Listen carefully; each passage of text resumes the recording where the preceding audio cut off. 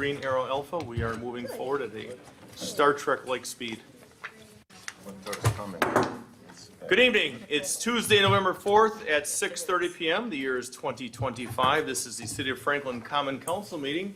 Madam Clerk, will you please take the roll? Mayor Nelson. Here. Alderman Pecorelli. Here. Alderwoman Eichman. Here. Alderman Hassan. Here. Alderwoman Day. Here. Alderman Salus. Here. Alderman Craig. Here. Please rise for the Pledge of Allegiance.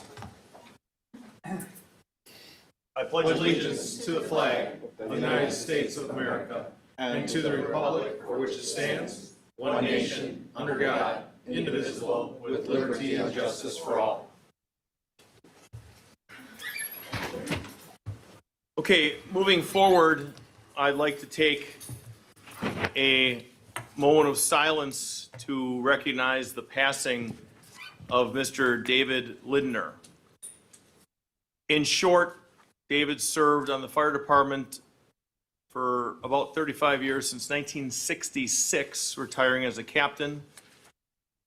He was on the Fire and Police Commission with me for my entire time of 8 years. I believe he was on for about 10.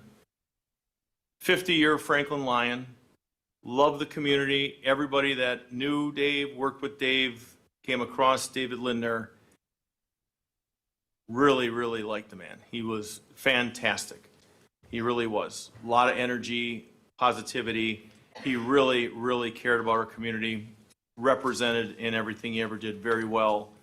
And I'd like to just take a moment of silence in honoring David and the grief for his family.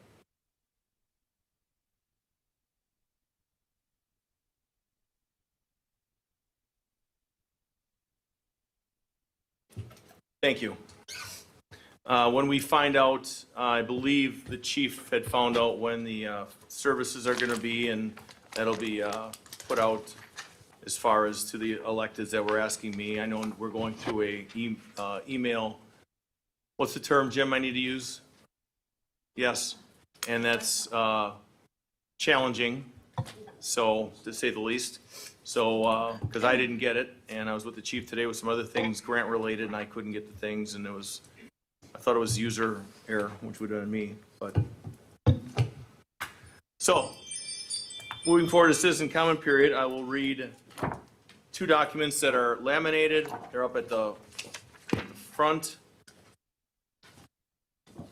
City of Franklin meeting rules of decorum for attendees and participants. For those attending City of Franklin meetings, number 1, respectful and orderly conduct is expected at all times.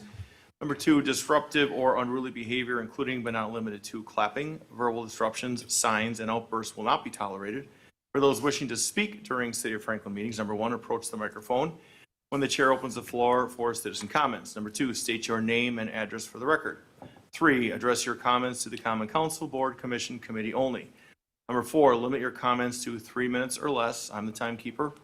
Number 5, no endorsements or electioneering are allowed. Number 6, speakers shall refrain from presenting unduly repetitious, offensive, threatening, slanderous, defamatory, or obscene remarks.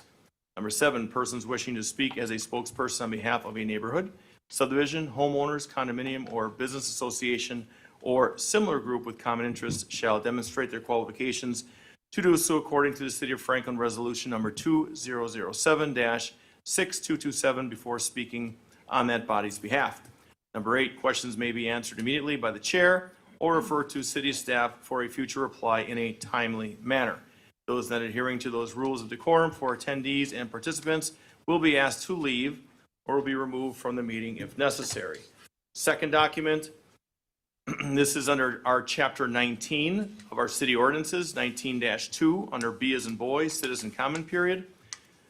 During the citizen comment period, no person shall speak for longer than 3 minutes at each council meeting unless the city council shall direct otherwise to an individual period. City council direction may take form of unanimous consent. That was amended on March 5th, 2002 by ordinance number 2002-1708. Then again on August 18th, 2009 by ordinance number 2009-1976. With that big intro, we are now open. Whoever wants to speak first, please give a tap to make sure that it is working properly, and I will get my stopwatch.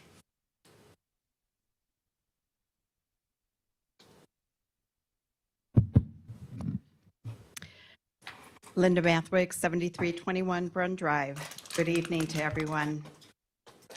I'm taking this opportunity to speak about agenda item G16 regarding TID 11 for Paths General. It is important to emphasize that concerned citizens are waiting patiently for the required but-for finding. At the last council meeting, I submitted a document signed by residents requesting this information under Wisconsin Statute 66.1105. Please remember, this is not a guideline, it's the law. To refresh everyone's memory listening, TIF stands for Tax Incremental Financing. It's a tool that communities use to help develop projects, but only when those projects can't proceed without assistance. But here's the key point. If a developer already has the financial ability to complete a project on their own, they should not receive TIF funding. City assets, taxpayer monies should never be used to boost the profits of a well-established developer or to give any company an unfair advantage. TIF funding should go where it is truly needed, ensuring that projects benefit the municipality as a whole, not just the developer's bottom line. TIF should be reserved for projects that address real public needs, things like environmental cleanup, infrastructure, improvements, or upgrading outdated utilities. These are the kinds of investments that strengthen our city and serve residents directly. At the same time, projects must be planned sorry, I got messed up there. Projects must be planned without putting extra strain on emergency services, schools, or without causing disruptive traffic issues, and should be compatible with the surrounding area's needs. Referring back to the required but-for proof, public documentation is essential for transparency and accountability. It reassures citizens that tax dollars are spent wisely and only when necessary. It's about openness, honesty, protecting both taxpayers and the integrity of the process. This development was originally presented as a city center. In my opinion, we should return to that vision and make it happen. Finally, I want to note, despite previous comments, many nearby residents were never asked for input. At the initial meeting, neighbors were simply told this is what would be built. While I do appreciate Mr. Martin's efforts to address concerns, it's still not a city center. Please consider your decisions carefully 3 minutes, ma'am. and choose what is best for the city of Franklin and its residents. I appreciate your attention. Dana. Good evening. Dana Gint, 9011 West Hawthorne Lane. As the representative of the Hawthorne neighborhood, I am requesting clarification and corrective action of the city's entertainment and amusement licensing process, specifically item G18. The city procedures over the last 2 years are not compliant with the 2024 resolution and has resulted in both lost revenue and ongoing nuisance impacts from outdoor entertainment. First, I'd like to quote from the October 21st, 2025 meeting. At timestamp 1 hour, 37 minutes, Mayor Nelson said the following: to the music point, absolutely we got to put a cap on this because I wouldn't want it. I live on the far west side. The only time we hear noise is St. Martin's Fair. If I was a neighbor, I definitely don't want to hear amplified music, concerts, and all these other things that are going to take away from my quality of life. We're not looking to cause any undue inconvenience or negatively affect quality of life for any citizen living in and around that area. I want to emphasize that the mayor stated this publicly, that he would not want noise to negatively impact quality of life for citizens. But apparently, there continues to be a different standard for the neighborhoods established decades before the Rock was created. The 2024 resolution included protections of quiet enjoyment and quality of life for all citizens, but this continues to be ignored regarding the Rock. The reality is that the neighborhoods around the Rock endure over 100 events per year, often running late into the night, audible word for word nearly a mile away. More than 1,400 noise complaints have been filed about the Rock. The city misapplies that outdoor and live entertainment is covered under the annual $100 entertainment and amusement license. This is a direct violation of the 2024 resolution, which specifically requires a special event application and common council approval for any operation, activity, use, or event which may produce noise beyond the structure or premises. At the August 5th, 2025 meeting, in response to my question about outdoor DJs approval at the Rock, heard at my home 3/4 mile away, the clerk stated, almost all bars get an entertainment and amusement license, which takes care of their in-house entertainment. So the DJ is an in-house DJ, and it's not required approval from the council. Of concern is that the Rock hosted 35 outdoor umbrella DJ events in 2025 with 12 different DJs, with performances that went to 11 p.m. The administrative approval of these dozens of events violates the 2024 resolution requirement for special event applications. For G14, I respectfully request the following. Number one, clarify that outdoor entertainment or any other use or activity that has potential to carry noise outside the premises is not covered under the annual license 3 minutes, please. requirement. Number two, require $175 per day special event fee for each event with up to 4 consecutive events per application. Remove the proposed flat fee option for multi-day events, which selectively benefits the Rock, and establish higher fees for large-scale events of over 4,500 attendees. Thank you. Thank you, Dana. Anyone else wishing to speak? Seeing no one, close citizen comment period, and we will do a little bit of answering to some of those things. So to start with, and I'm going to ask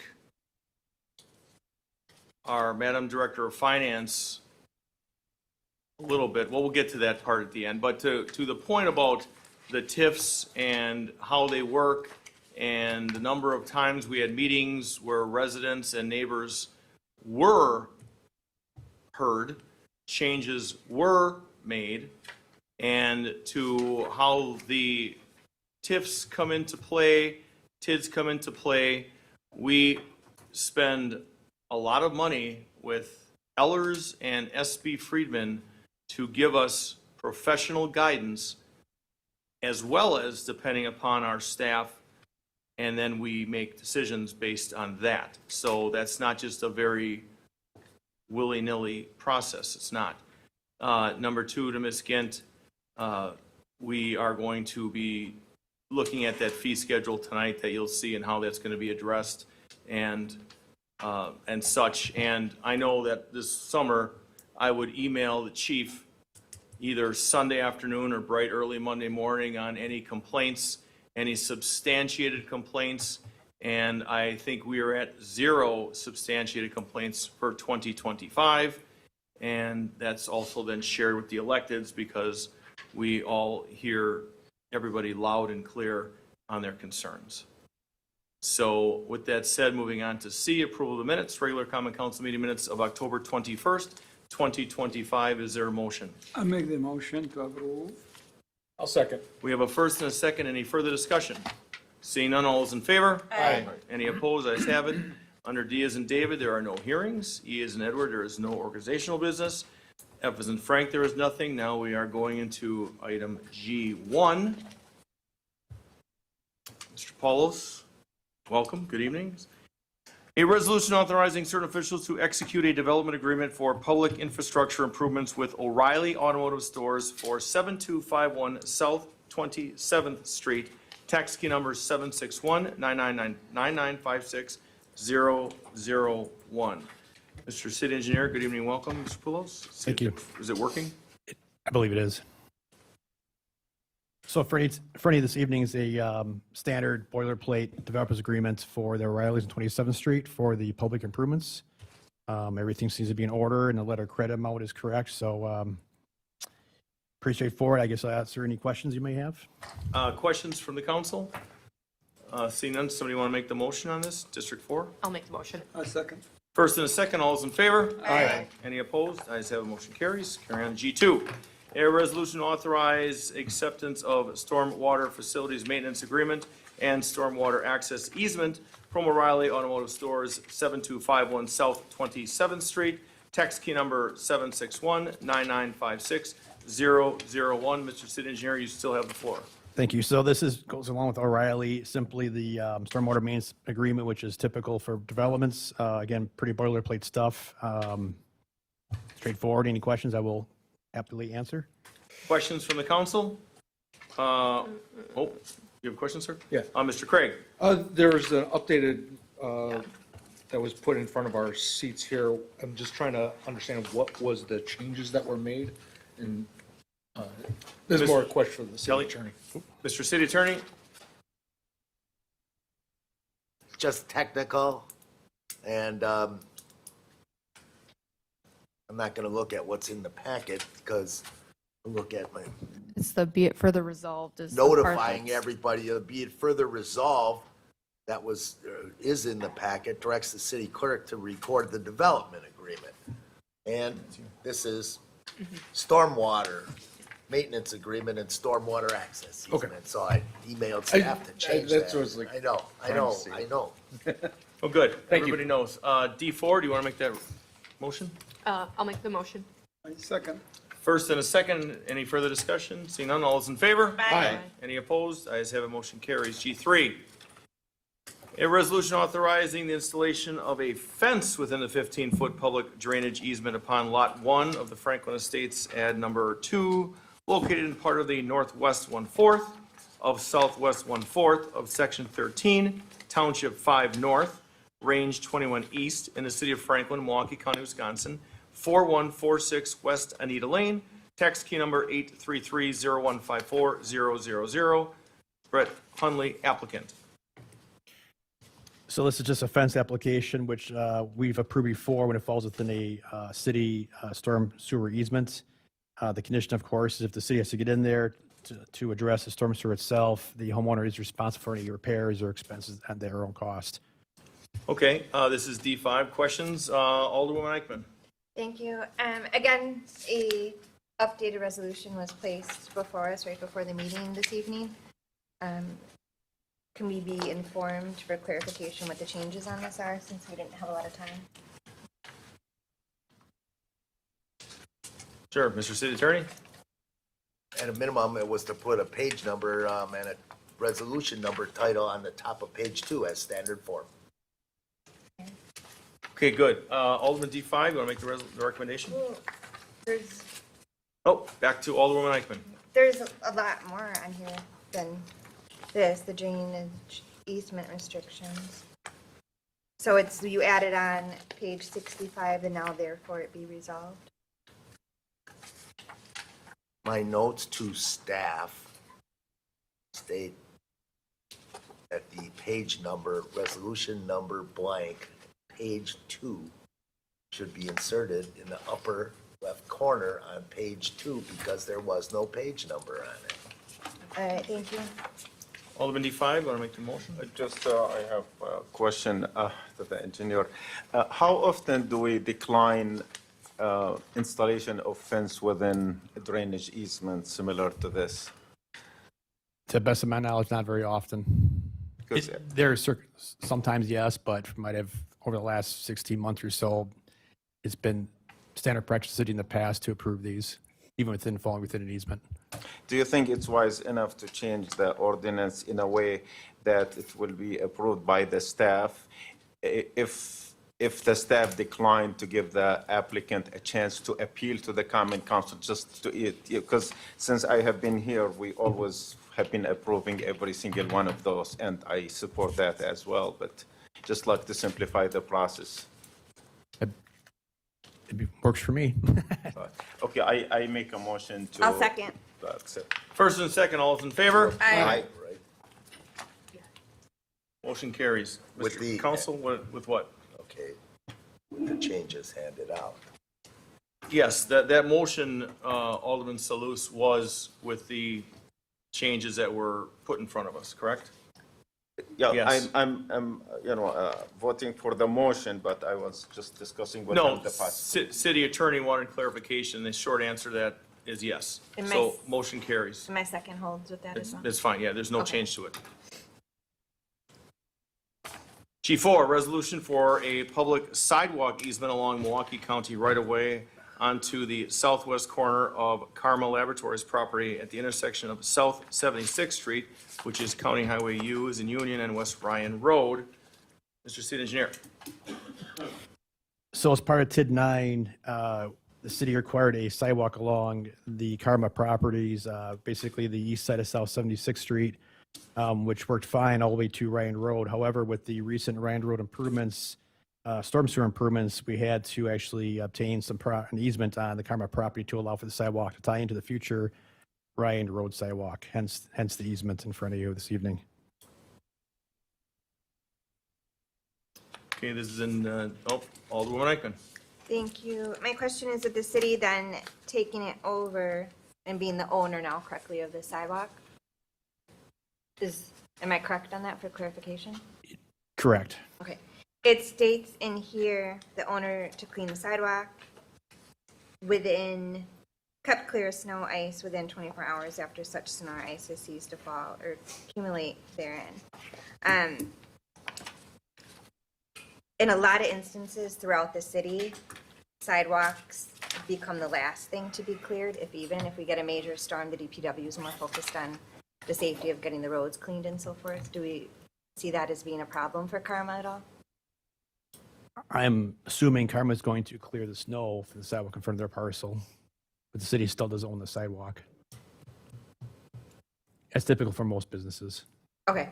It was just confusing in here because the city now owns the sidewalk, and then it says, note the clearing of the snow is the responsibility of the property owner. So the property owner is, just for clarification, referencing the Karma. Yeah, and it's no different than a sidewalk in front of your home. City owns the sidewalk, but homeowner is responsible for snow Okay, removal. thank you.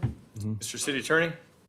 And there's a handout with changes to this one also. The one in the packet simply says that the city agrees that all ownership and future maintenance of the city sidewalk shall be borne by the city and/or adjacent owners, etc. Your handout, and it did not say anything about this easement being transferred and accepted.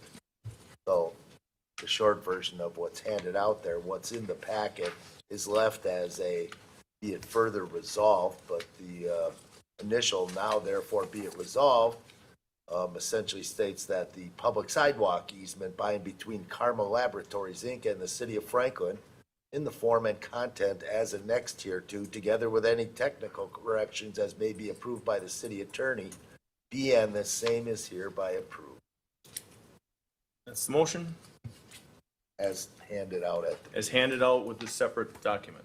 I'll make that motion. I'll second. D1, you're getting pushed around. First and second, all those in favor? Aye. Any opposed? Ayes have it, motion carries. Thank you, Mr. City Engineer Mike Holos. As we slowly go into G5, I will read the intro here.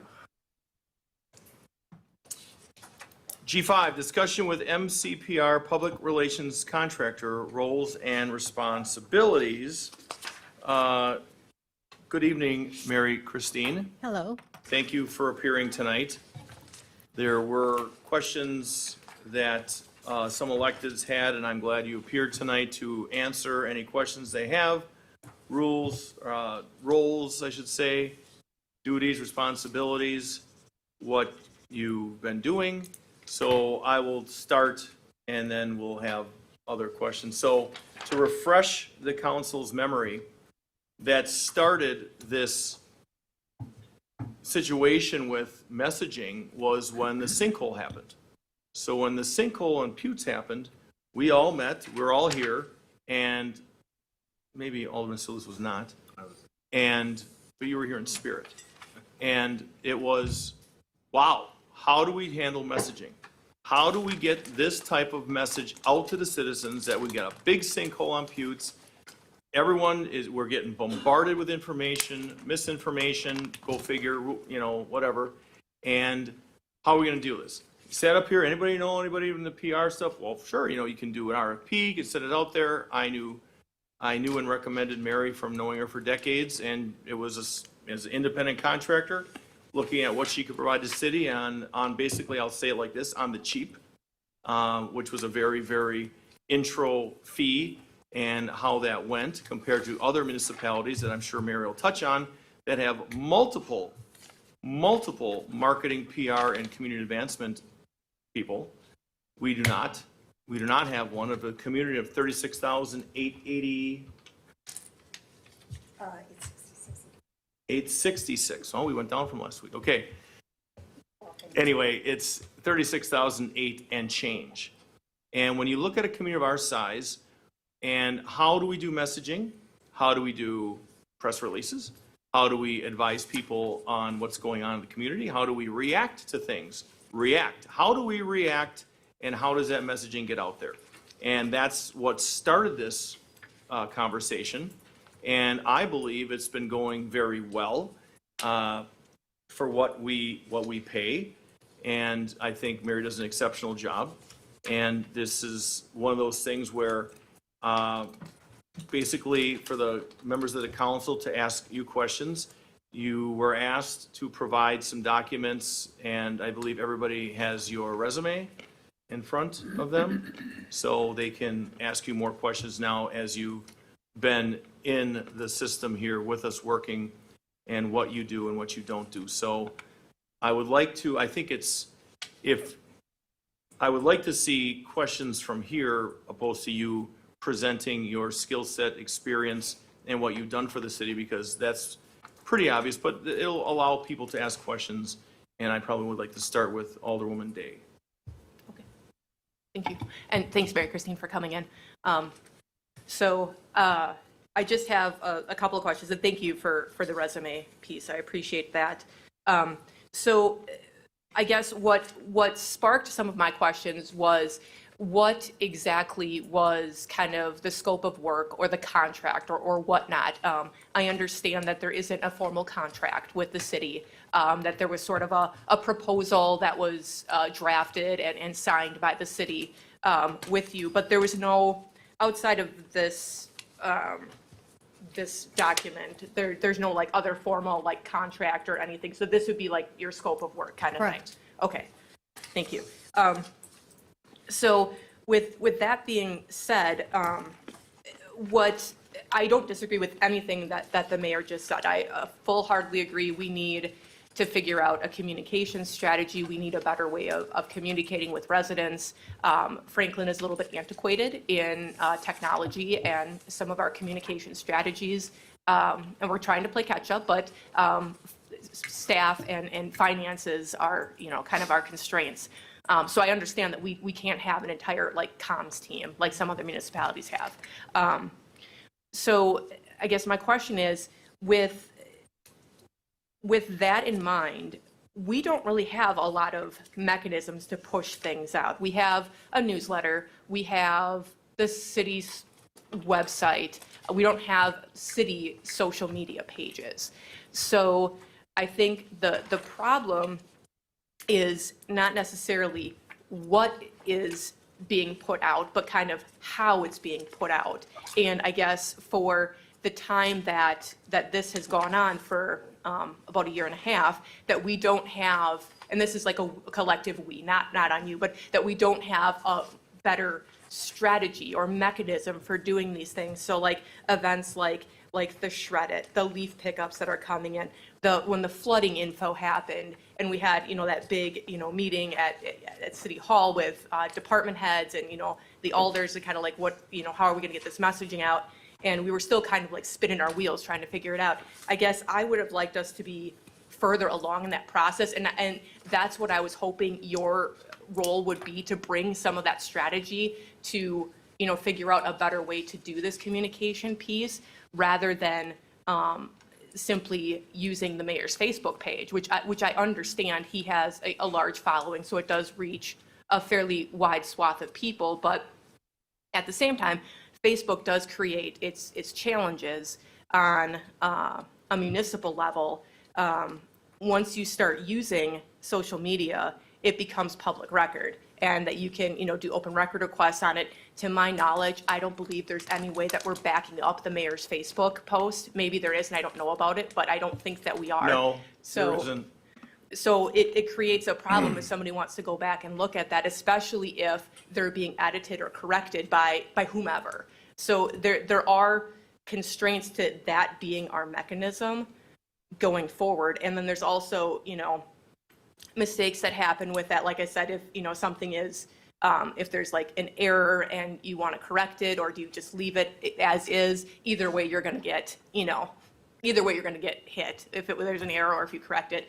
But also, there's also the problem if you're ghostwriting for somebody and you forget to toggle back to yourself, or you forget to toggle off, and you accidentally post as the person, so there's a lot of different things that kind of go on. And so from my standpoint, what I would have liked to have seen at this point was some sort of like strategy that we're communicating with the public on a more broad level and not relying on a Facebook page, which I think could potentially, at this point and in the near future, put the city and the mayor perhaps in some real risk if we continue down that path of that being our main vehicle moving forward. So that was just kind of my overall thoughts. I mean, I have a few questions, but I don't know if you have any thoughts on. I do, these. and I very much appreciate that question.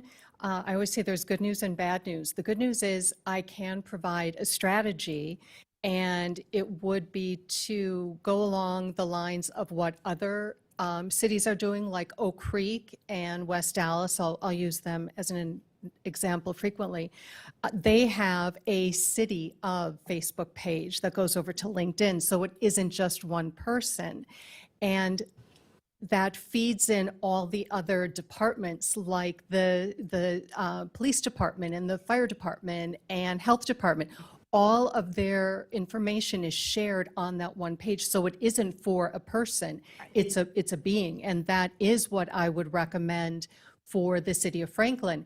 What I was told was there was one previously, but that person took the login information with them.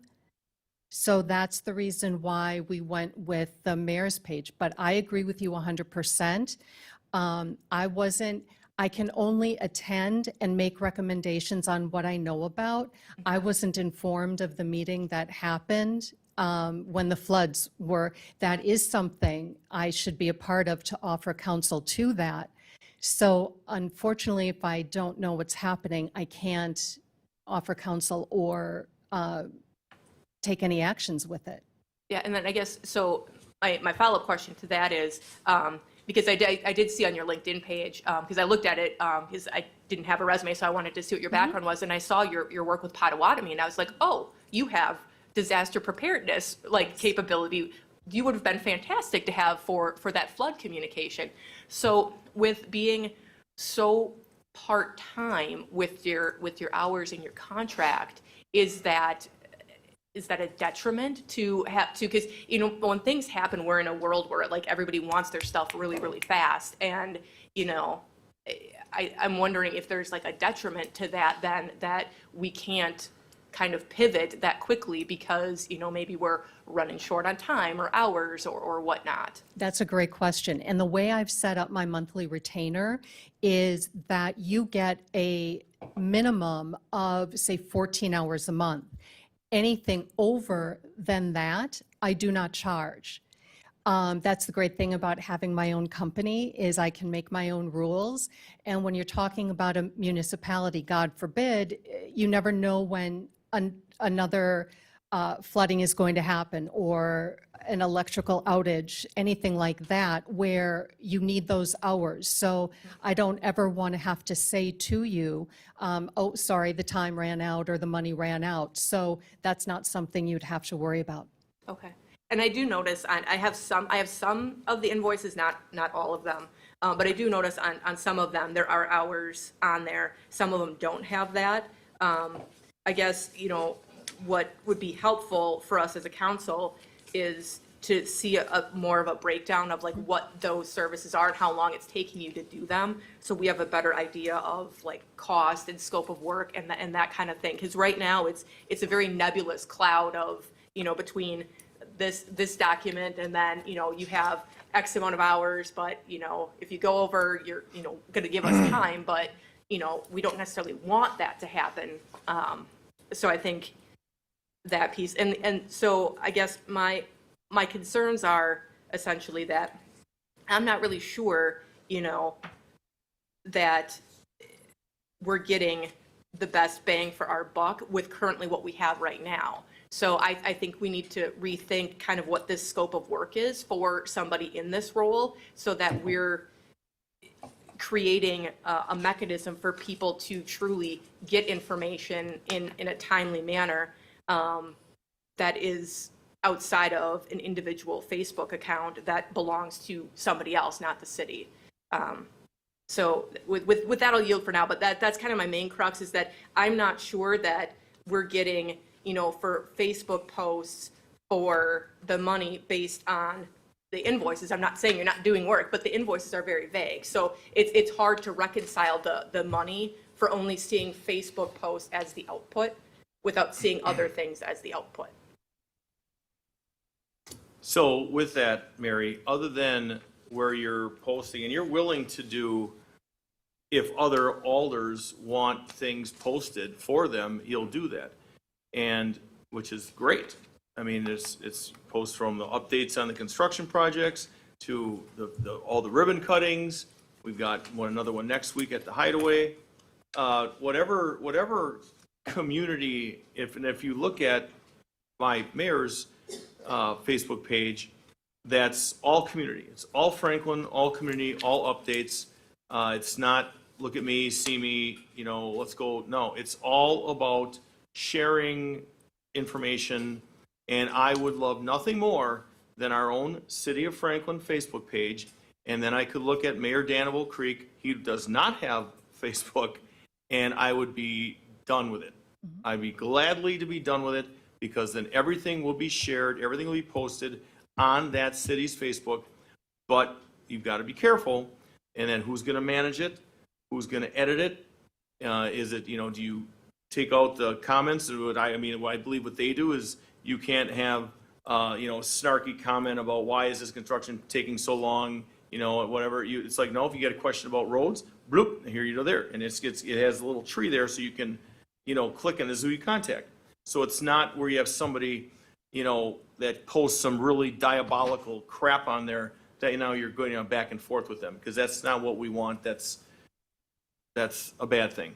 So, and I know when, Mary, you offered that up, and I would like to see others, if they want to take advantage of that or not take advantage of that service. And to Alderwoman Day's point, I had talked to Madam Finance Director a few months ago about having a more detailed invoicing system, which would then answer questions like that, or prohibit, some Mr. Irrelevant blogger from, attacking because they don't know. And now they would know. And here it is. But as far as that works, I think that's a great thing, but it's about messaging. And to Alderwoman Day's point, when something happens, they want to know right now what's happening, what's going on. And some of these PR firms, if we were to go out and get them, it's like we're not going to have the responsiveness that you provide. We're going to have someone that says, oh, no, I take care of Franklin every Thursday morning from 9 a.m. to 10 a.m. So we don't want that, because then we're going to get to, well, what's it taking so long? Why is the city not, and then we have to go back to our own personal pages and try to scrounge up information. So I think if run the right way, the city Facebook page would be the most smartest way to go, keeps, all the messaging consistent. So I'm going to yield with that part and then go to Alderwoman Eichman.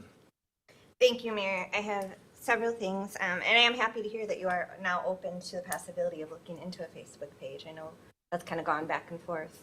Well, to With all of respond us. before you keep going, the challenges are the ones I just put out there. And that's why I didn't want one, because I didn't want someone to post some diabolical crap out there that sits there for the whole public to see. And then, no, we want to be able to guide the good people of this city in the information that the good people of the city want and desire that's accurate.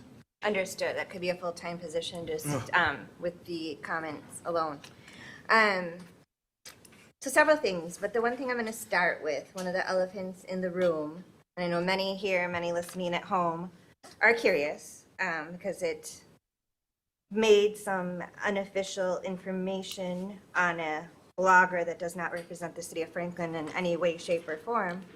And a resident here with us this evening decided to take this to a local news source, which many have seen. So I'm just going to start off the bat for clarification purposes, so everyone's on the same page. Council who's here tonight in our audience, those listening at home, they're going to blog about this. Mary, are you a contract employee? Yes, I am a contract employee. Thank you. So you are not an official City of Franklin employee? Alderwoman, I am not an employee of the city of Franklin. Thank you. I wanted that to be on record. I did, of course, know that, but with the miscommunication and the unfortunate news story that was out there, so you receive no benefits through the city, you don't have our health insurance, you don't have a pension, nothing. You are Correct. simply a contract employee. Correct. Thank you. One of the other concerns, and we don't need to have this on public record unless anyone else up here wants it, but if you could send us an email with your legal last name, just so we have that information. Yes. That would be excellent. I wanted to go into a couple of things.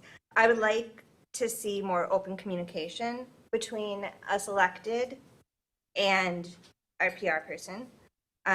Open suggestions, because really at the end of the day, the council oversees you and is your boss. We're the ones that make the decision on who we bring into the city and so forth.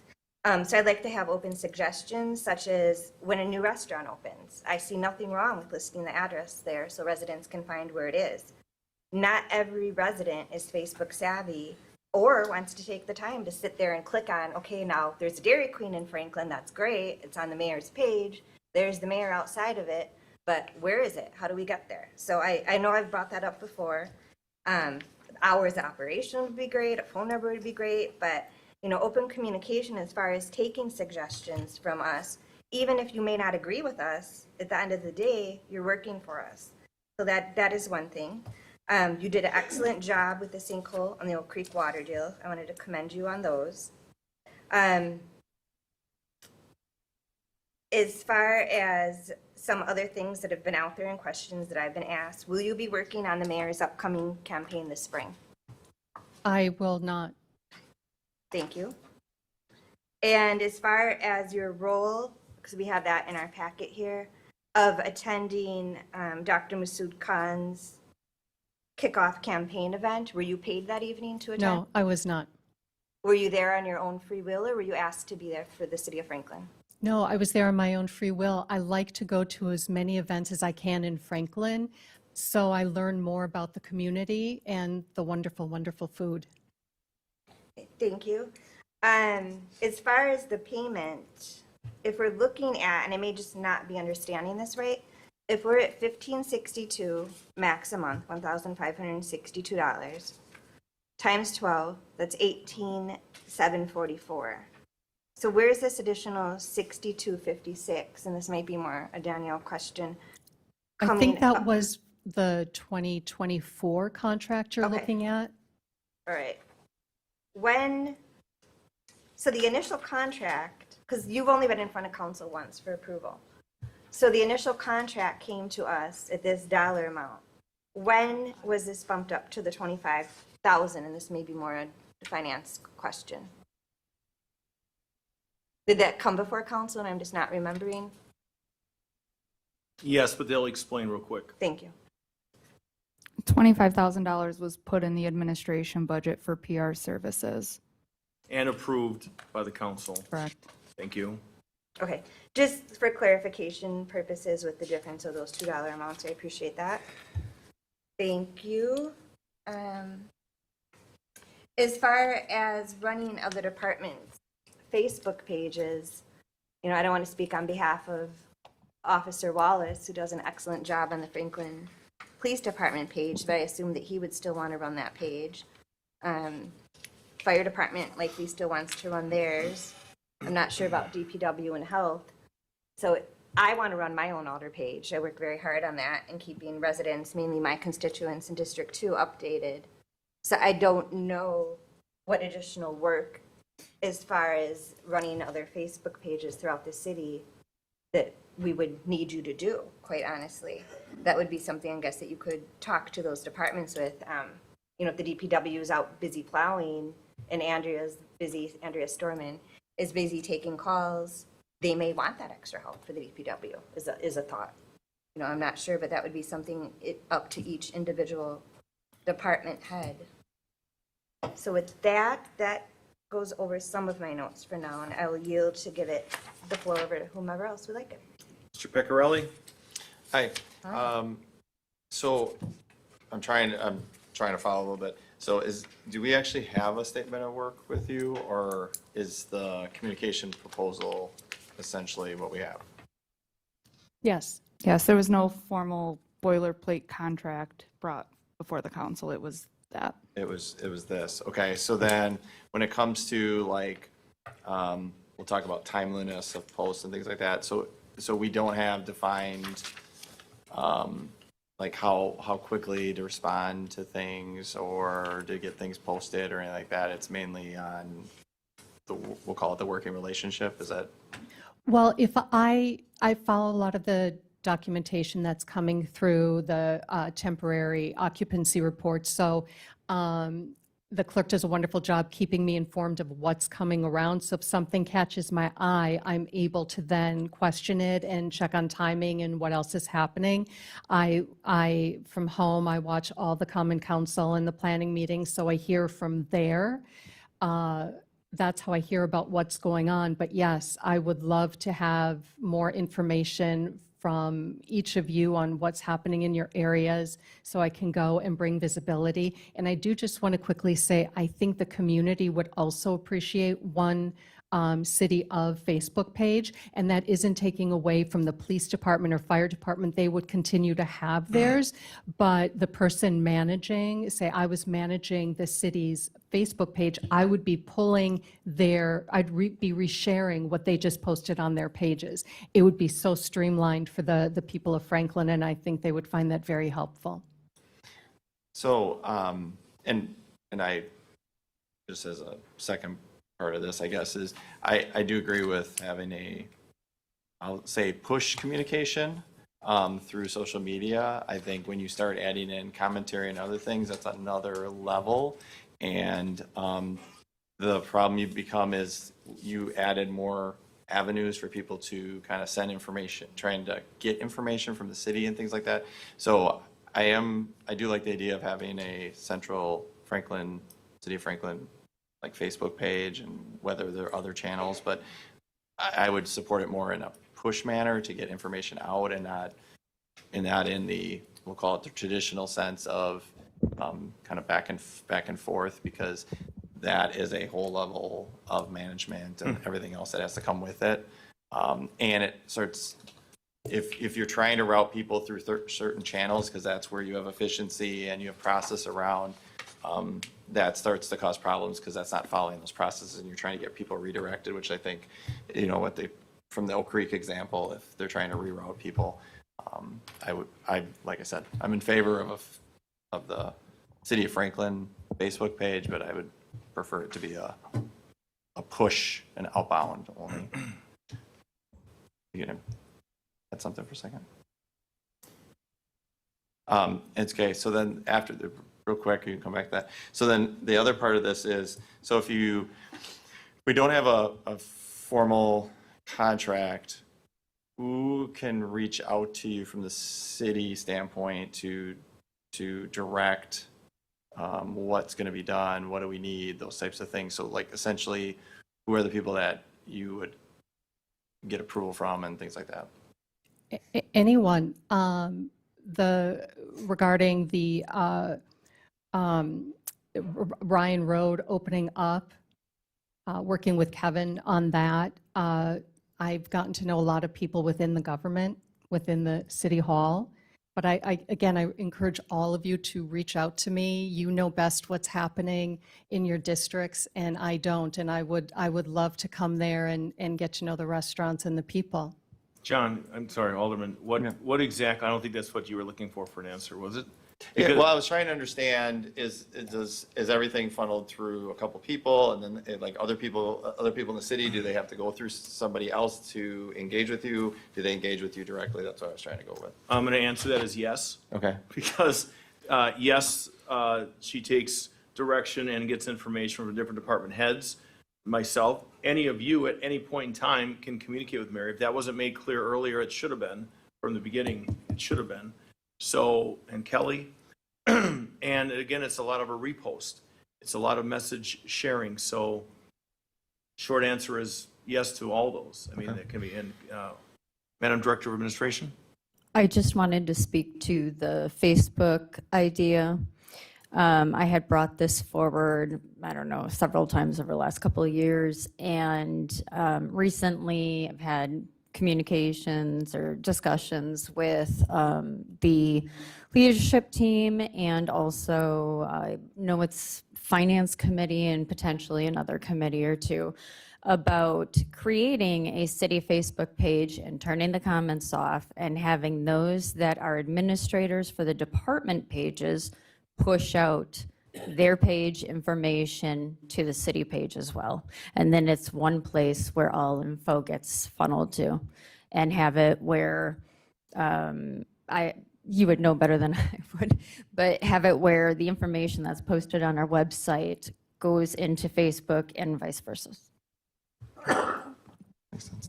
Did I that agree. clarify it a little bit? Yeah, I mean, I agree with that.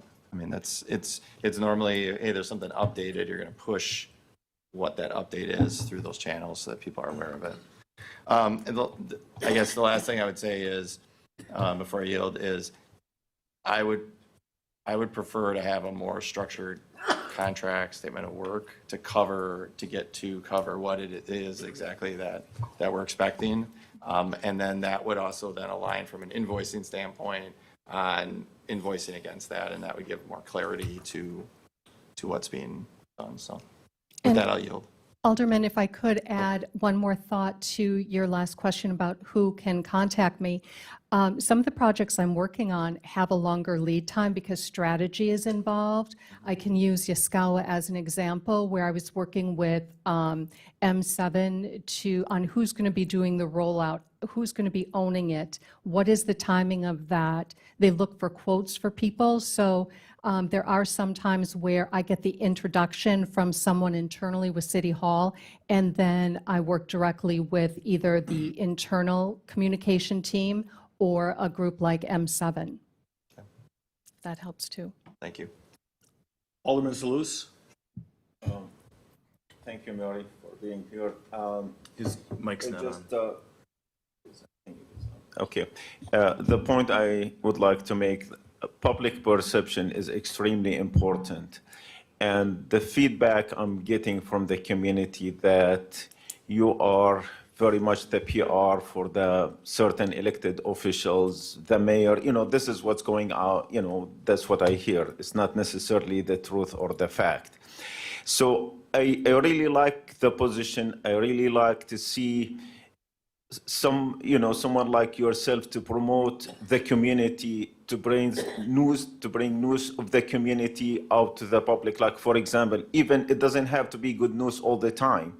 Like if there is some conflict, like similar to the issue we have with the school system, for example, nothing wrong with presenting factual information on where the city or the planning commission stand on the issue and what the school and where the school stands on the issue, because rumors goes wild out there and present information in so many cases wrong and misleading. So having a voice like yourself to kind of who follow the news, who follow the information and present two sides to the story, that makes the news a lot more valuable. Because if it's only something positive, ribbon cutting, grand opening, stuff like that, they take it like, okay, you are a mouth for the administration. So I like to see some of that, even if it entails like sometimes presenting information not necessarily to the liking of the elected officials, as long as it's factual and makes sense. And sometimes, you could bring us a feedback, because we are part-time here. We come here once or twice a month, and you could be the voice that, you know what, I feel through my interaction with the community, I feel there is an issues that could be addressed and taken care of 1, 2, 3, 4, 5. So, I definitely like the Facebook idea. I definitely like to see people have a way of expressing themselves and their thoughts, as long as in a positive and constructive way. So otherwise, they echoed the other issues like having structured, methodology of how you do your work and stuff like that. And I also like to see, maybe having interview or giving us a chance. Like, for example, I always have ideas not very popular, around, but still those ideas I believe in, and I'm looking for channels to present those ideas to the community, whether, people like it or not, but it is just like it's an idea out there. And so, this way you'll be a voice of the community rather than a voice for the elected officials. Otherwise, thank you for your service. Alderman, can I give you one example of something that hits on just what you were talking about? Yes. I monitor many of the Franklin Facebook pages because I do like to hear what the community is saying. And sometimes it isn't positive. And I believe it was in spring, a lot of the conversations were about We Energies. So I did start the conversation to say, what are we doing? Can we have a conversation with We Energies? What's really happening? And it actually turned into a news story with Brendan Conway, and Alderman Eichman was there and the mayor was there, where they were cutting the trees back. So that it does pay to monitor what people are saying and what they're talking about. And that would also help the alders to know that as well. Thank you. I yield. Alderwoman Day. Thank you. So, and that kind of goes back to my point before, like, we didn't know that occurred. Yes, I think we all saw the news story when it happened, but we didn't know that behind the scenes you had seen that, you made those touch points and, kind of created that swell for it to happen. But my point going back, and I don't think I was quite clear enough on this, until we have a way to back up Facebook posts, we cannot legally, we are putting ourselves in a horrible situation legally for not having a way to go back and retrieve those, especially if they're being changed. We need to have some sort of social media policy. We need to have a way that they are tracked. And I strongly, strongly advise against using any of our personal pages to push the official city message. I think the city Facebook page is a great idea. Turning the comments off, great idea. Other communities do that. There are ways to do it. These policies exist everywhere. You don't have to write it on your own. You just steal from your neighbor to make it happen. But I can't strongly encourage enough to stop the Facebook until we have something that is city specific or a way to back it up on a city server, not someone's flash drive at their house, a city server. And I don't mean to put more work on Jim, but we can't keep using Facebook for it. So we need to figure that piece out. And then the other question that I have, I agree with Alderman Pecorelli. I think we need to just make the scope of work a little bit more clear to everybody about even for you, what your expectations are, so that from day to day or from month to month what we're expecting from you or what the city's expecting from you. And then you can give feedback back if it's reasonable or not reasonable for that dollar amount. Because with this being so arbitrary and vague, we could be expecting the moon and the stars from you for, a little bit of money. So I think that behooves both of us to have a more streamlined scope of work. I would also perhaps lend to more of a time and materials type contract where it's more of an hourly rate. Again, that saves you. I know that you're saying that you would graciously volunteer the time, but again, who knows what's going to happen with city government, and 1 month you could be, 15 hours, no problem. 2 months from now, it could be like 90 hours, So I think it's better. We have contingencies in our budget. They're not large, but I think having a time and materials not to exceed X, and then if it hits X, then, we talk about where the extra money comes from if we need to keep going. But what we have now, I think, is not the best product for what we need and the best product for you to be delivering on whatever your background is and pulling your expertise out for us. So those are my two main pieces. So Well, and I think if you reviewed my LinkedIn, you see that my background is everything that I'm doing. One of my highlights is media relations. So I pitch stories to the media, I create stories from things that are of interest to bring visibility to Franklin. So, yeah. right, and I'm not saying that you're not doing that, but the scope of work that we have is really vague, and it's the same from year 1 to year 2, but the dollar amount per month went up. So like it was $12,500 for 8 months in 2024, but it was $25,000 for 12 months in 2025. So this document is exactly the same. So yes, it should have gone up a little bit because it was 4 extra months, but it doubled. So it doubled for 4 months, not 6 months. So like there's discrepancies, and we are strapped for cash. And as a taxpayer, I want to make sure that all of our dollars, especially when we're asking everybody to give back money from their department budgets, we need to make sure that what we're doing and what we're spending on is what we're getting the best bang for our dollar. So there are changes that I just think have to be made going forward into next year for this to be beneficial for both you and for the city. I'll yield.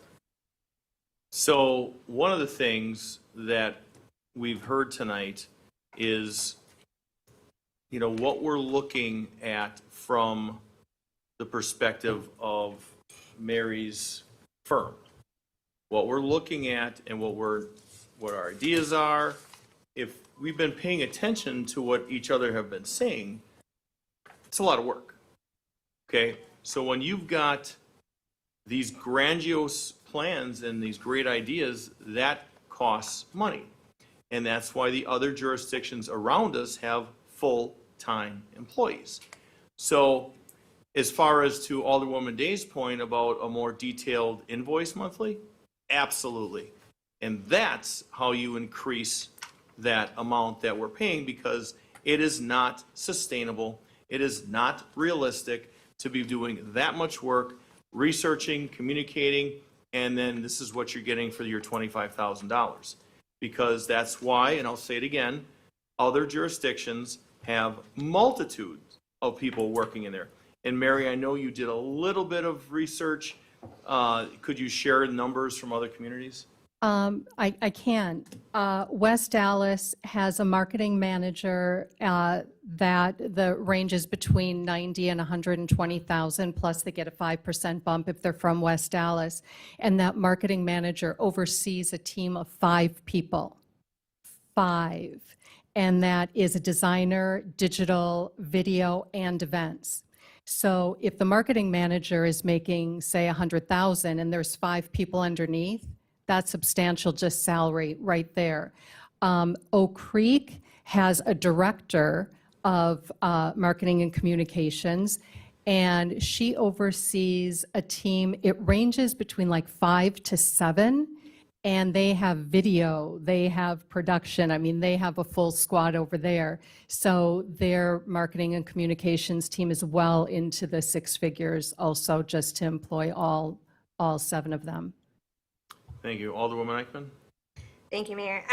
As far as comparing us to other municipalities, I know that we do it often, self-included. I'm saying that a lot. What is Greendale doing? What is Oak Creek doing?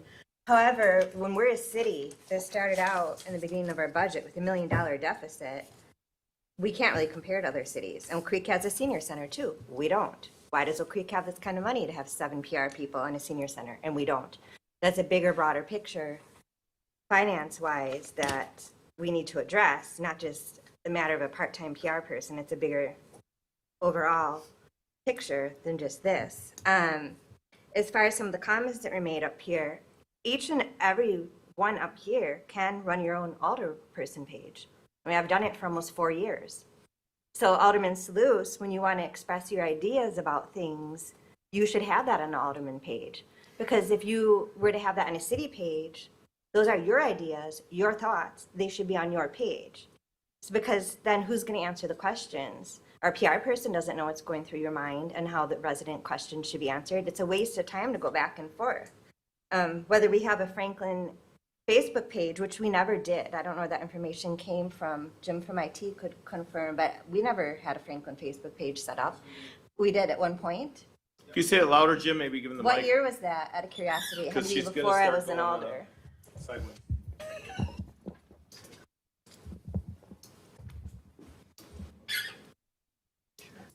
Jim Matulski, everybody, our IT director. We have to be very careful here. This whole situation was addressed back in 2000.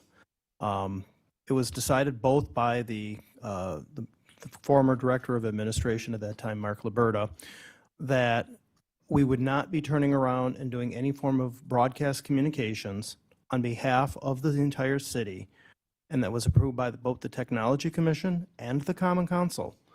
This started when we had to start putting our video, because of the pandemic and having things shut down, over on YouTube, and we wanted to decide, do we want to make a broader social media platform than what we currently had, which was just the website. And it was decided by the Technology Commission, Director of Administration, and the Common Council at that time that we would only use the city of Franklin as the only official source of information on behalf of the city, because we did not want to have interactive technology where a person is turning around and making a posting and then expecting to have a response within 15, 30 minutes later, and there's no one turning around and watching those responses and replying to it. So it was decided at that time that we would only be broadcasting unidirectional communication out to the site. Now, we did have, when HBS, prior to me being here, did turn around and put up a City of Franklin website, and it was actually a help desk account that they used that was the main administrator of that site. And no one knew about it. There was the City of Franklin website that I think eventually morphed into Franklin Citizens. I won't say that for sure. We did have that site, and eventually Peggy Stino asked for that account, and the account was given up, and it was no longer applied to the help desk, and I don't know who was responsible for it afterwards, for the administration of that original site. I call that original site going feral. It was not really well managed at all. It was spun up. It was spun up by the help desk at that point. No one was watching it. No one was monitoring it. It went off completely and totally by itself, and then other people then turned around and took control over it. So yes, we did have an official City of Franklin website, but it was basically unadministered. And that was one of the reasons for the decision back in 2000 that if you are going to turn around and have a social media site, the Technology Commission, the Director of Communications, who is the Director of Administration, is Kelly, who is the Director of Communications. She holds two hats, two titles for it. She is the Editor-in-Chief and ultimately responsible for all communications going on through this entire city. So if we have any bulk mailing or anything that goes out to people, she reviews it and approves it before we turn around and actually turn around and send it out. So there was a big question at that time of who's going to ultimately be responsible for not only responding to the messages, but also making sure that all the content is appropriate and has been reviewed and edited prior to actual posting. We have to have these answered in process before we turn around and go forward. We also have to select a platform. Now, we spend $350 a month with Northwoods for our City of Franklin website. That is not a lot of money for our main communication vehicle for our citizens. That's how much we are currently spending for it. We could go over to a different type of like OpenGov, for example, where it's a content creation and it not only posts it over to a website, but it also posts it to multiple social media sites as well. In our strategic technology plan, one of the main goals in the strategic technology plan is we have to communicate on multiple channels for not only people that prefer information one way, but also for the handicapped as well. I mean, we have ADA concerns to keep in mind as well with some of this stuff. So platform has to be decided by the Technology Commission and then brought to the Common Council for review. Yes, we probably want to look at a refresh of something other than just a web-based City of Franklin website, something that's far more dynamic at this point. But the platform is the responsibility of the Technology Commission, not by any consultant. That holds between the Director of IT, Director of Communication, Director of Administration, and the Technology Commission for the platform, and then the content then becomes the responsibility of the Director of Communication and the consultants and the department heads. Hopefully that was a long-winded answer, but that'll add a lot of clarity. Well, my question was, did the City of Franklin have a Facebook page? But you start out, if I'm understanding right, saying a Yes, we did. website. We did have a Facebook page spun up by Heartland Business Systems prior to me coming here in 2016. So sometime between, I'd say, 2010 and 2016, someone spun up a Facebook page that was literally City of Franklin, and it was helpdesk@franklinwi.gov that was the administrator of that page. No one was monitoring it, but yes, one was actually officially spun up. Right, thank you. A couple of things. As far as the misconception. Thank you, Director. Thank you, Jim. As far as the misconception of Mary only taking certain alders, it's because certain alders are at events. For example, we're all invited to the senior lunch. I'm the only one that goes. We're all invited to the ribbon cuttings. I'm the only one that goes. It's not always easy to juggle my schedule at all, working a full-time career that requires more than 40 hours a week, and the amount of commuting I do for my career, the one that pays the bills, and a family, work-life balance, and so forth. But I do also respect that not everyone up here has that ability to leave their full-time career to attend these events. Not everyone can leave their family to attend these events. But that is why my name is tagged more on a lot of these events, is because I am fortunate enough to be at those events. And it would be misrepresentation and false to the public if she started tagging other people who aren't there. I mean, I work nights, I work weekends, I work a lot of hours to puzzle around my schedule to be able to attend a lot of these things. So I just wanted to throw that out there. I myself, and I believe council as a whole, has asked several times to bring the league in to go over social media policies and to have them sit down with us. And because we have not yet, I've reached out to the league on several occasions, actually.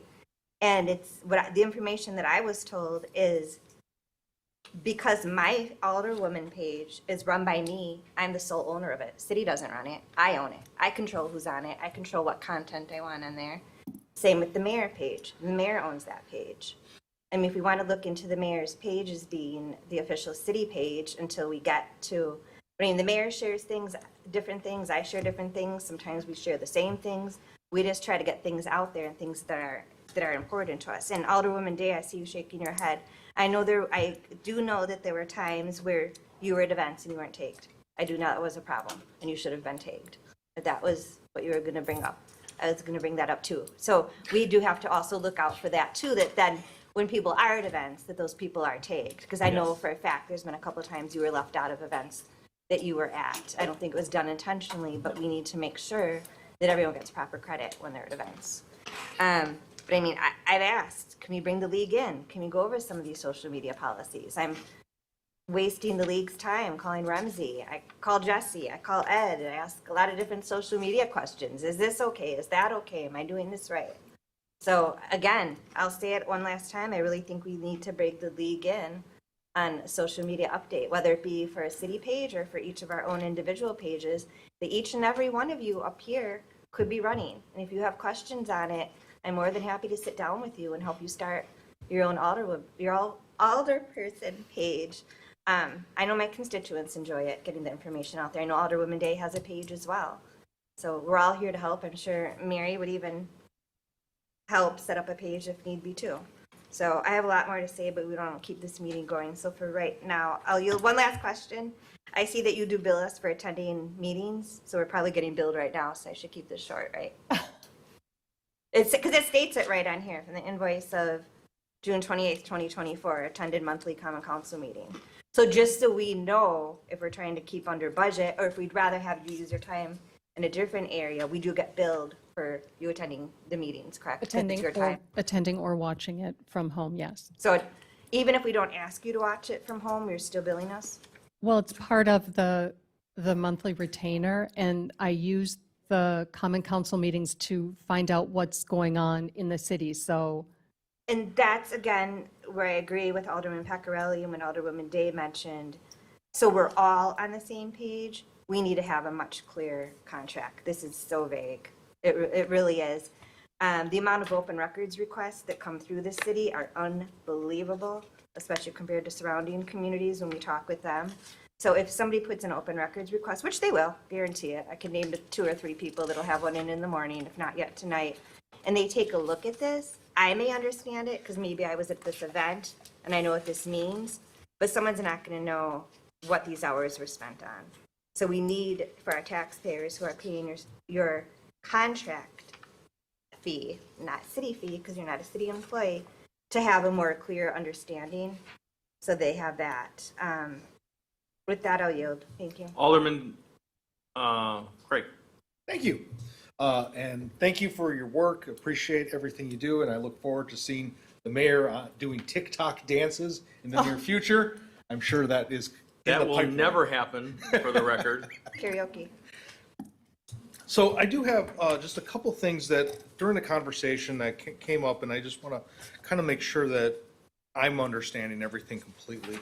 When you talk about like making sure that we have the kind of the agility to address issues quickly, are you aware of what the process was for the city previously and where those failings were that you're able to kind of fill in those gaps to have that sort of that, Johnny on the spot sort of response for those sorts of things? I think the only thing I would answer is there was not a communications person ever that has worked for the city of Franklin, so I'd be the first Okay. person to do that. And then to Alderwoman Eichman saying that the page that you primarily kind of message with is the mayor's, and it's his ownership of that page, correct? That's not something that the city has put together, and that's where, like a domain that, or the email is not something that it's a standalone for the city.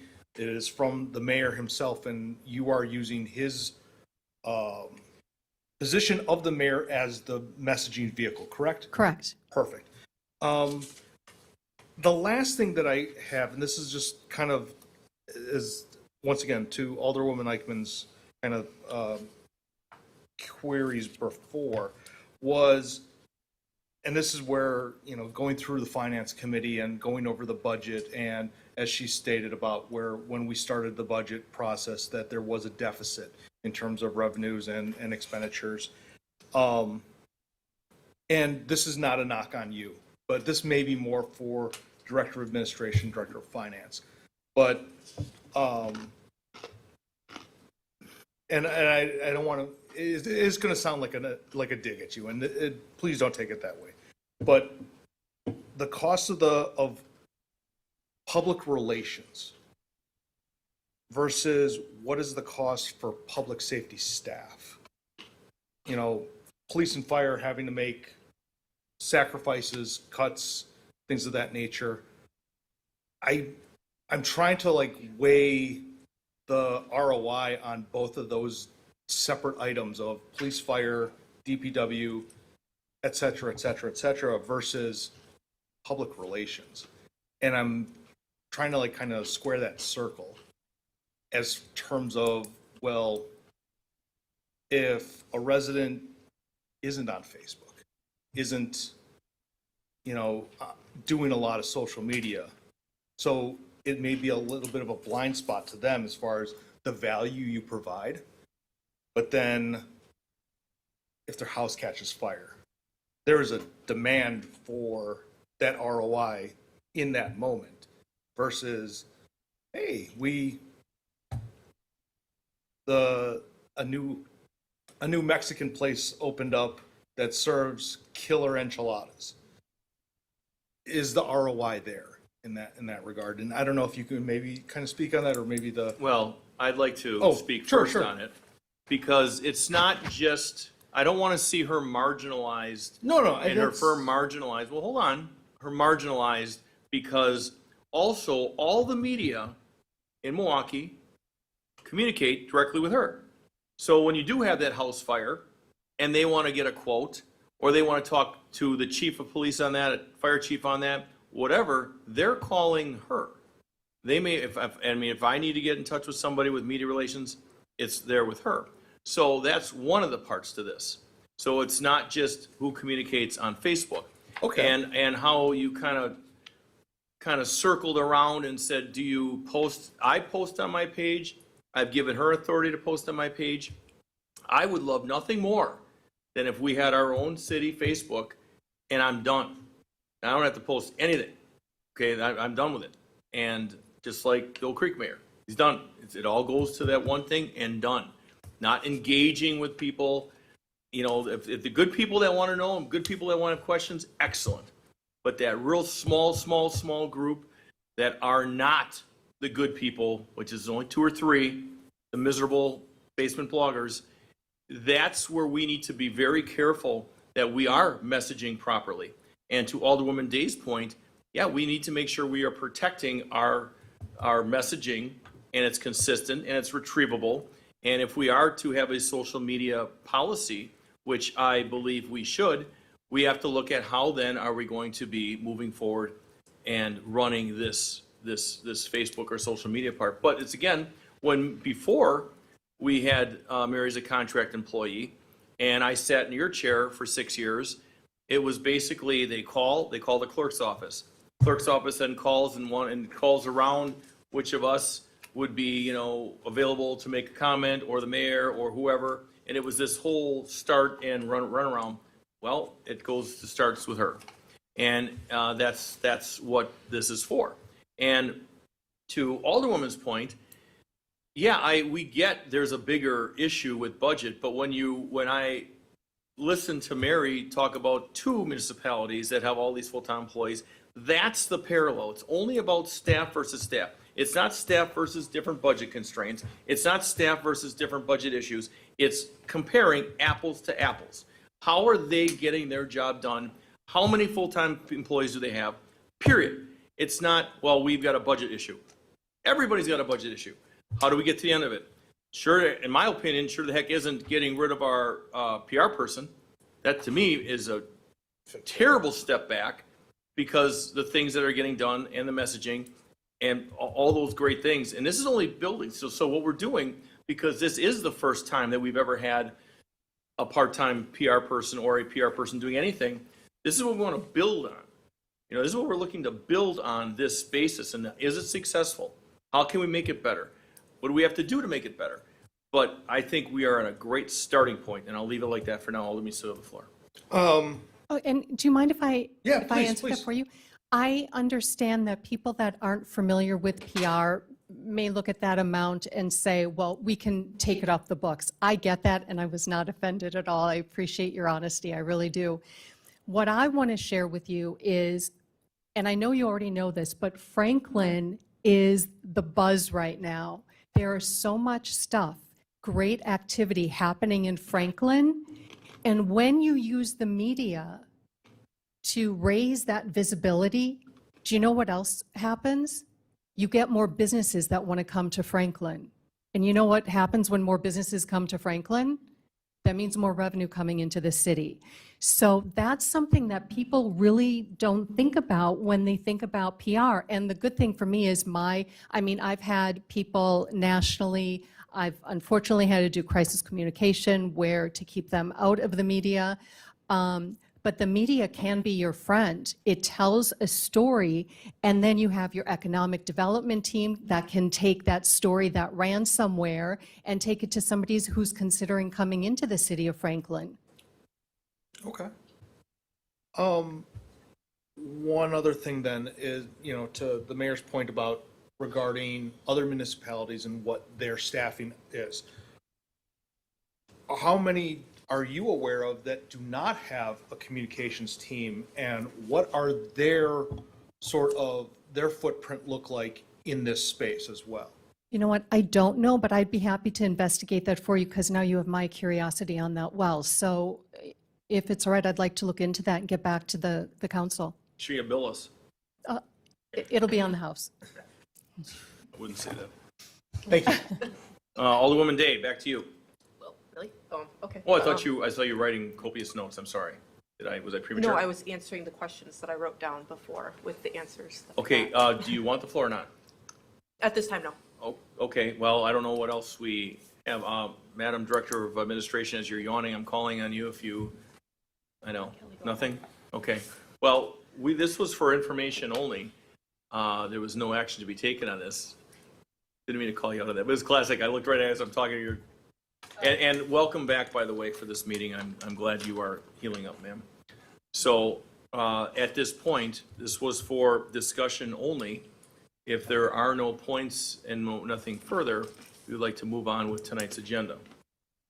Okay? Thank you, Thank everyone. you. Thank you. I can't hear you. Okay, I've been aware of a new motion for G6. Resolution authorizing the approval to enter into a service agreement with Lexipol LLC for policy management and Wiley accreditation. Chief and Assistant Chief, good evening and welcome. I believe both of those microphones work. Sure. And I have an updated motion here to be eventually read. You've got the floor, chiefs.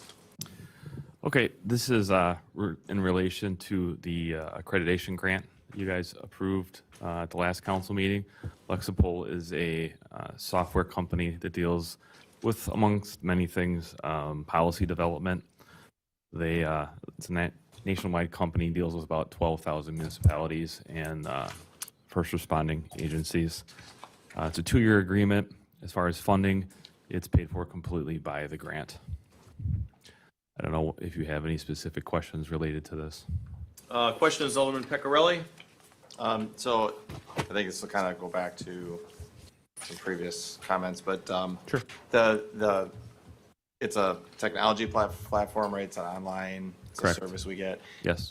Have we reviewed that from IT department standpoint, just to make sure we got that, we don't have any issues with what the agreement is or anything like that? I don't believe the IT department's looked at it. It's strictly web-based, so nothing is hosted here. It goes to a platform outside of here. I don't know if that poses any problems. So is it only for like retrieving policy and that kind of stuff, or is there tracking mechanisms and other things where we take our information of like officers or anything, and that's in there, and then there's tracking or anything? So basically, it's a policy platform that they work with Wiley Ag to make sure it meets all their accreditation standards. And there's a training component of it, so that's tracked. I'm not sure if I'm answering your question or not. So that's kind of going down the path. So the tracking of training, so I'm assuming you're going to have in there everybody that is required to take the training, and then you're going to track that they completed. It's on the first page. Yeah. Point 3. Correct. Documentation of officer acknowledgement for all policies, which is huge, to your point. Yeah. So that way, when the officer takes the training, it automatically knocks it off as taken and accepted. And then when those attorneys get you up on the stand, they want to review. When's the last time your policy was reviewed? Lexipol handles that. I mean, I did this in my sleep, unfortunately, but this is great. It's a great, great, great thing. And it protects the community, protects the department. Because when in the old days, when, this policy hadn't been touched in a decade, you can hear the whole crowd, right? Whatever, even though it could be as simple as, you have to carry 2 sharpened pencils. But the bottom line is that's stupid. But this right here addresses that, and it takes all that out of the picture. And it forces the hand to make sure that it's updated. Sorry, Chief, for taking your thunder, but No, that's I okay. wasn't- I believe you understood the question better than I did, so that's, hopefully that answer, was that? Yeah, answer your so, question? so the only thing I would ask is going forward, when we have, even if we consider them like something external or whatever, that Sure. IT is brought in, gets a chance to review it, and that if it's something that has to go to the tech commission, it can go there. And it's, a lot of this is because if it ends up, if we put some information in that platform, now that platform, we gotta validate it meets any of our requirements or anything like that. I'm expecting this one does, but we actually gotta verify that, right? So I just ask that we loop, as part of this, that we just loop in IT and make sure we don't have anything that we're concerned with there. Sure, we can do that. Okay, thank you. I yield. Alderman Craig? Yes, thank you.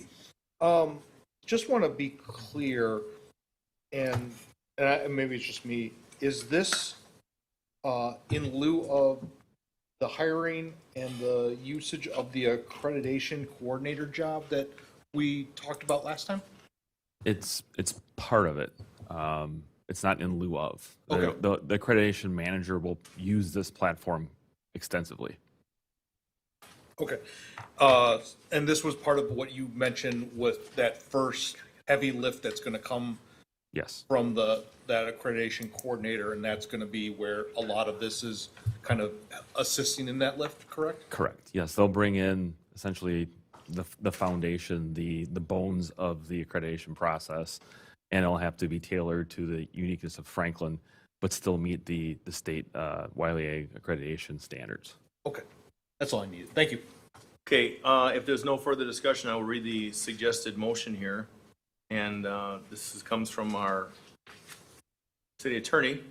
Motion to adopt resolution number 2025 blank, a resolution authorizing the approval to enter into a service agreement with Lexipol LLC for policy management and Wiley accreditation, subject to changes to the Lexipol proposal in the meeting agenda packet, as may be approved by the police department and the city attorney with regard to the terms and provisions of the city standard form services agreement being applied to the Lexipol proposal. Motion to adopt. I'll second.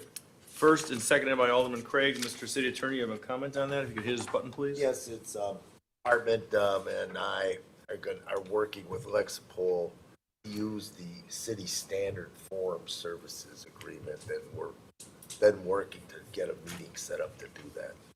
That's why. Thank you for the why. All those in favor? Aye. Any opposed? Ayes have it, motion carries. G7, resolution authorizing the approval of the Franklin Police Department open records fee schedule as presented. Mr. Chief Learman, do you have something on this? Sure. Really what generated this is approximately 2 weeks ago, we started actually using the body cams that were approved for this year's budget. And as if you don't know, body cams produce a lot of open records requests. And we really didn't have a fee schedule that adequately addressed what we think is probably coming. So Assistant Chief Stowers looked at what the state did for open records in relation to law enforcement and several agencies in the area, and that's kind of how these numbers were drafted. There's special legislation that deals specifically with law enforcement as far as what we can charge when it comes to redaction to body cams. Not everyone can charge for redaction, but we can in certain circumstances. And there is a G7 document that was in front of, Mr. City Attorney, you have something on this? Can you hit his button? It's just a technical correction with regard to the be it resolved. I think in the packet, it starts with be it further resolved, and that's all that's there or something. But with regard to the schedule, that's also included in what's been handed out and clarifies per the statute, primarily for the location fees and redaction fees in the boxes at the bottom will be calculated at the hourly rate, et cetera, of the lowest paid employee. And that does say pay rate, salary, it's not including benefits? We did not include benefits. Okay, so, Okay, with for that. your information. Thank you, counsel. So the motion that's here on page 91, that's acceptable? Yes, the one that's presented here in the booklet, nothing has changed with this document here? With the document that's been handed out. I'm looking at right now, page 91, G7, there's a motion on the bottom of the page. Is that the accepted motion? Right, you have Yes, to- okay, good. Is there a motion on this? I will make the motion to adopt. I'll second that. We have a first and a second. All those in favor? Aye. Any opposed? Ayes have it, motion carries. Thank you. G8. Thank you. Thank you, gentlemen. Fire chief to provide an update on fire department facilities and mold remediation project at fire station number 1. Chief, I saw the breakdown and how you're moving staff around, and we have, when we were made aware of this mold issue, we immediately decided to take action. It wasn't a holdover. Apparently, this has been something that had been going on. When it was brought to my attention, we acted immediately. And it's about the safety of our staff, citizens that come in there. So with that, this is simply going to be a motion at the end of this brief explanation to receive and place on file. Chief? Thank you, Mr. Mayor. As the mayor gave me a great introduction, this project falls under the category of an emergency public works project. And for that reason, I will have this as a standing item on the agenda for the council until the project is resolved, to keep you all in the loop as to what's going on. Like the mayor mentioned, one of the key items is we wanted to move fairly quickly to keep this project moving forward, to make the environment healthy for our employees and the public. One of the first items that we aimed to accomplish was to move all of our staff out with an abundance of caution, just so that there's no question of the staff intermingling with the crews as they're remediating the mold. And also the other benefit is it allows the contractor to move much faster because they can pretty much have run of our building to get this done. And I'll give you a little bit further details that's actually coming to fruition even in the first 2 days of the project. So the relocation of our administrative offices started yesterday. All of our administrative staff is located at Fire Station 2 on South 60th Street in the Industrial Park. Our shift commander, battalion chief, has been moved to Fire Station 3 on Drexel Avenue near the high school. And probably one of the most, I would consider it maybe one of the most innovative moves, is our med unit and our engine are actually stationed at a Test Corners, which is a City of Muskego fire station, which is basically within a stone's throw of the City of Franklin borders, near Loomis Road and 124th Street. This ability, we approached the Test Corners fire chief about this. We've had a mutual aid agreement with them for many, many decades. This agreement with them has allowed us to move forward very quickly.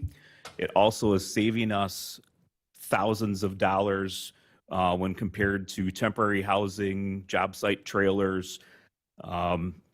And again, the main benefit, it's allowed us to move forward very quickly while still being able to have efficient response times to Station 1's area.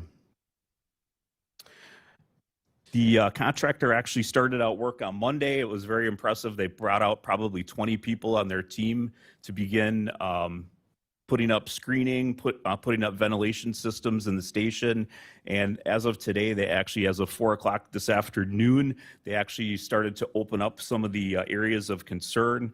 There are 5 areas, including administrative offices, the crew day room and kitchen, and another crew bathroom that are areas of concern that are opening up.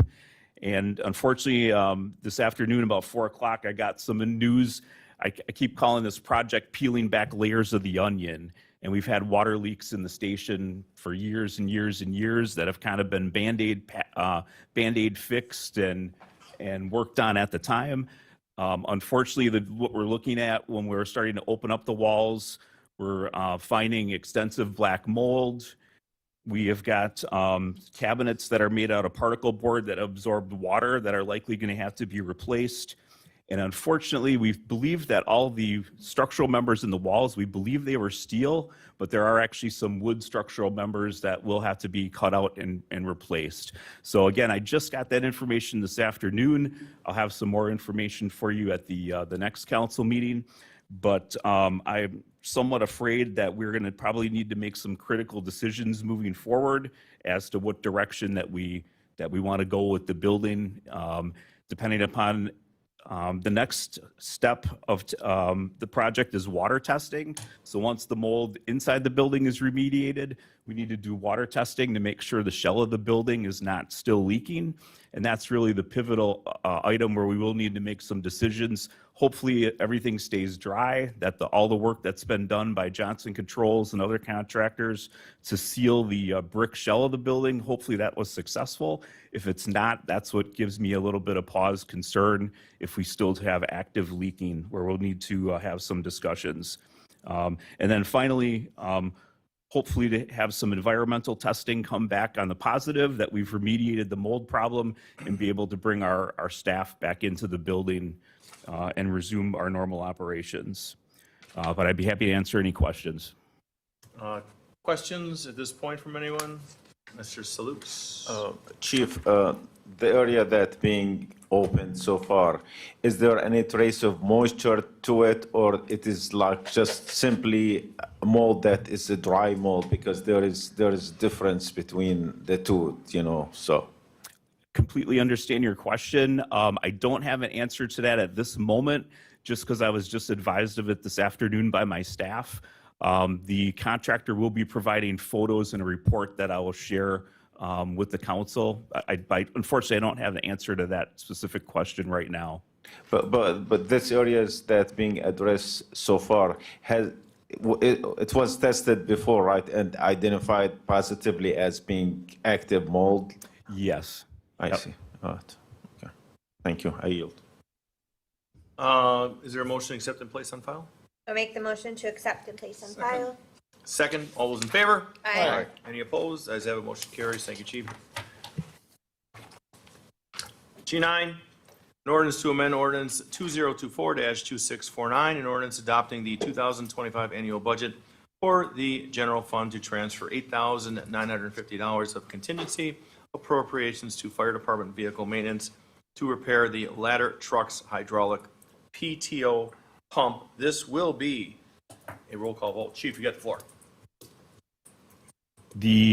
Our ladder truck operating at a fire in the industrial park suffered a failure to its hydraulic pump for the ladder. Being that it is a frontline piece of apparatus, even though it's slated for replacement and the replacement can't come soon enough, we did have to repair it. Director of Finance assisted us with locating contingency funding, and that's the request. Wonderful. Questions? There's a motion presented here. I'll make the motion. Second. Seconded by whom? Alderwoman Day. Alderwoman Day? Sure. Roll call, please. Alderman Pecorelli. Aye. Alderwoman Eichman. Aye. Alderman Hassan. Aye. Alderwoman Day. Aye. Alderman Salus. Aye. Alderman Fritz. Aye. 6 ayes, no noes, motion carries. Thank you, Chief. G10 from D4. An ordinance to amend the Unified Development Ordinance zoning map to rezone the property located on the northwest corner of South 27th Street and West Drexel Avenue, a part of 2710 West Drexel Avenue, 1 and 2 Northwestern Mutual Way, tax key number 786-9980-003 to B-MU South 27th Street Mixed Use Business District. Stephen Cross, agent for Costco Wholesale Corp., applicant Northwestern Mutual Life Insurance, property owners. Good evening, Marion X. You have got the floor. Thank you, Mayor. I'm going to offer a presentation to the Common Council that touches on this item G10, as well as G11 and 12, which are related. There was a site plan before the Plan Commission related to this, which was approved at their last meeting, conditioned upon the applications before you this evening. So most of you are familiar with the Costco brand, and the development being proposed is very much along those lines. The Common Council has previously recommended approval of preliminary applications for this development, including a 2-lot certified survey map that created the parcel in question, and a comprehensive master plan amendment to allow for the zoning changes that are before you this evening. So the proposal is a rezoning application from Business Park Zoning District to BMU Mixed Use District to allow for retail uses. A conditional use application, which is G11, which is an application to allow for a fueling station, which requires conditional use approval and has specific criteria that the applicant must respond to. And then also the proposed plan development or overlay. So I believe this is the first PDO that has come before the Common Council under the new Unified Development Ordinance.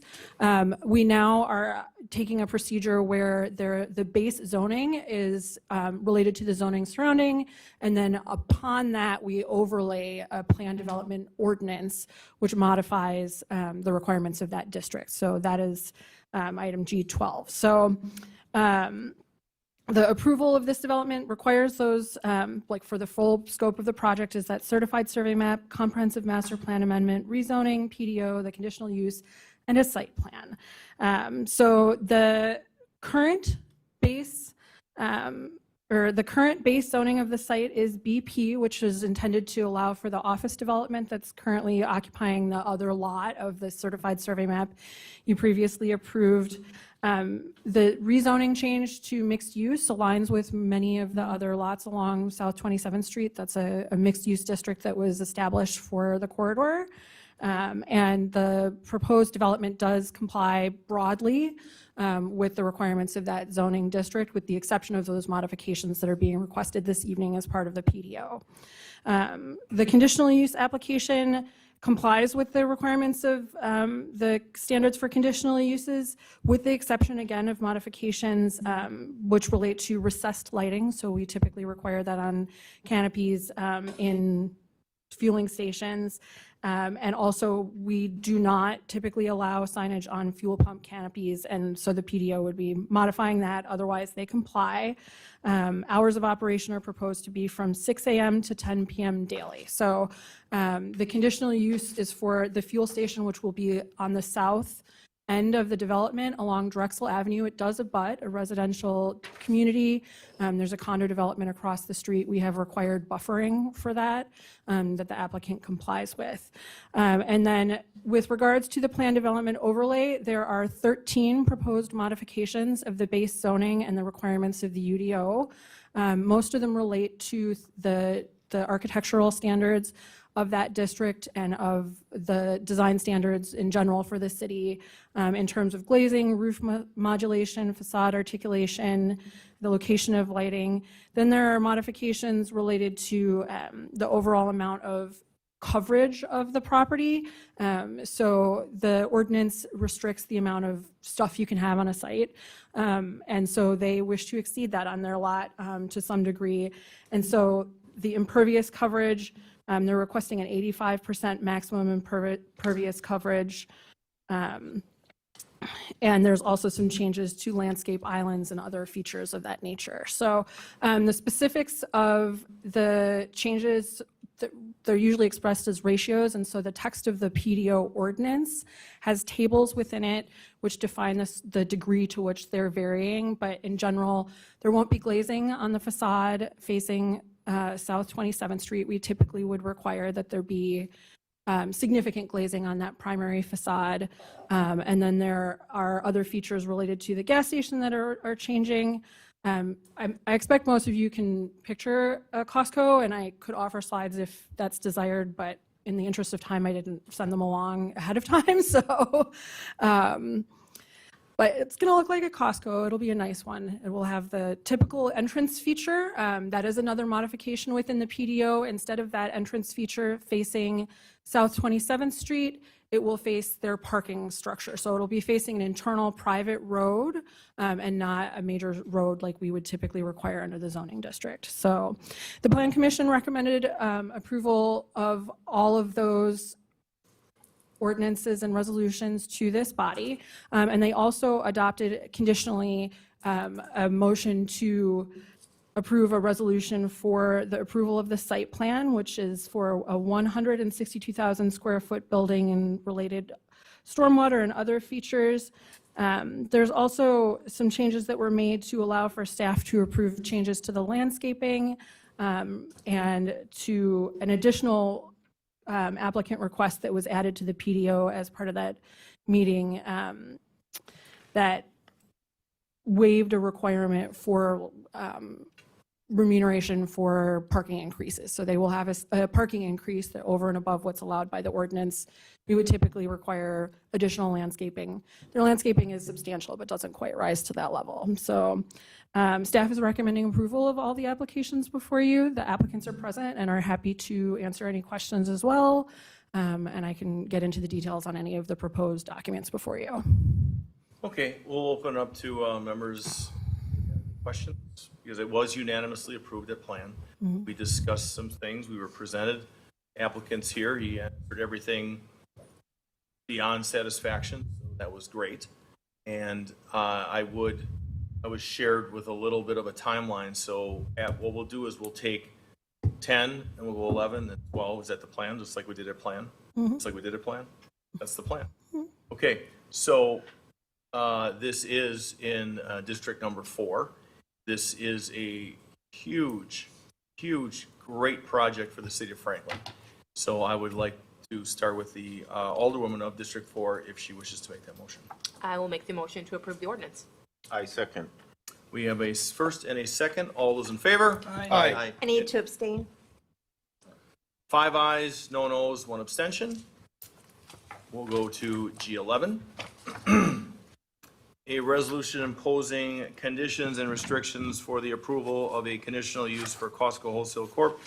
for a vehicle fuel sales facility located on the northwest corner of South 27th Street and West Drexel Avenue, a part of 2710 West Drexel Avenue, 1 and 2 Northwestern Mutual Way, tax key number 786-998-0003.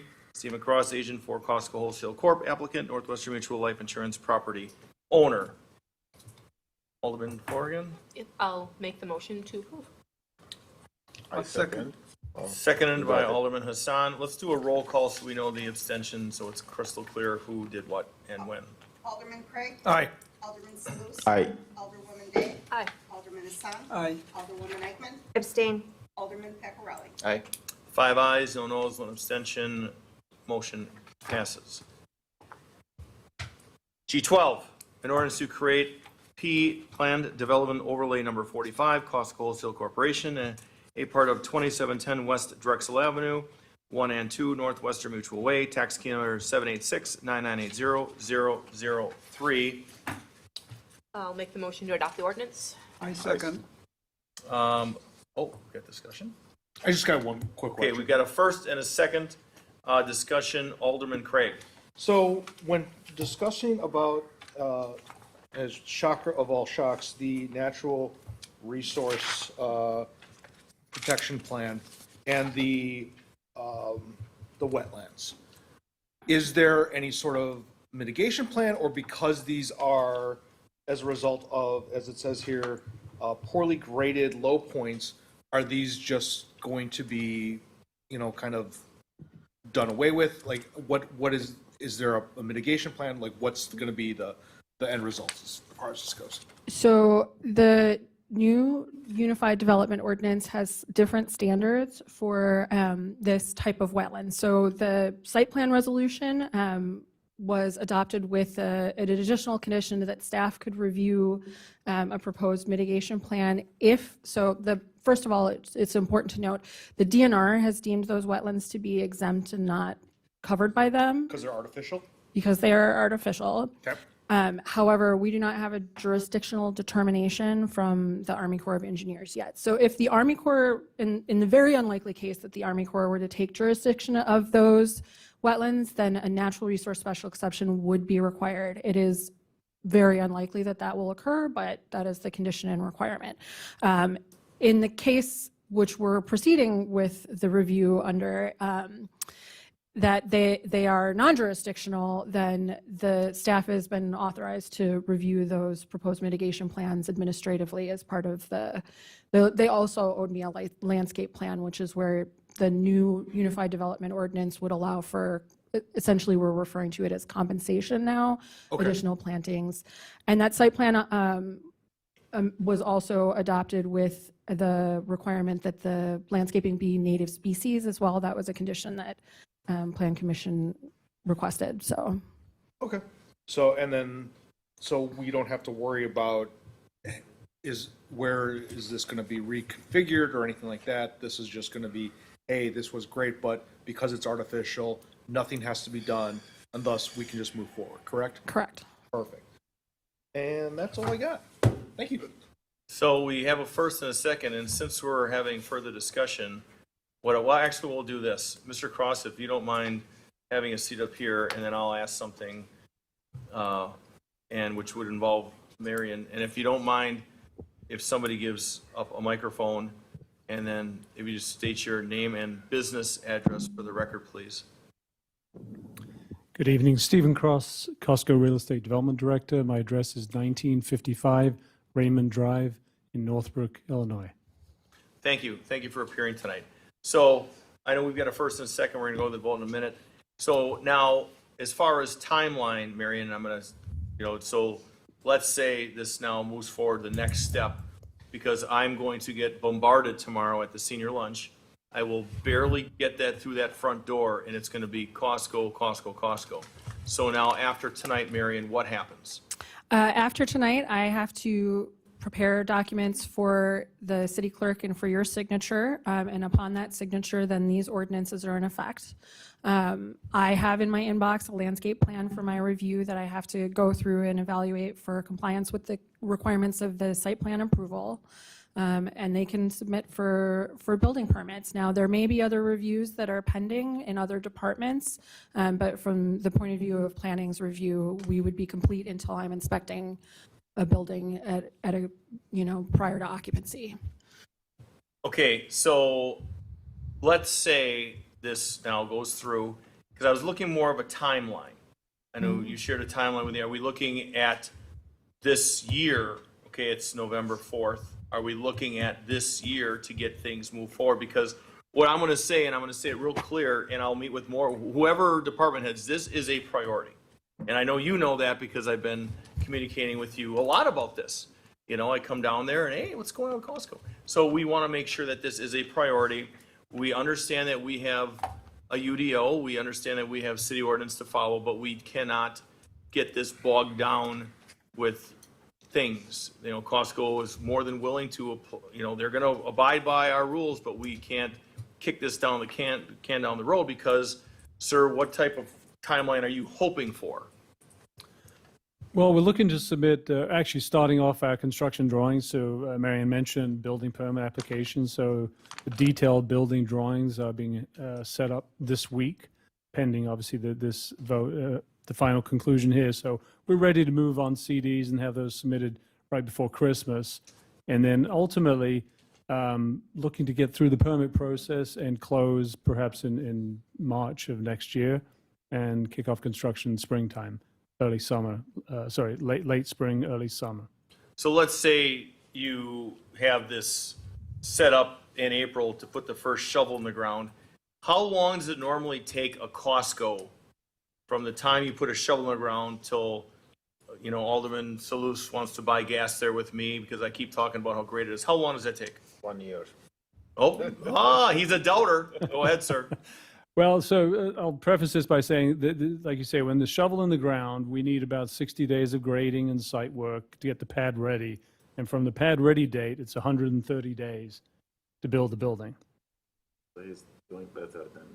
So that's a pretty aggressive timeline, and it's exciting. And I know the people of Franklin really, really want this because I hear it all the time. So this is a great thing, and it's an aggressive timeline, and I think we're good for now. So with that, we've got a first and a second. All those in favor? Abstain. Oh, that's right. I forgot about the abstention. So why don't we go to the roll call, please? Alderman Peccarelli. Aye. Alderwoman Eichman. Abstain. Alderman Hassan. Aye. Alderwoman Day. Aye. Alderman Salus. Aye. Alderman Craig. Aye. 5 ayes, no noes, 1 abstention. Motion carries. Thank you very much. And Thank you very much. we're Appreciate really it. excited about this. In a minute.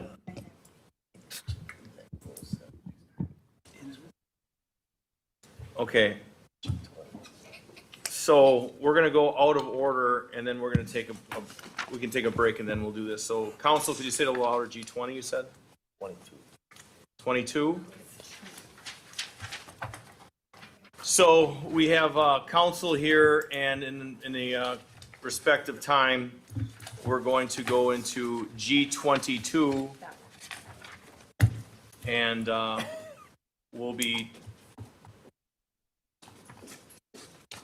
8:29. Alderwoman Eichman has left the room. So this is a G22, a motion to go into a closed session pursuant to Wisconsin State Statute 1985, sub 1, sub G, to confer with legal counsel for the common counsel who is rendering advice concerning strategy to be adopted by the body with respect to the subject litigation, and to re-enter open session at that same place thereafter to act on such matters discussed there as it deems appropriate. Is there a motion? I'll make the motion. I second. We have a first and a second. Roll call, please. Alderman Craig. Aye. Alderman Salus. Aye. Alderwoman Day. Aye. Alderman Hassan. Aye. Alderwoman Eichman. Absent. Alderman Peccarelli. Aye. 5 ayes, no noes, 1 absent, motion carries. We are slowly going into closed session. So folks, we're going to be going into closed regarding this legal matter. Hearing.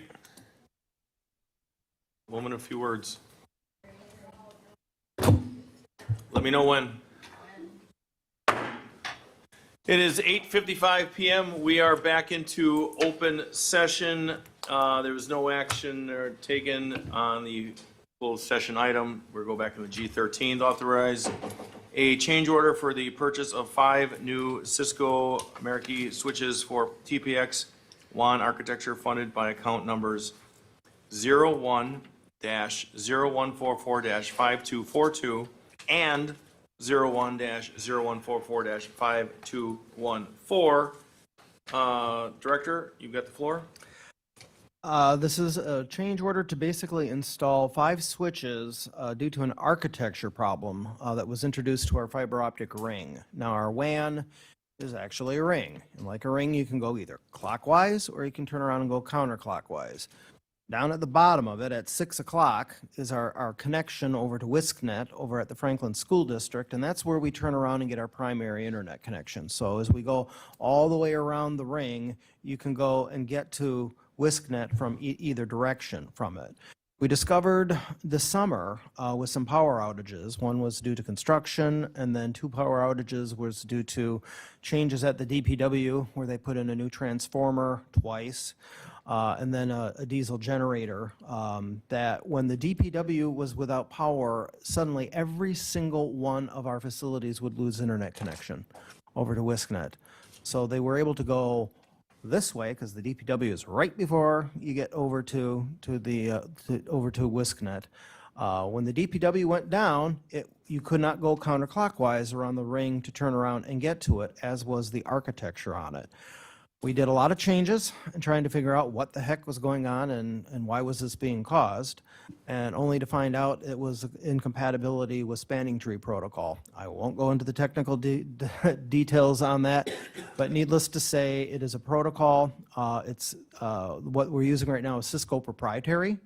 There are other variants of it. So right now, anything that's connected directly to the Fortinet firewalls, and it doesn't have a Meraki switch because we don't have 2 firewalls at the site. There's only 3 sites that we actually have dual firewalls to. So those have Meraki switches.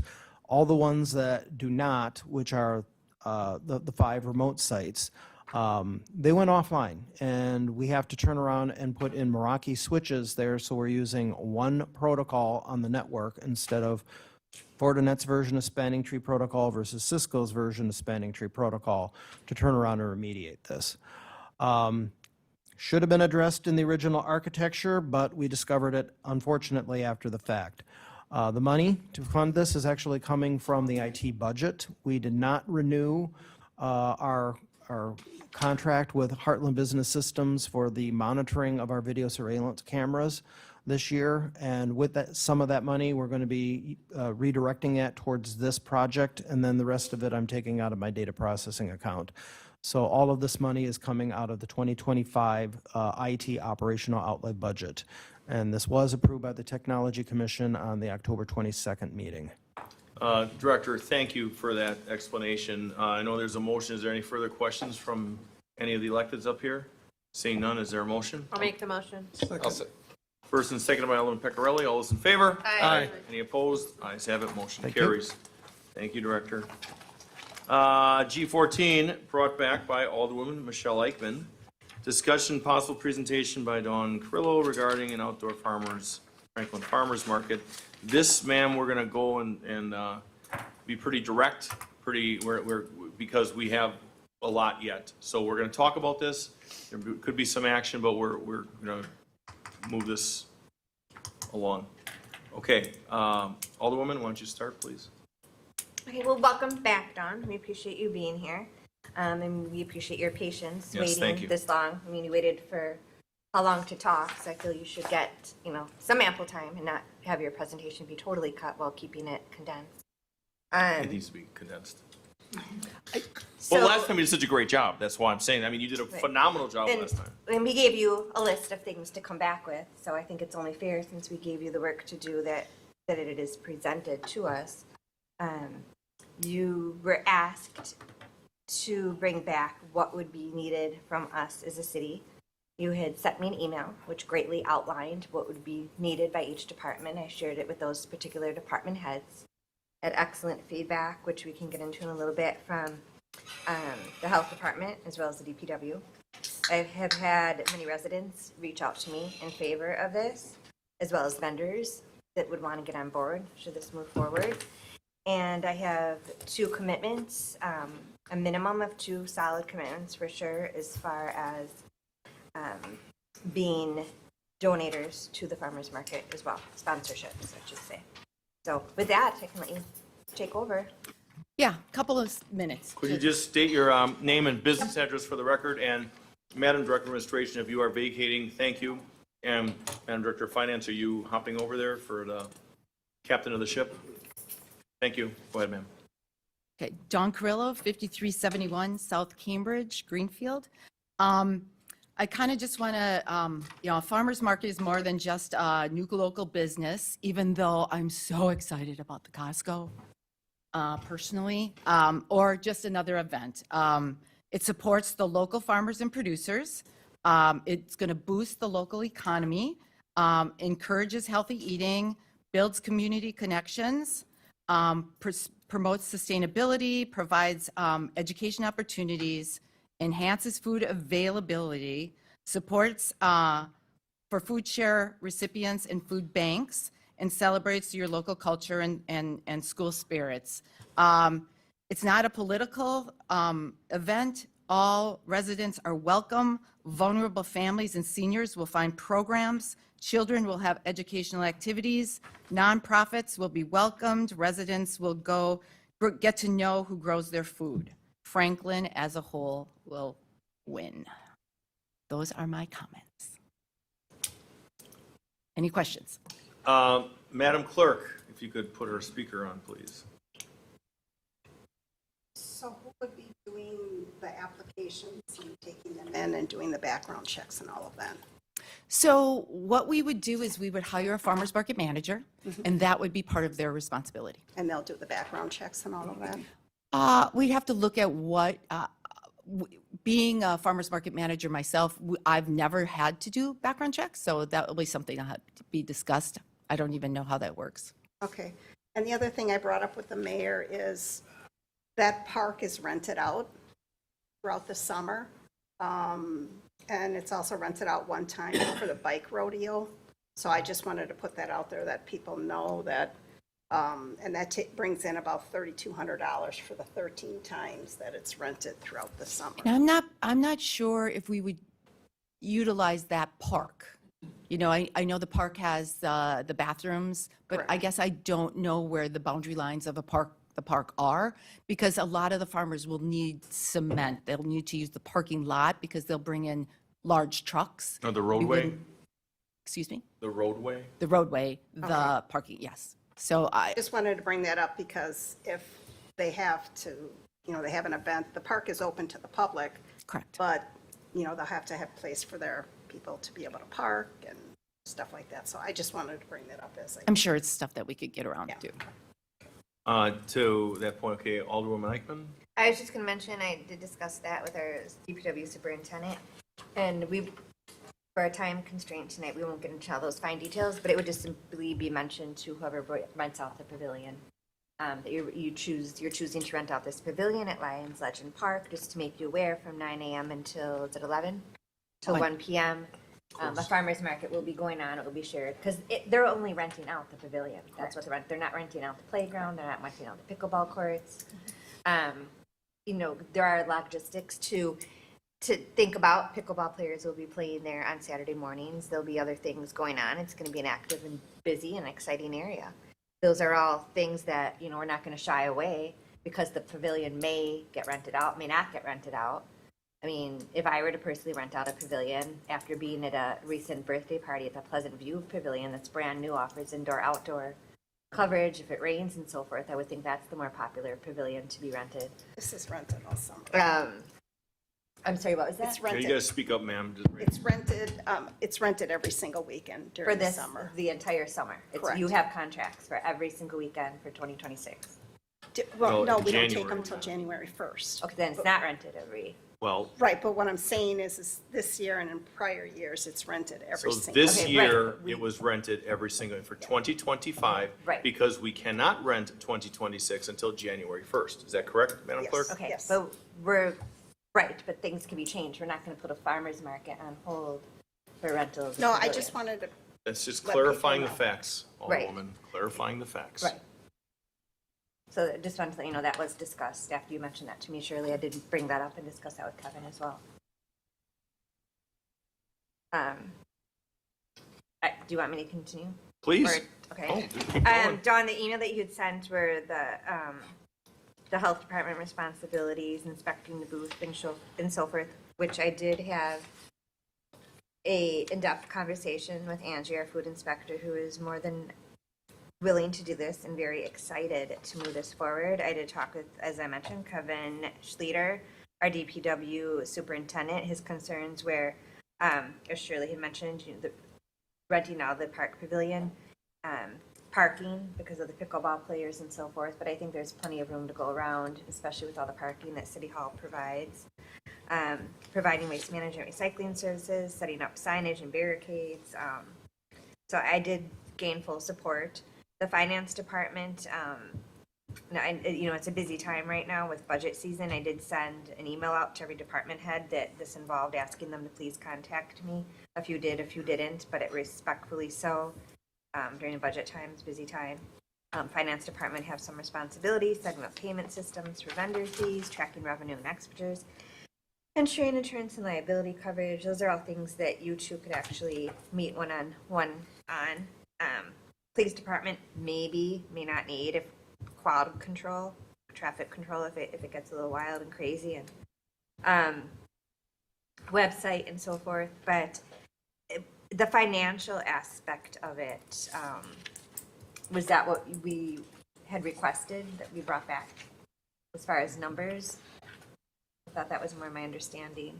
Yes, Alderwoman. So I was going to wait till you yielded and go into the financial part of this as far as what exactly do you need from the city of Franklin to start this moving, number one, and then number two, where we get that money and how we move it forward. That was what I was going to wait till after you were done, but that was my 2 cents on that. Exactly what we need to get this thing moving. Well, what we would do is we would start with the approval. We would find a sponsor or sponsors for, if we could get, I would start with a budget of 20,000. That would put everything in place to get some equipment, to get us all, you know, ready to, you know, with paperwork and staff. And the staff would have an annual income of 30,000, and that would be paid for by the vendor fees. So then we would then go and find other sponsors to cover, for instance, live music would cost about $2,000. We would find a sponsor that would cover those costs. So it would not be any burden from the city, other than what we need from the staff. So the short answer, to quote the council, is you're looking for $20,000 tonight to be allocated. No. No, once we have approval tonight, I will then start the proceedings to go find a sponsor, because now I have approval of holding a market. No, there's no money needed right now. What I would do is go find a sponsor, call it a participating sponsor, call it a founding sponsor, and that's what I do at other markets. They would give, for exposure and, as a list on a contract, they would give us the $20,000. And that would then go to the finance department and start to pay for some of the things that we might need. Okay, Alderwoman? That can be multiple sponsors, right? Doesn't Yeah, it? yeah. Okay. Okay. Correct. Madam Director of Finance, what are your thoughts on this?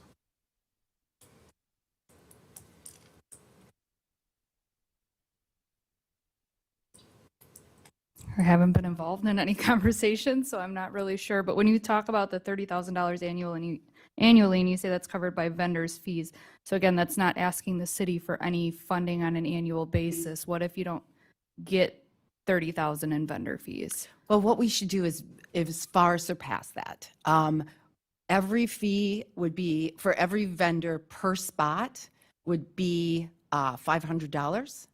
And then we would have rotating spots, and those are $400 each. So really, one spot is really $800 on a rotation. So 30,000 was a lowball estimate. So right, there would be no money, city money, but finance department would do the billing and the receiving. So with the billing and receiving, do you find that, Madam Director of Finance, to be a challenge, or do you think that you would be able to do that with your current staffing levels? To be honest, I think it's going to be a challenge. I'm not really sure what that would look like. So again, that'd have to be a further conversation. Right. Right. It is a one-time, once per year. It's done at the beginning of the season. Okay, Alderwoman Day? Thank you. Just a question. So how many, let's say best case scenario, how many patrons would you anticipate being at the Franklin Market if it was, full up? Like how many, what's the throughput you're envisioning in a day for that market? Well, a lot of times, especially in a market like this, it's hard to count people. And when I'm coming from the Oak Creek outdoor market, it was that same exact reference that people came from all different directions. So it's hard to count. So what we do is collect data. And so the data would be on the sales. And so for a normal Saturday morning during, July, we would estimate 65,000 in sales for those 4 hours. So we generated at the end of the 24 weeks, 1.2 million in sales. So does that bring in maybe 700 people per Saturday? Okay, where I'm going with that is, and I don't know if the city clerk knows this off the top of her head, do you know how many bathrooms are at that pavilion, public bathrooms? Well, there's, No. well, are you talking about So- the old Lions Legend? Yes. Well, there's one men's, one women's. I mean, So- how many stalls are inside? Yeah, because where I'm going with this is if it's, depending on the traffic and the timing, I don't know that that's enough facilities to be, do we need to consider renting additional facilities, and that would be an added cost, is what I'm asking, because I don't know in other venues, there are other businesses that people may like duck into to shop or use their bathroom, or there's porta potties set up and whatnot. So, so my concern is with that being a park, what I don't want is 700 people running across the street to the library and trying to use their bathroom. Because I know a lot of times the folks that have used the tennis courts, now the pickleball courts, and the field over there for kid practices, a lot of times they use the library to get water, to use the bathroom, because there just aren't sufficient facilities for them. So I guess my question is, how many facilities do you think you would need? And is that already included in your budget? Yeah, I don't see us needing additional facilities. A Tosa Farmers Market that gets that many people have 2 porta potties, and that's it, you know, and really no businesses that are that close to, for patrons to use. Oak Creek had 2, but yes, they had some restaurants that maybe were used. That wasn't even a concern. The facility is so nice here that I thought, I mean, it's a perfect spot. Okay. And then, my last question is, so I know that you say that the demand for this is high, and I don't doubt that, but this particular day and time is in competition with well-established, fairly large markets in neighboring communities. And so what happens if we don't get that many vendors and we don't have that revenue to pay the farmer's market manager or for some of the other overhead costs? Then what happens? Does it get scaled back as far as the time, the number of days? What happens if we don't hit that mark? Well, Saturday mornings are for the largest of the markets. Okay, so a Saturday market will get you the best quality vendors. I know and have been contacted by 45 vendors that are looking for a new home. Could you say that again, a little louder? No, I know the answer, but I want you to say it again. because 45 that's a- vendors are looking for a new home for a Saturday morning market. So I know that, and those same vendors are with me at the winter market. The winter market is not run by the city of Oak Creek. The winter market is run by the community center. I have 65 food vendors in there. What my next thing was to invite you all to come and introduce yourselves to those vendors and get to know those vendors because they're looking for a new home next year. And so I think that you know, it just gives you a great opportunity, and I will leave these here because this will tell you, but they're looking for a Saturday morning. I would never propose you something that I didn't think I could fill. If for some reason that it doesn't fill up, we would get sponsorships to cover the cost of the salary. And then I guess my last question and just point of caution is, I'm hesitant to move forward without more direct conversations between you and the finance director to make sure that this is something that they can absorb and handle. It doesn't sound like she's been involved in a lot of the conversations, so I would like that to happen before we go like full steam ahead. Okay, we are losing time though. I just so you know. understand that, but I mean, it's a Yep. big deal if you're saying that our responsibility is time. Time is money too, and we're short on staff as much as we're short on money. So Right. I don't want to vote for something that staff has just said they don't know that they can handle it. So I'm not going to railroad something through until they've had a discussion with you on what this actually entails. And I was going to kind of comment on that because of the lack of communication. I understand that you say that, you know, the billing and receiving of the funding is one time a year, but what other tasks are you requesting from the city from the finance perspective? On our outline that I sent to you, it was listed an hour.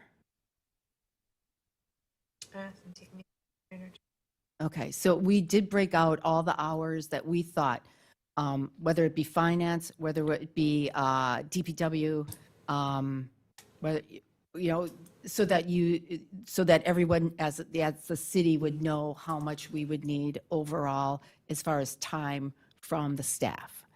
So besides time, I guess I'm trying to understand here.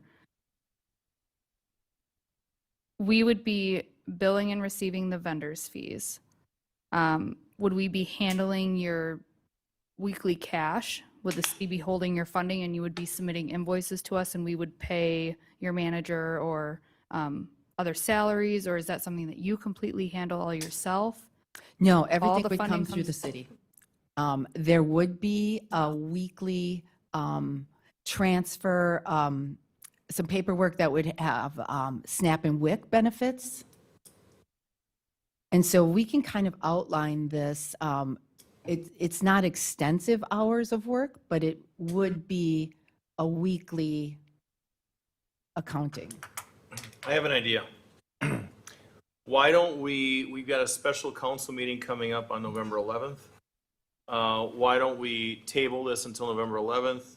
You guys talk, and then we bring it back November 11th, and we look to take action, because that's literally the best we can do, opposed to waiting 2 weeks, because we have a special meeting on the 11th. And that way, I believe, our Director of Finance can look at it. I know, so that's my thought. Mr. Pecorelli? So to that, I would like to get, so if I do a little bit of math here, so you got about 700, you think that would come through roughly? People, let's say there's 2 people per car kind of thing on average. I don't know what that would be. So if I work out all the math, I end up about 80 cars an hour, and they come and go and things like that. I guess that's one of the questions I'd like to have a little more clarity on, is how, when we lay this out, what's the thought on what we're doing, what are we blocking off, and how are we expecting people to come and go? Because, for example, if you block it off a certain way, is there only one way in and one way out of parking lots? And then also, are we sending a bunch of people, because I would expect people to come off of Loomis or something. I don't expect people to coming in through where I think it's like. Behind City Hall, yeah, Yeah, it would be Loomis and Drexel would be the inlets. and Yeah, outlets. so but Loomis I and just like Drexel. to understand what that plan is. So we can talk about that more on the 11th, but I just wanted to bring that up, so. Right, we are not to that level yet of Mm-hmm. laying out, and creating traffic patterns. I have attended your 4th of July celebration here, which would be a lot less, that was a lot more people and a lot more parking and people staying for longer periods of time. This is more of a grocery store. People are moving in and out. So I don't see there being a problem with space for parking. Yeah, that was the only question I had, and mainly because I want to make sure that the parking we're expecting can handle like the in and out kind of situation. And we could right? have our, Mr. Schleter appear on the 11th as well. All right, thank you. Mr. Salus? I believe this is a solid project, and we should anticipate there'll be some hiccups. There's some issues that we need to work out, and the sooner we give her the go-ahead, the more successful her project would be.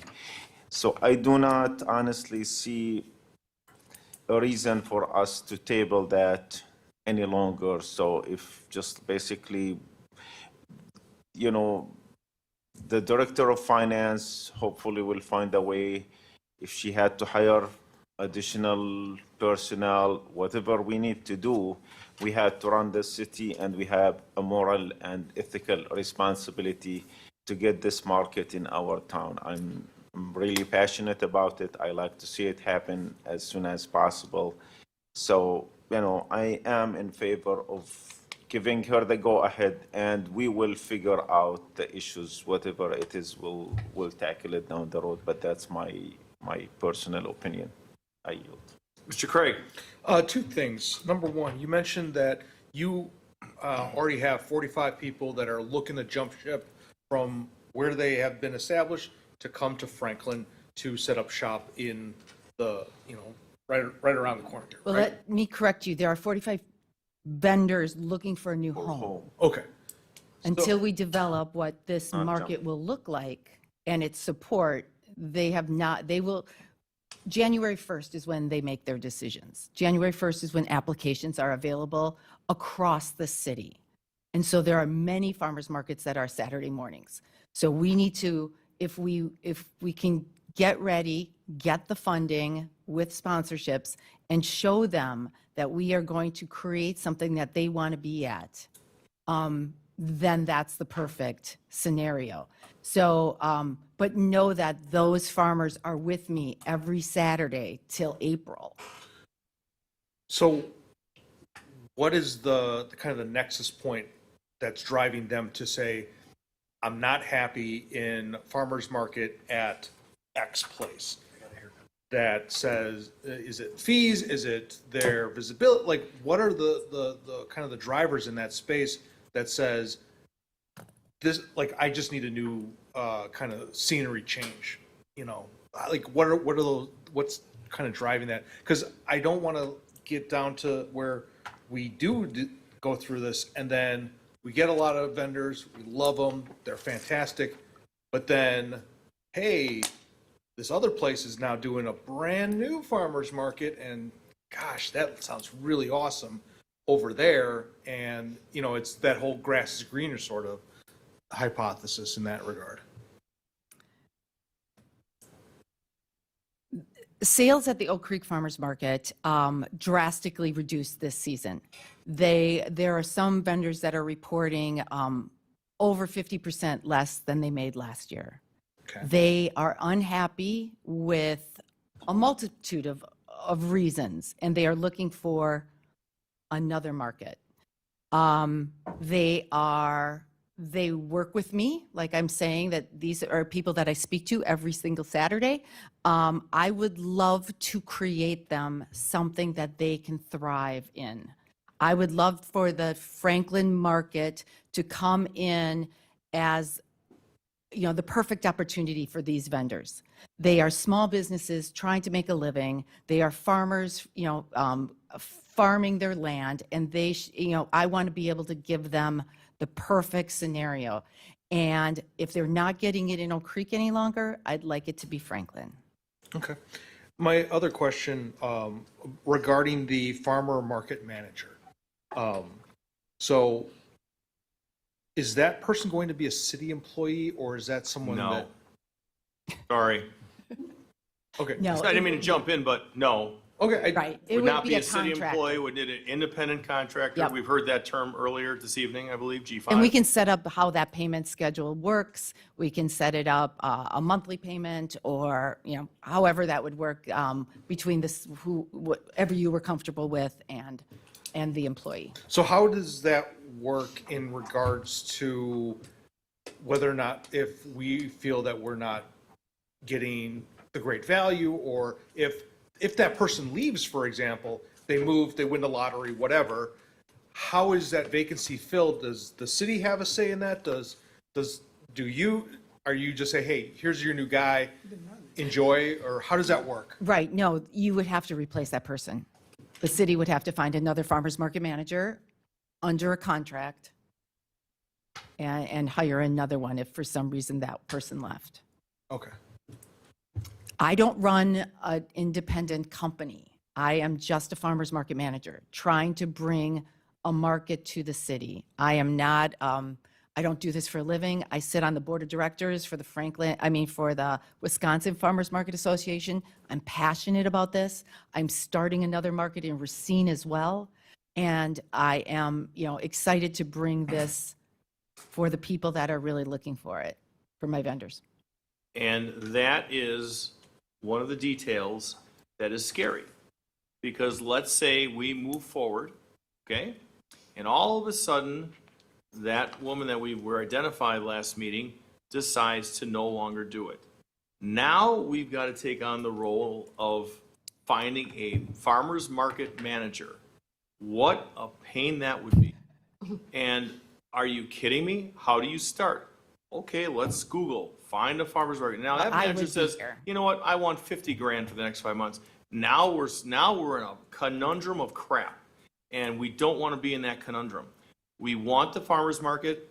We want to, you know, go, but that's a protection at the city. That is a can that would be terrible, is to say this person's gone, doesn't want to be here. Now what? Because I don't know, has anybody on here ever hired a farmer's market manager? I'm going to bet no. Jason, twice? As That's the impressive. person sitting here and bringing this market to you guys, I would be here to help you find another market manager. You know, I want to see this succeed as well. I have that dedication to these vendors to make it, you know, to pull it off. If somebody's making a decision to come to Franklin, whether they came from Oak Creek or not, I mean, there's vendors and markets all over the city or county. I want to, you know, I would be there to make it succeed. They've made that dedication to this city. But that's the kicker. So we'll get to you, Alderwoman, in a minute. But that's a legitimate concern, and that's why I think there's a few details that need to be worked out and can be brought back at the November 11th meeting, and that's one of them. Alderwoman? I just wanted to mention, well, I appreciate bringing it back in November 11th meeting, as we're inching closer and closer to the holidays, the harder and harder it's going to be to try to track down some of these sponsorships. It's, you know, the holiday season's approaching, it's going to make it very difficult. The sooner that we act on this, nothing's been brought forward today that wasn't mentioned at the last meeting in depth of what was needed, how we move forward. I mean, it was all there, we were all there. That fact that she just brought up, that wasn't made crystal clear that if this person leaves, that we've got to hire this farmer's market manager. I'm just saying, I mean, it wasn't. So let's not No, in all play games fairness, with you're that. correct. Yeah, you're correct on that, Mayor. But we would then need to sit down and make some contract. But I mean, we keep tabling this. I mean, It's 1 week, we have to. 7 days. But I'm worried that then in that 7 days, what if Danielle's not ready? She's finishing up with the budget. I mean, this was all mentioned at the last meeting. You were here for the last meeting when she mentioned what was needed by finance. But you've been busy with the budget, which I totally respect because that comes first. I don't think that was very clear at the last meeting, but appreciate your comment. Candor. So what if then November 11th comes and there's a puzzle piece missing again? I mean, we need to be clear of what we all need from both sides to make this move forward. We can't keep bringing this meeting after meeting. Well, that's why I think November 11th was a reasonable ask to make it 7 days from now where But these questions can be answered. And in 7 days, we can take action. There can be a council action sheet done. But there's a lot of, there's questions that have to be answered. is it possible for you, Danielle, as our finance director, and you, Dawn, to meet within the next 7 days? And I'm going to be honest and say no. I have 7 days to get a mayor's recommended budget completely adopted and finalized in 2 days, actually, because it should be in the packet by Thursday. Well, that's not good news for your, well, no, it's not. Well, it's not. I can get some for questions me, it's not good answered, news for but- the 36,000 plus residents of the city of Franklin that want this, and it's not good news for them. It's what it's not good news for, Mayor. well, there's a lot of concerns here, Alderwoman. And one of which is what happens if this person quits? Now what, Alderwoman? Do She you- just gave us her No, word. yeah, that's very non-committal. We would be responsible, she said, we would be responsible to hire a farmer's market manager. She just said she would help. Dawn, did you not say that you would Well, help help us is find? fine, but it doesn't fall on her. What if she says, I don't want to do it? Which is It why I am falls on us. suggesting a contract be set up. A contract. Yeah, a Please contract. explain- Well, please similar ex- to the contract, Mayor, that we have for our wonderful PR person. Not a lot different than Oh, there we go. Ding, ding, ding. Okay, now let me that. ask you Outside this. contract, same Now thing. no, it's not. Now let me ask you this. How is it not? So I'd like to answer that, Alderwoman. So if you're looking at a contract, please explain what that contract, does that contract bind you to providing us with a manager for this? I do not have a contract. I mean, if that's something that you're requesting, then we could look at that and what those responsibilities are.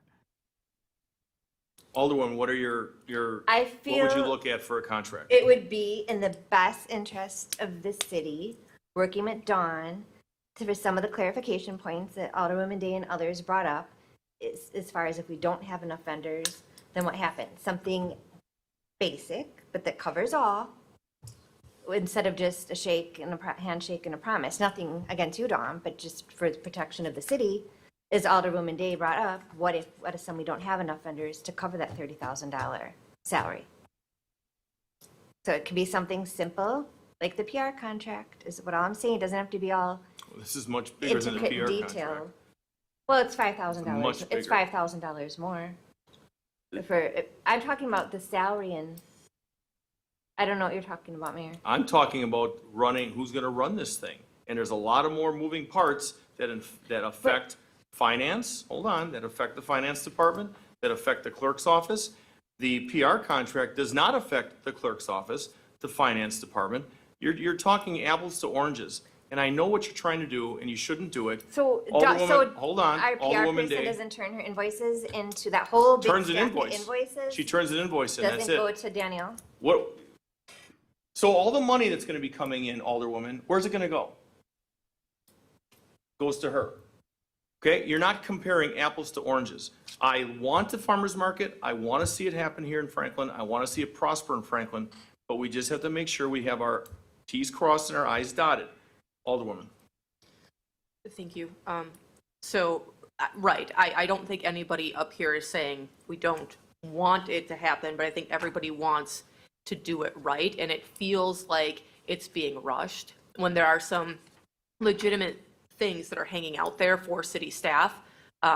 And for tonight, I agree that we left you with a few questions 2 weeks ago, but all that came back was a sentence that said discussion and possible presentation by Don Carrillo regarding an outdoor farmers market. So we didn't have anything in front of us to review. So there was nothing, so all the questions that you may think are coming out of left field or that you answered to someone, none of us had that information. So, and there seems to be some concern by the finance department. I agree with Alderman Pecorelli about the parking and traffic pattern. I would like to have some input from PD and DPW on that before we settle on this as the location. And then my other question is, you mentioned that you had 45 vendors or around that ready to commit, but you also mentioned you're starting another market in Racine. Is that 45 vendors for Franklin or 45 vendors between Racine and Franklin? We won't know at this point. So there's 45 potentially for 2 new markets. No, there's probably 70. There's 45 that I know that are unhappy, that have contacted me. But that Racine is really far away. And Racine will have a whole different kind of scenario.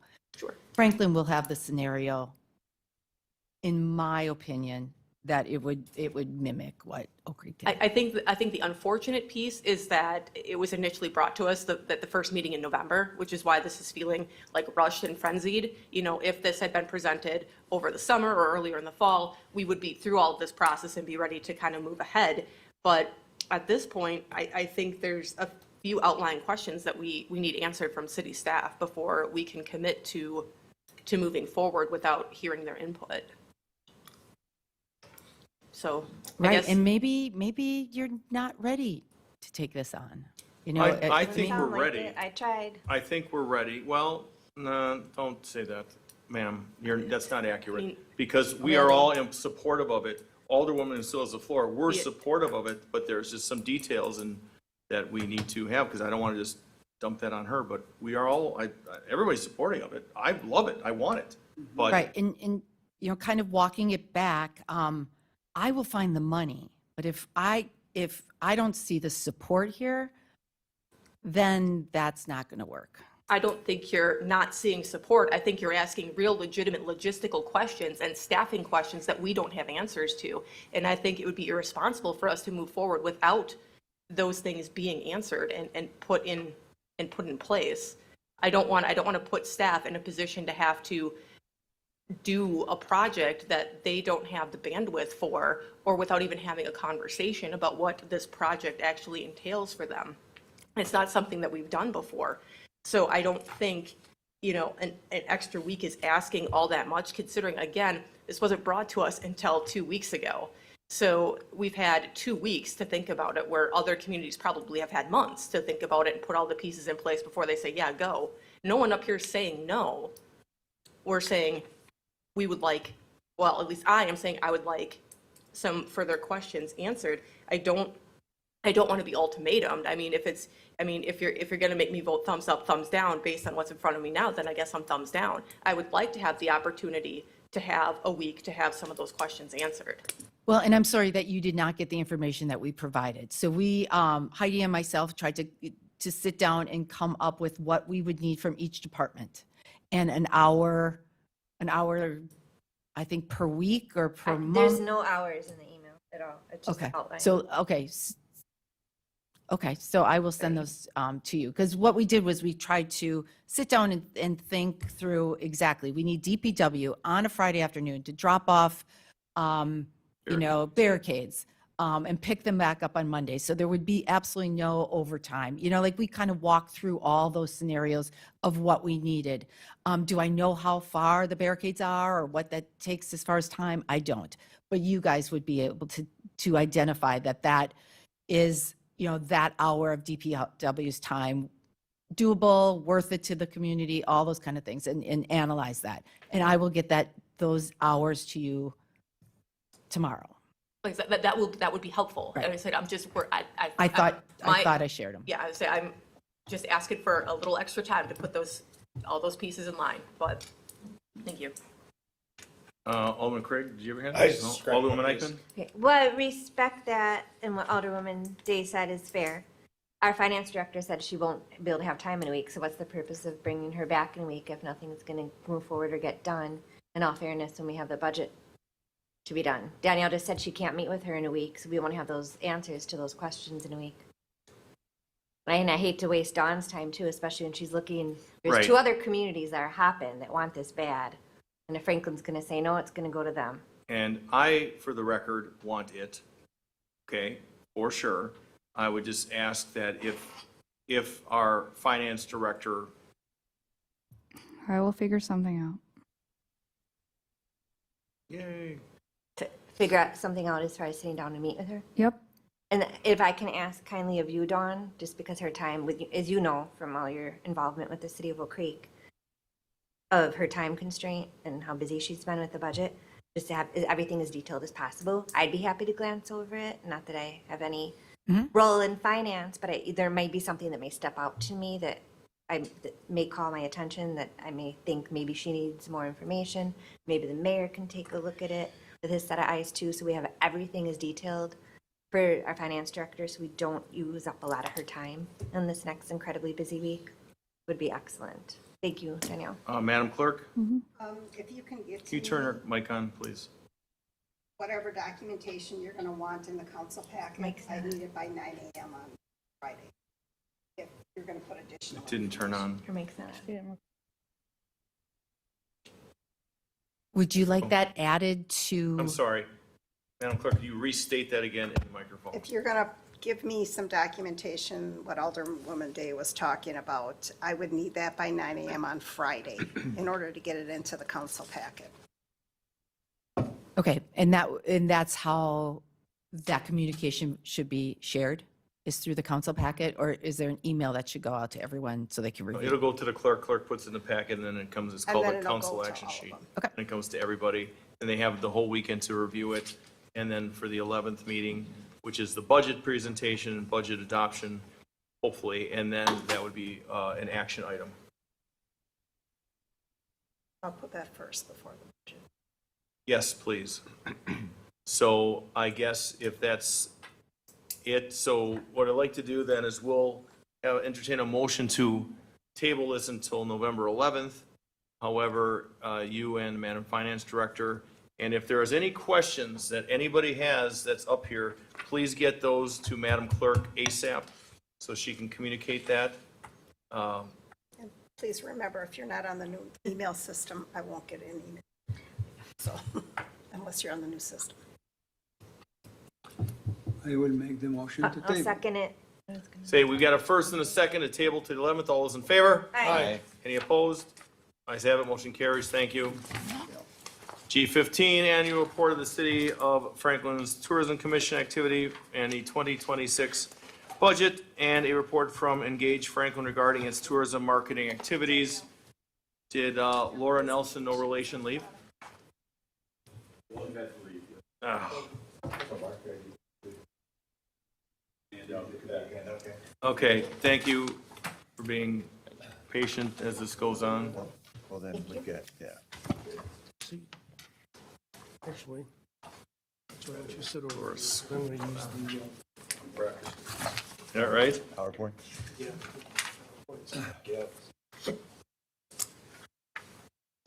So there's no action requested. This presentation is for providing an annual report from the Tourism Commission. So, good evening, gentlemen. We've got at least 2 microphones that are working. We'll get you a third if we need to. So you got the floor. Thank you, Mr. Mayor. Thanks for giving us a few minutes with the Tourism Commission. With me is Lance Schaefer, who is the chairman of the Tourism Commission. The commission was established in 2016 to coordinate tourism production and development in the city. And we contract with Engage Franklin to promote the city, and we oversee some marketing projects with them. And they also contract with us to provide tourist information. And so we also use room tax appropriately. It's the commission's duty to do that, make sure that it gets used for tourism promotion and development in the city. And we've had growing receipts in the past few years. 2025, approximately $578,000. And in 2026, we're expecting $597,000. And so that's on the first slide that we have here. And you have that in your packet.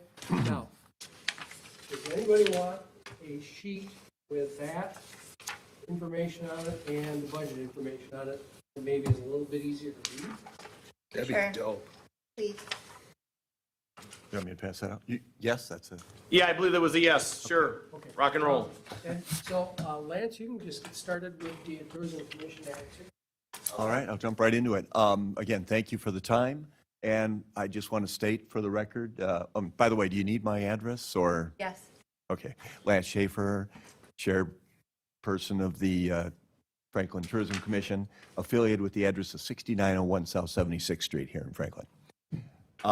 Just want to thank again John as our liaison and support person from the city for the Tourism Commission. He's done a wonderful job in helping us through the 2025 season.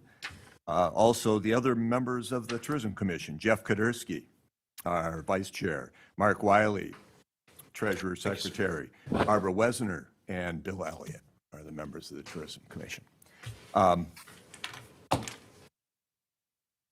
Our major activities, just to keep this brief for you, in 2025, the Tourism Commission itself got involved in making some decisions on a couple of major projects and also just completing projects that were started the previous year. One major activity was the funding of, or making a pledge of $100,000 to the Croatian soccer turf field project to help them reach their goals to resurface the field. And of course, the tourism impact there, as we know in the hotel community, is from their ability to increase the number of tournaments held out at the soccer field. So it was a great project to get involved in. Also, we had done this years ago. We had started a banner project throughout the city. The original banner clips were failing.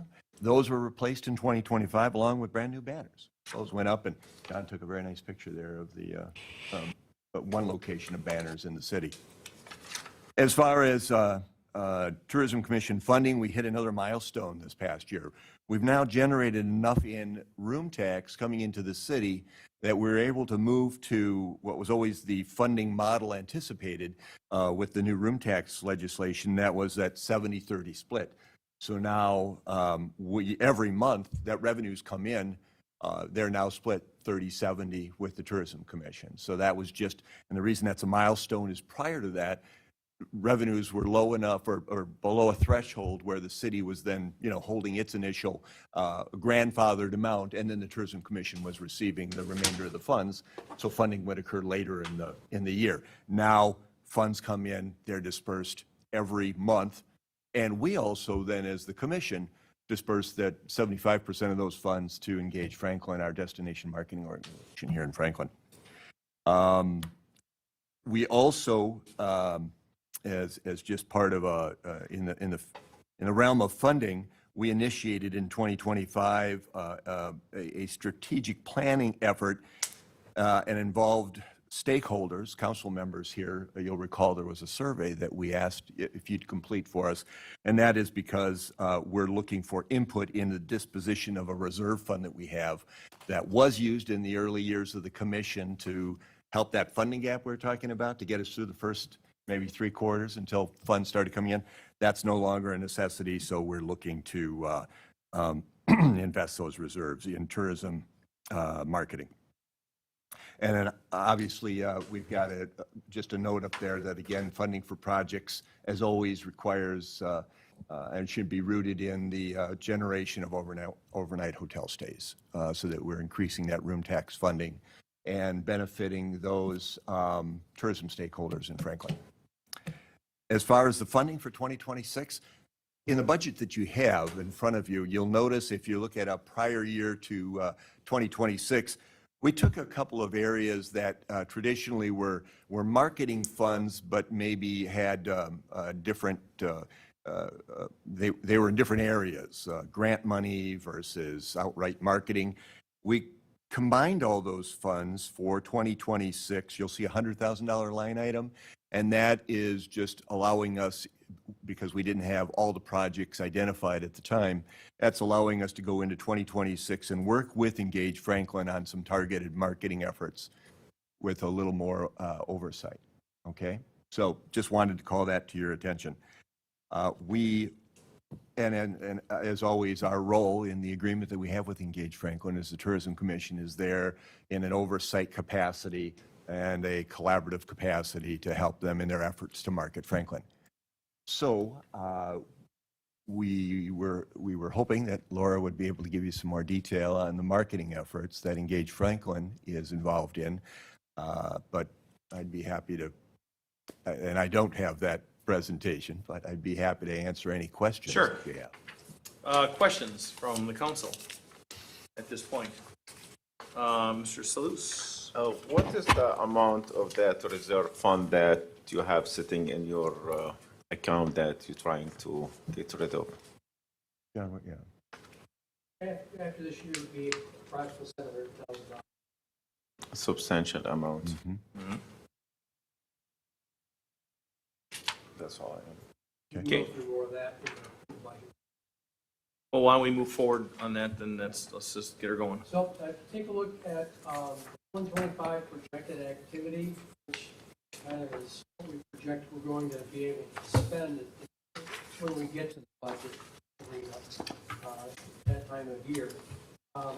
It's really difficult to forecast, and even at the end of the year, it's pretty difficult to calculate what's been garnered for room tax receipts prior year until February, because we don't get the receipts in, all of them, until February, early March. And so we kind of have to estimate, and not only do we have to estimate what we're going to see for receipts, but because Engage Franklin is getting 75% of Tourism Commission's revenues from the hotel tax, that is just as nebulous a number that we get to February of the following year, early March. So looking at it, this year in 2025, we're anticipating on February, early March, to see that we had receipts of about $405,000. End of September, we're at $251,000. And if you add in interest, it takes us to about $258,000 revenues. But the room tax number is important, and I'll go over that with you in a moment. So if we look further down, we think we're going to spend $268,000 in under contracting services, and that's with Engage Franklin. Looking at $210,000 as at the end of September, so we should be approaching that, but again, we won't know until next year. As far as marketing services, and the only reason it shows up because we had like $100. Those other categories that don't show up in this line or in this column, they didn't have any activity. So we're looking probably at about $275,000 maybe at the end of that. But we did spend $35,500 on the banners, buying the brackets and setting them. So at the end of the year, we're probably looking at about $300,000 total expenditures, which leaves us a little over $100,000 margin or net. So that'll take us to that $700,000 reserve area.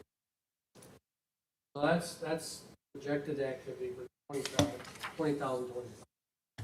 For the budget that submitted is in the mayor's recommended budget column, $418,000 is the projected revenues for room tax. 75% of that equals the $313,000 that we have for sundry contractors pay. Anyway, so going back up with the 418,000, look at about 11,000 in interest on those reserves, 429 total income. Once we get, once we go back down to the expenditures, those marketing services, again, $100,000, that's going to be allocated in conjunction with Engage Franklin and collaboration with the Tourism Commission. And so that takes us down to $423,000 of expenditures. The other areas, there's some dollars in there to get some of the commissioners to the tourism conference, $1,000 for some special tourism promotion with some events that we have, $1,000 for notification purpose. So that takes us down to, again, to the billboards and the signage, which is the banners program. $5,000 is a placeholder for any maintenance. So we're looking at $420,000, $428,000 approximately of expenditures. That'll leave us with a $400 net. Again, we're going to have some carryover, so still going to be looking at, and I shouldn't use the term carryover, we're going to have some more reserves from this year. And so we should still be in that $700,000 after those revenues. Thank you. Comments? I got one. Mr. Craig, you got the floor. Thank you. So you said the sundry contracts are Engage Franklin, that 313, correct? Correct. And that $100,000 for marketing services is also Engage Franklin? We're going to collaborate with Engage Franklin to allocate those dollars to marketing materials.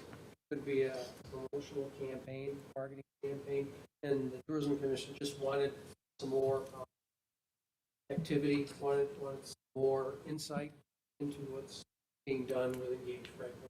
Part of that, some more hands-on approach for that part of it. We're meeting our budget commitment of 75% with $313,500. Okay, I just, when you said them both line to line, and I was like, wait a minute. Yep. So as I said, the $313,500, that is 75% of what we see for the room tax revenues. That's what the agreement between Engage Franklin and the tourism stipulates. 75%. Got it. Okay, thank you. Okay, seeing no further questions, is there a motion to receive and place on file? I'll make the motion. Okay, we've got a first. Is there a second? A first and a second. Further discussion. Alderwoman Eichmann. Should we, because we didn't go over anything for Engage, should we table that until somebody can come back from Engage to speak? I would probably say it's a pretty good idea. That's what I wanted to say before the motion was made. So, how about the motion, or restate the motion to bring back, receive and place on file this report, bring back the Engage report for the next common council meeting? On the 21st. On the 20 what? On the 18th, excuse me. How about that, the 18th of November? Is that the amended motion, and this motion an amended second? Yes. Yes, yes, good. All those in favor? Aye. Any opposed? Ayes have it, motion carries. Thank you. Thank you very much.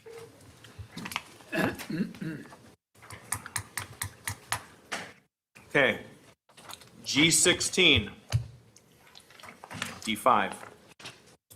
Potential tax incremental district 11, creation thereof and process development agreement between the city of Franklin and LXL PG Apartments LLC in relation thereto for properties in the southeast corner area of South 76th Street and West Froston Avenue, such potential development to be named POS General, and to affect such developments, including the terms and provisions of said development agreement. Common Council may enter into closed session pursuant to Wisconsin State Statute 1985, sub 1, sub E, for market competition and bargaining reasons, to deliberate and consider terms relating to potential residential commercial developments and proposals and the investing of public funds and governmental actions in relation thereto, and to effect such developments, and to re-enter open session at the same place thereafter to act on such matters discussed therein as it deems appropriate. So, we don't have to. So I will entertain a motion to go into closed if there is none. See, so is there a motion to go into closed? Okay, hold on. Is there a motion to go into closed session? Can I ask a clarifying question? Alderwoman Day, of course. Is there an update that the council needs to be made aware of? Or is there no, I'm only asking because there's nothing in the packet, so I don't, and nothing in front of us, so I don't. That's why. So I Okay. don't know, but we need to go to closed if there's nothing to talk about. Mr. Riggets? No, ma'am, there's not information to report. That information was not available that we were directed to research. And so because it was tabled to this date, we have to have it on the agenda. So that's the report. We're still in research. So, hold on. So if there is no motion to go into closed, then we will continue in open. And Mr. Riggets, you've got the floor.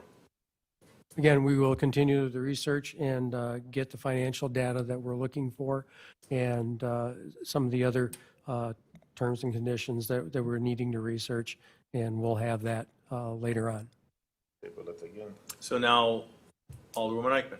In the meantime, as promised to the public, will Orchard View still be torn down this month?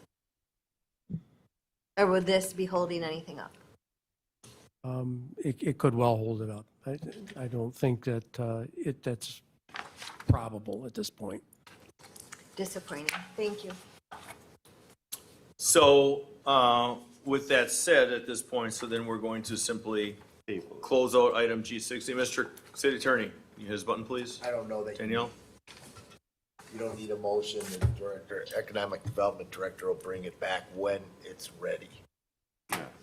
That's fine. So that's good enough. All right, we're moving on to G17 then. In ordinance to amend the title of 158-3 license fees to 158-3 classes and denominations of licenses and license fees, and state statute 158-3J Class C retail wine license of the municipal code to provide more information as to the premises of which they may be granted. Mr. City Attorney, you have the floor, sir. If you could hit the button again, Danielle. Look at that. Perfect. This has been a discussion item between the clerk's office and the health department for a month and a half or so. And city clerk could get into more detail. Both departments had been in contact with the state, et cetera, et cetera, et cetera. I'll try and keep this brief.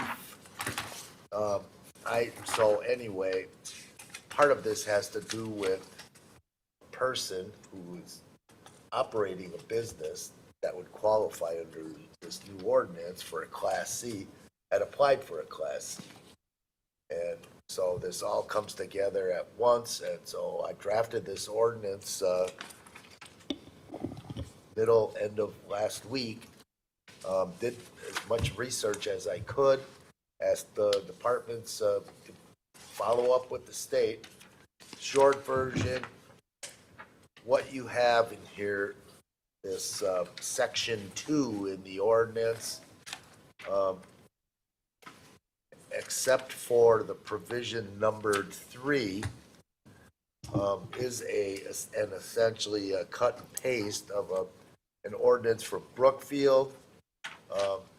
Bottom line, there was this question out there in all these emails, oh, is it only for restaurants? You can only put a Class C license in a restaurant, et cetera. And on the run quick research, there was a presentation at the league, online, got a little cover sheet from it, title box, Class C license dash, no restaurant requirement. So all the different facilities, businesses are listed, grocery store, jewelry store, massage establishment, et cetera, in this draft ordinance. And I had come to the question of whether or not Health Department was upset because their understanding is they are licensed by Department of Agriculture, Trade, Consumer Protection to do all the inspections for the other alcohol license, but not for Class C. And so that was one of the questions, and they were concerned about, okay, we can't do it. And DATCAP pays us for providing those inspection services. So what I did was I prepared this draft, and we ultimately had a meeting, perhaps even it was Friday. Yes. With the clerk's department and health department. And everybody except the city attorney in the room decided, okay, we don't appreciate Section 3. Brookfield ordinance didn't have any inspection requirement in it. So I drafted one, and I noted, as says in the draft in the agenda packet, that aforesaid businesses are not governed by the Wisconsin Department of Trade and Consumer Protection sanitation requirements, for which the health department's a contracted agent. While everyone else left that in there, I started that provision with that and put a comma after it.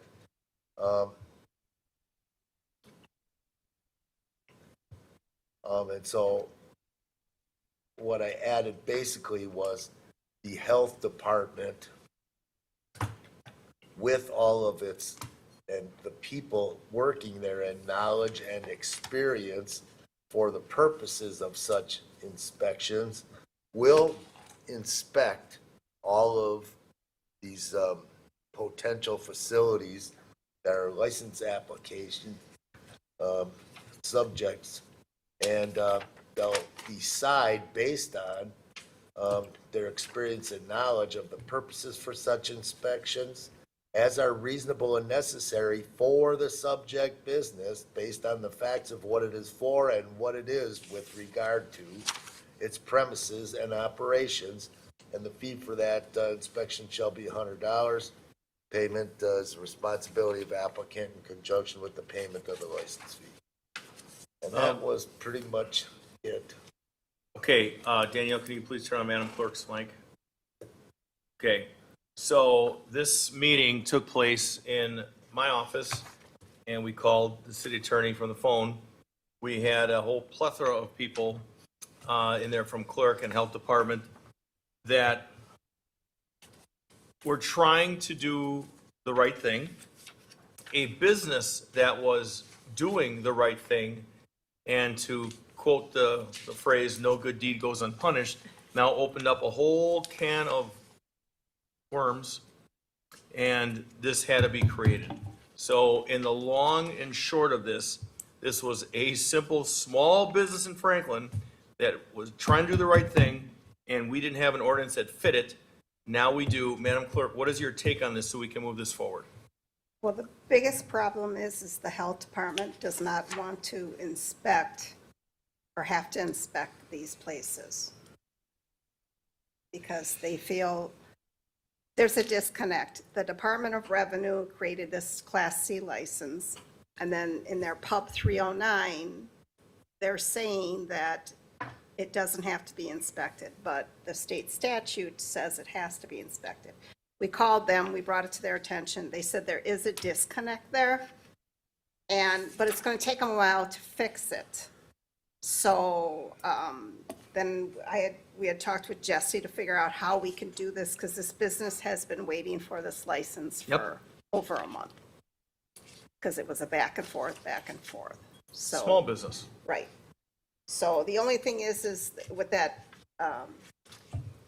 that 3-paragraph that Jesse was reading, the health department did not feel comfortable with leaving that portion in there where they are supposed to inspect it, because if they inspect it according to DATCAP rules, she's saying it would cost them between $15,000 and $25,000.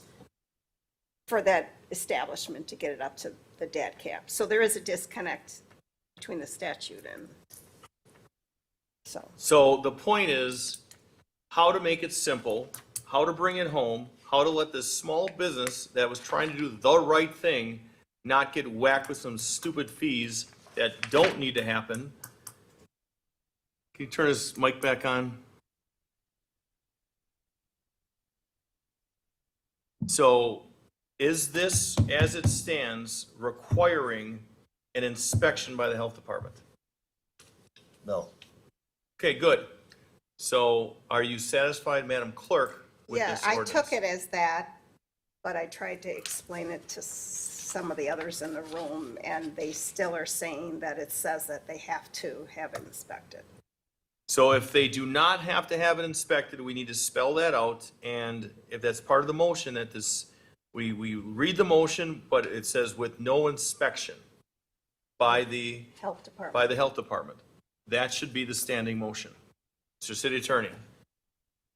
I would correct the way they changed that provision 3, which starts out with the as some, because it was just the first phrase in a lengthy sentence. Delete the word as, capitalize some, and then it says, some of the aforesaid businesses in subsection 1 are not governed by Wisconsin Department of Trade and Consumer Protection sanitation requirements for which the city health department is a contracted agent, are not governed by. Right, but then the So their next, concern is that the next sentence after it, she's saying, you're the saying sentence that. is gone. Right, I took that out. But So the- you're concerned about, restaurant or tavern, if they want to see that they might have to do an inspection then? in a restaurant or tavern, they do inspections. Okay, so that's not their concern. I just want to make sure that when we move this business that's the size of that table in front of me, that tried to do the right thing, and now they're getting slapped around with all this extra crap, we need to get to the end of it right now and move forward. Jesse, Madam Clerk. my question to you, so all the stuff that you read that we took out, are you saying you want that back in? Council sounding as if it doesn't want it. We want to make it simple. No inspection. They did the right thing, and now we're punishing them. So as it sits right here, is that an accurate motion? As it's in the With the ordinances? correction to I'll tell you what, paragraph 3. Mr. City Attorney, could you simply state the motion that you wish to have presented so we can move this forward?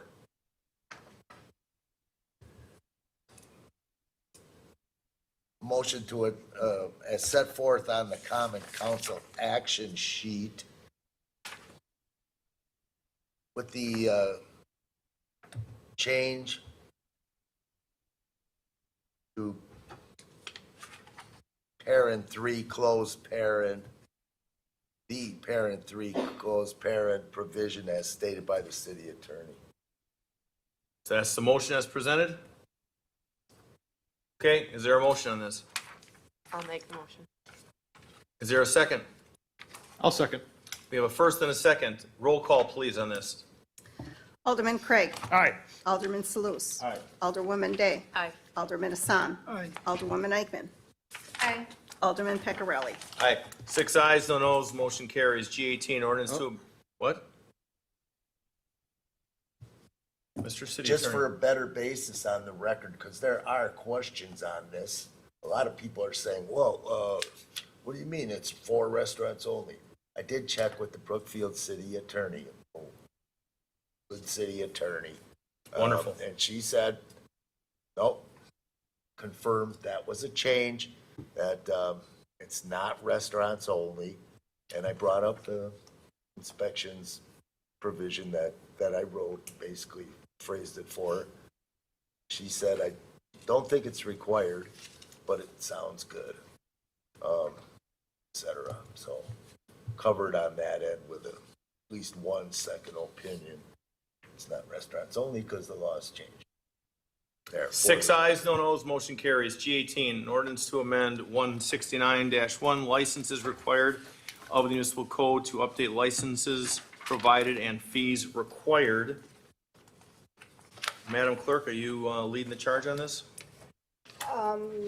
I had met, we had some discussion with some aldermen regarding changing the license fees.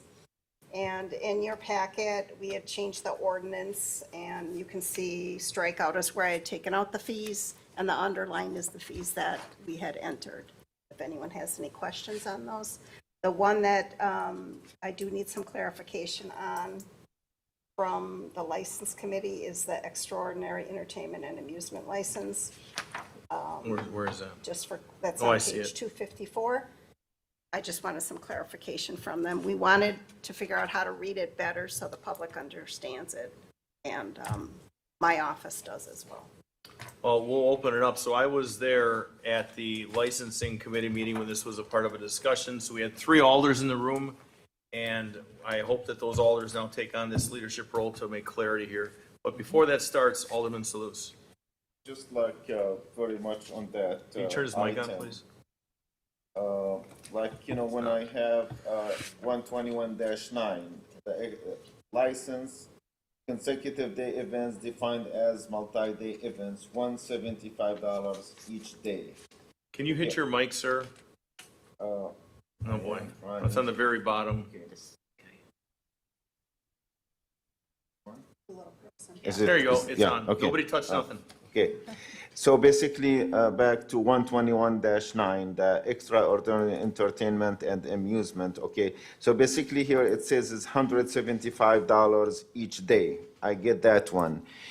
Then as you go to the next page, $175 each day with no break up to 4 days. So that will be $175 each day. That's where I just said that the aldermen are give us, they talked about it, and they were going to Okay. give us clarification. And then it got a little bit more complicated. Multi-day events, 5 or more events, flat fee $500.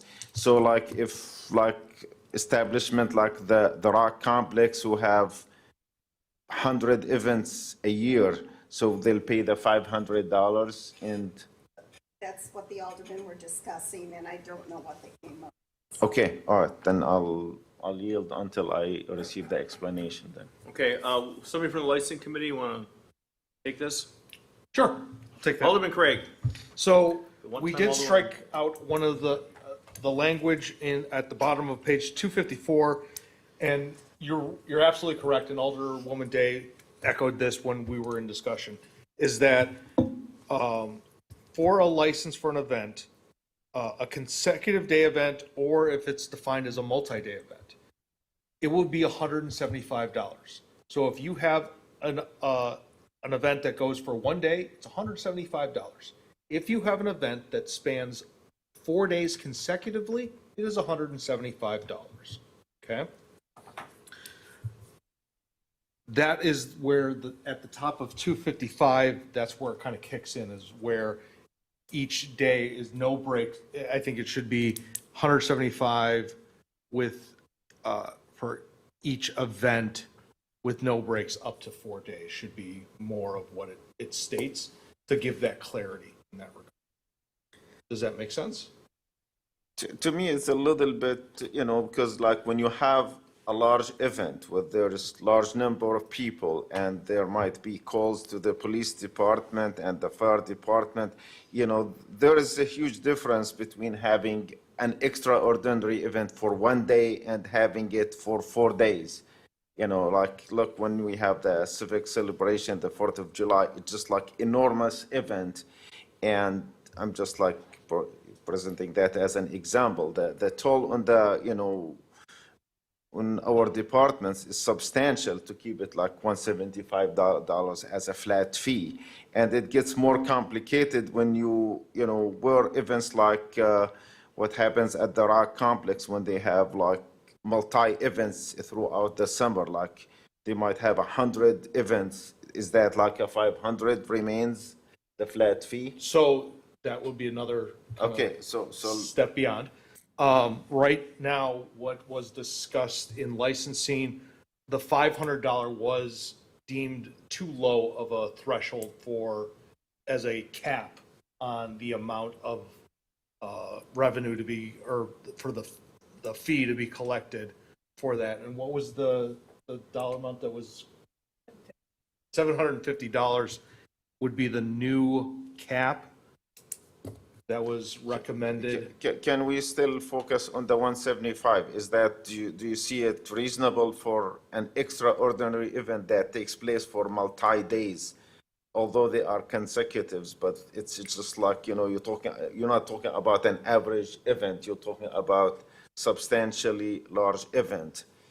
I feel, considering the budgeting issues we are facing, I just can't understand why that can't be substantially higher than the 175, especially why it can't be 175 per day, or just make it,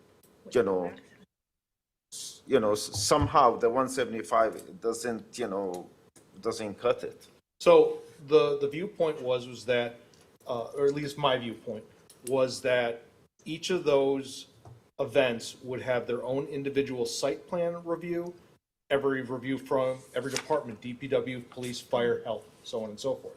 If you have multi-day events that run concurrently, so Saturday, Sunday, Monday, let's just say, nothing changes in that regard.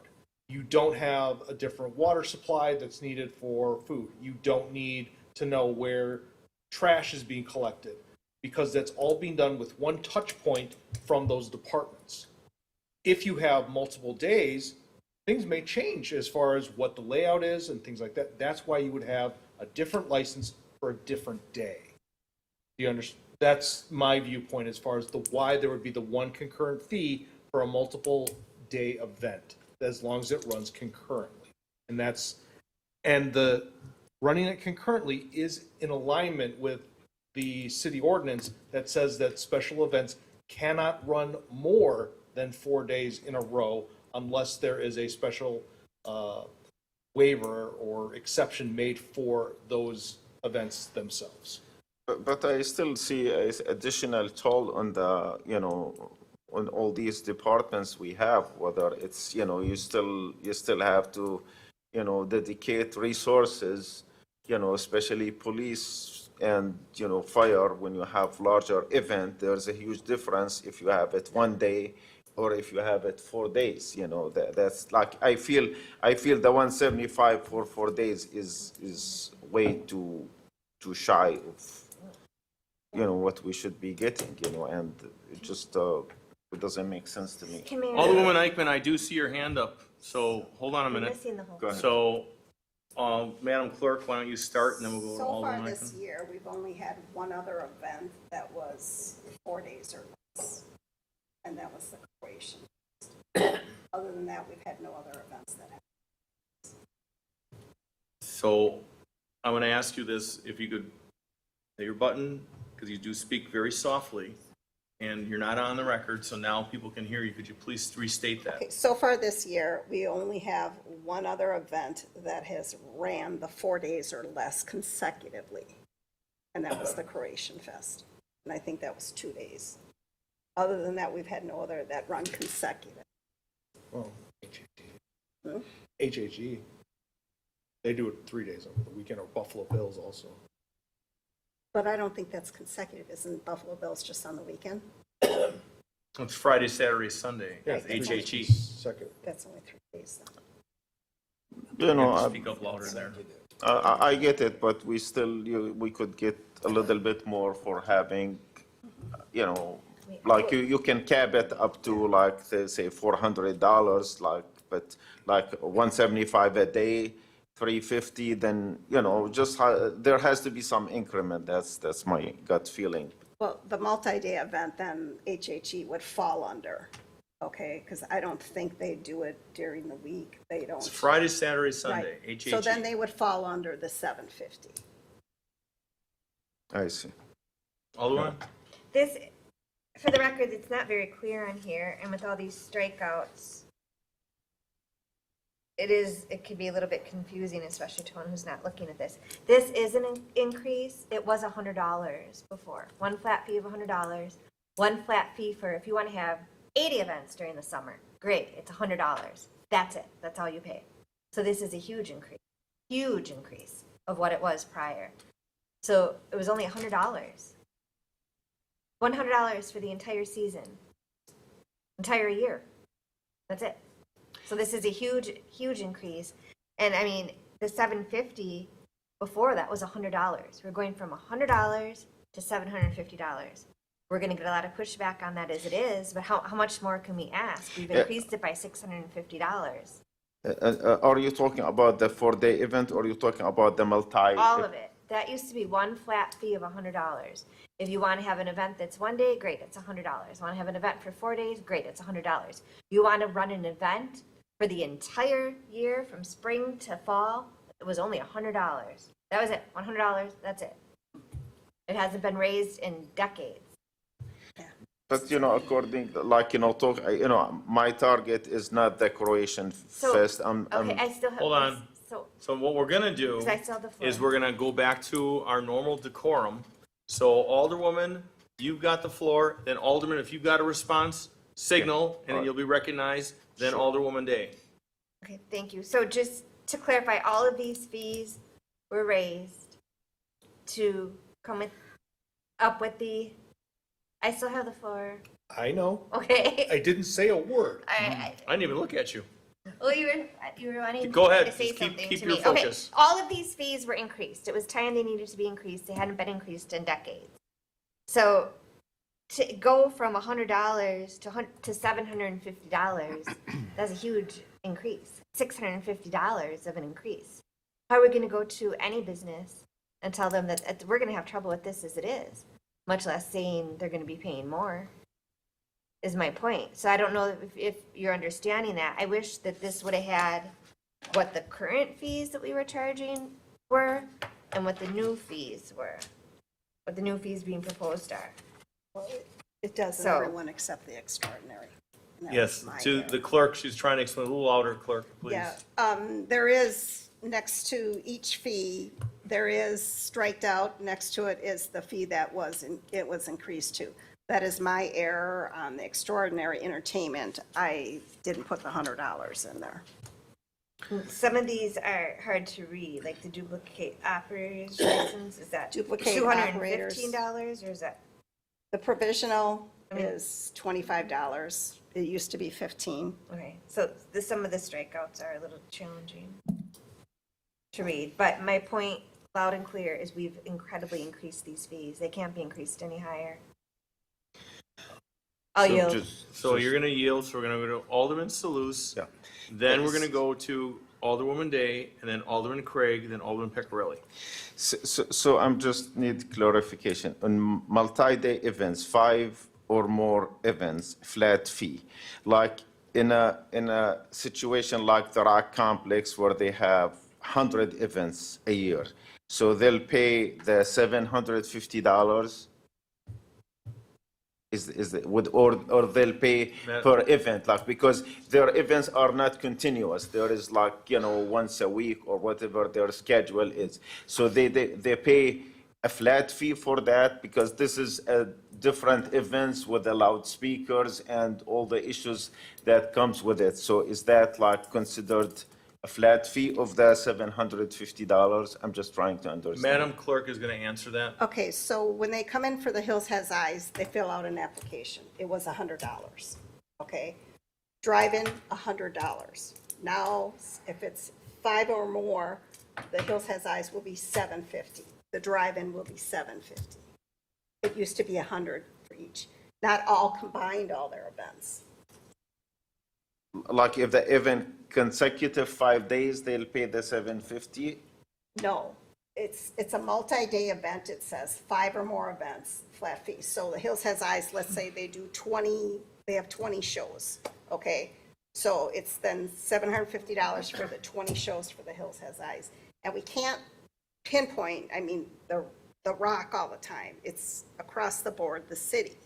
So if someone else comes in and they have an event that runs 25 days, it's $750. And then if they have another event that they want to run, which is 20 days, then it's more than the 5 days, so then it would be $750 for that event. For example, so we're looking at perhaps a Country Thunder event, that type of country event that may run 5 days, okay, in District 6 area, that would be $750, okay? So it's a 5-day event, Thursday, Friday, Saturday, Sunday, Monday, closeout. It's a 5-day deal. It would be $750. Prior to that, it was $100. Correct. Mr. City Attorney. I think confusion might be because it states multi-day event, parent, I know you're hitting it, but multi-day event, parent, 5 Danielle? or more events. thank you. I'm a flat fee, closed parent, 5 or more events. It does say multi-day, but it doesn't clarify that, okay, each event is a day or whatever. Right, that's why I wanted clarification. I didn't like the way this read, so I had asked them to talk about it at the License Committee and then bring it here, just so the public understands it and my office understands it. Just final comment. What I believe it's fair is, we don't want to mention the rock or any of that, but what I believe it's fair that, it should be somewhat per event, because there is, setup associated with every event. Like, make it reasonable, I don't care, but it has to be per event. Like, there's a difference between someone submitting a schedule, okay, I'm having like 50 concert this year, and these the dates, and tell him, okay, you're paying $750, so it comes back to like, $5 an event or whatever it is, and someone having an event and he have to pay $175. Some of those events, they charge a lot of money for people to get in and to be part of it. And it costs the city a lot of money to host those events. And just like basically having $750 flat fee for 100 events a year, for example, it comes to nothing.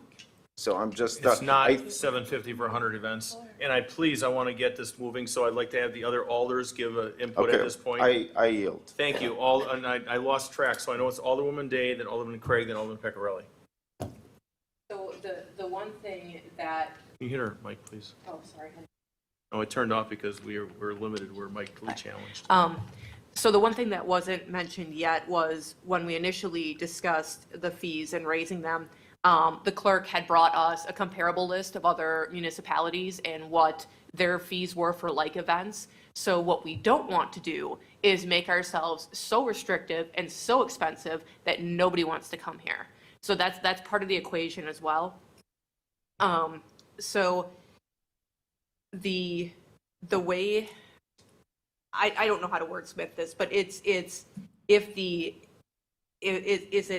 application is for 4 consecutive days or less, it's $175. If the application is for greater than 4 consecutive days, then it's the flat fee. Is that easier to understand, or is that harder to understand?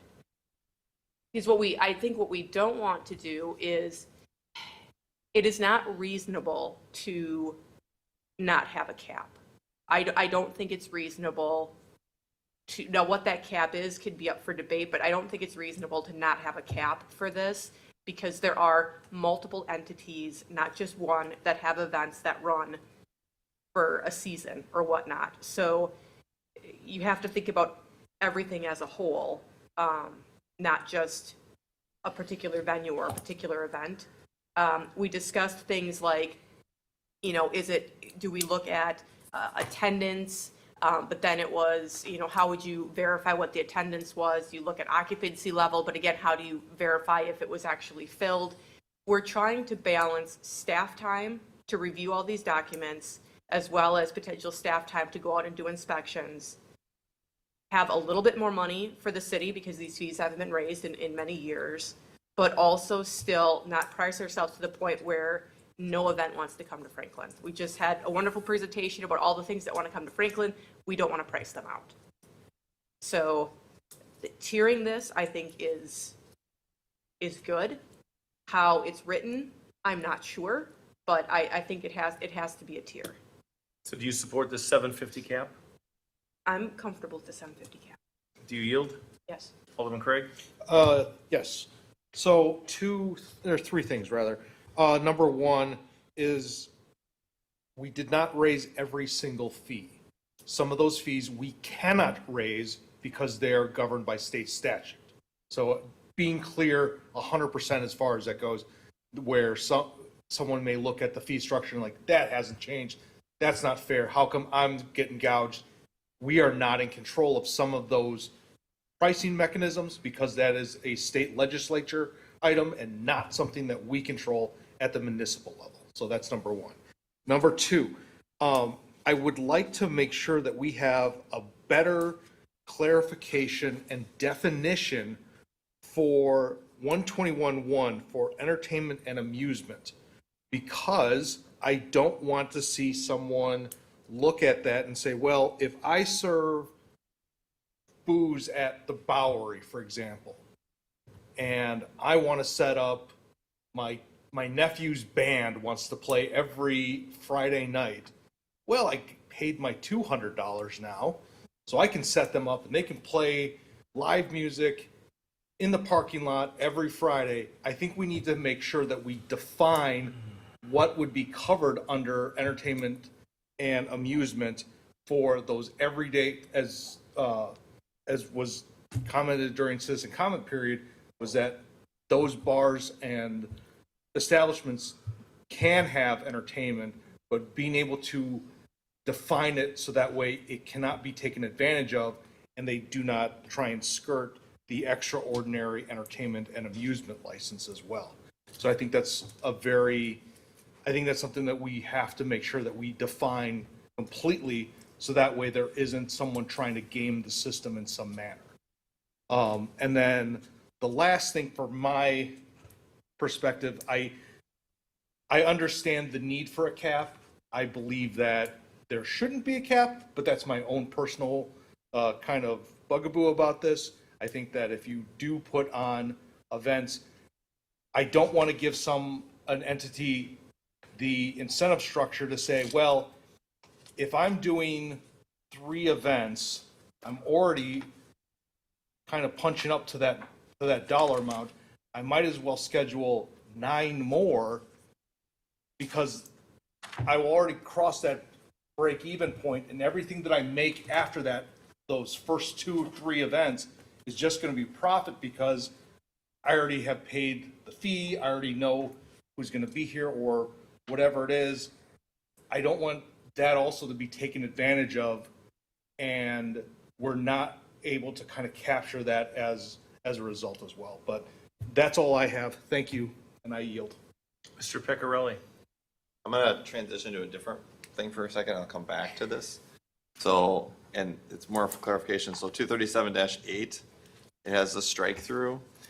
The strike through is missing on the last 0. So, but it's underlined only the 150. So if you look at it, it actually comes across as being 1,500, which I don't think is what it was meant to be. I think it was meant to be 150.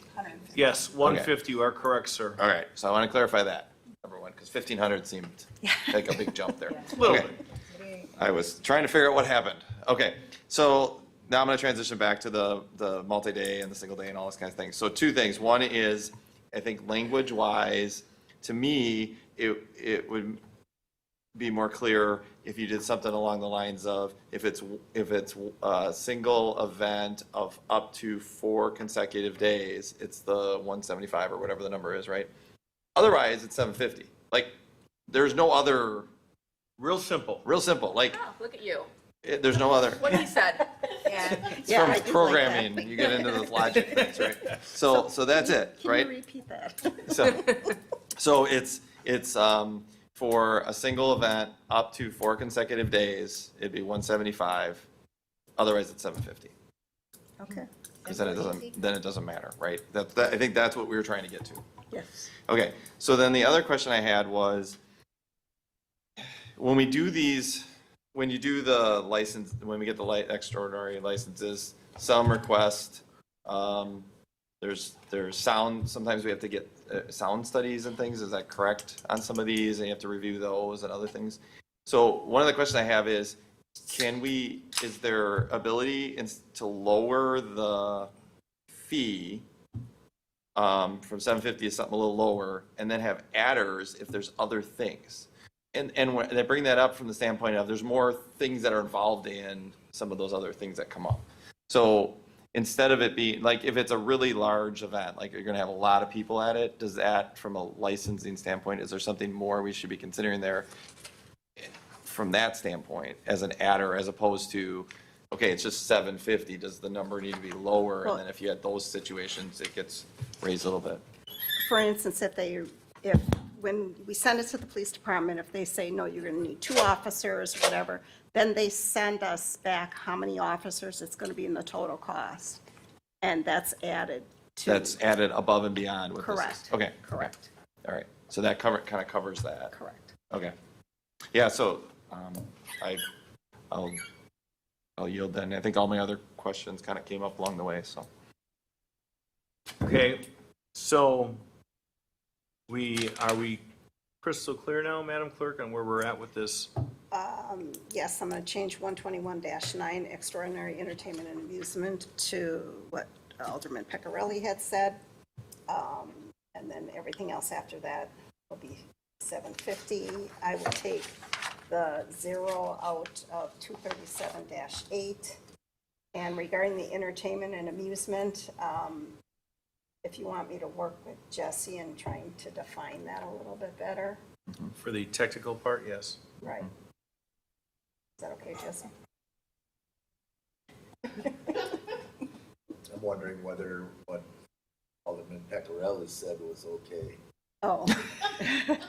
Because I was going to say, change multi-day event, Aaron, 5 or more days, events, or 5 or more events. Anybody see me doing this? That means, if I do that, I would that's a put silent thing. days and make event That's the way it's recorded. singular instead of plural, but is what it is. What, Leave it as it is, but where it says multi-day event, parent, 5 or more events, comma, flat fee, I would change that to multi-day event, parent, 5 or more days event. So it clarifies, it's one event, but it goes 5 or more days. so can I? John, hit it. All right. So in that case, then how do you treat something that's like a Tuesday, and then there's another Friday, and then there's another Wednesday, and like multiple, there's Yeah. multiple. Is that fall under the first or the second? And then is that a 750 for every one of those singular things? Because that's where I'm going. If you just go with, it's a single event up to 4 consecutive days. Okay, so you're saying consecutive. Yeah, yep. And then otherwise it's 750. So that's the only thing we define. Anything else is 750 if you're doing one of these extraordinary events, because it's still the event, whatever we were defining as the extraordinary event. If it's 30 different days over a bunch of, spread out over the calendar, that's falling under that 750 then. Right, that's the intent behind this? And it's every day, maybe you want that in there too, because it's every day event after the 4 days, not just anything after that is 750. I don't know. Now it's going down a hole Well- again. So, okay, let's just call it what it is. What are we looking at? Let's get an example. Because this should not be this difficult. We are I know. raising it from 100 to 750. And it's the 175 with no breaks for each day up to 4 days. Anything more than that is 750. Is that what you were saying? With no breaks. Anything other than that scenario is 750. Yes. So it could be 5 consecutive days, would be 750. That Right. could be 5 days spread over 3 weeks, would be for the same event, would be 750. So let's say you had one event every Saturday for 16 Saturdays. That would cost 750 now. I think we got to clarify that, because if you call it an event, then each of those are singular events. That would be 175 for each of those. If you call an event over 5 days over 2 weeks, right, and it's spread out, then that's $750. That's how I'm reading this, or I'm reading the intention behind it. Well, I'm reading what you said with the mayor's use of okay, starts on Saturday. You go more than 5 days on the first one, so it's more than 5 days. You skip a day, then you do it again for another 5 days. So you're giving them year-round, 5 days a week for the $750. If that was a singular event that got approved by, yes, but Okay. that's no different than. Okay. Alderwoman Day, then back to Alderman Salus. I do and- think. Oh, Can I just finish? Mr. Pecoraro, you got the floor. I do think it is important that we define what an event is as part of this, because I think that's part of the sticking point. Because if this is where you're getting into, I think to the differences, right, is we need to define what an event is. Otherwise I could show up and give some broad statement of all the different things I'm gonna do. I'm gonna call it an event, right? And I'm gonna pay $750, I'm gonna do everything underneath it. That So, is not all the right, intent. I'm going to ask, before we go down to this side, Madam Clerk, I'm going to put you on the spot. I'm slowly talking, so you're getting ready. Yeah, I can hear you. Okay, good, because they can't. So now, what is Hills Have Eyes? What is that considered? That is considered a multi-day event because it's not consecutive. It's just Friday, Saturday, Sunday here, Friday, Saturday, Sunday there. Right now, they get the extraordinary entertainment and amusement license for $100, and that covers the Hills Has Eyes. And now it would be $750. Correct. Okay, now, hold on, Counselor. So now let's transition and let's get all sorts of crazy, and we go to Croatian Park for their every Thursday beer garden night with, and they got the nice band shell. It's wonderful. What is that? That falls under their entertainment and amusement license. They don't pay anything for it. Well, what do they pay for that license? It's well, now it's $100, it'll be $200. So it is currently $100. It will propose be $200. Correct. I'm just restating clearly into the microphone. Okay, Counsel. I think I heard the clerk say it's not a consecutive day event. And so it is a multi-day event. Correct. They Well, don't have it what is consecutive. in the code that you have right now, 121-9, license, parent, consecutive day event, parent defined as a multi-day event. Right, that's why I said when I put But you this. just said, 10:46 p.m. Alderwoman Eichmann has exited the room. Where am I here?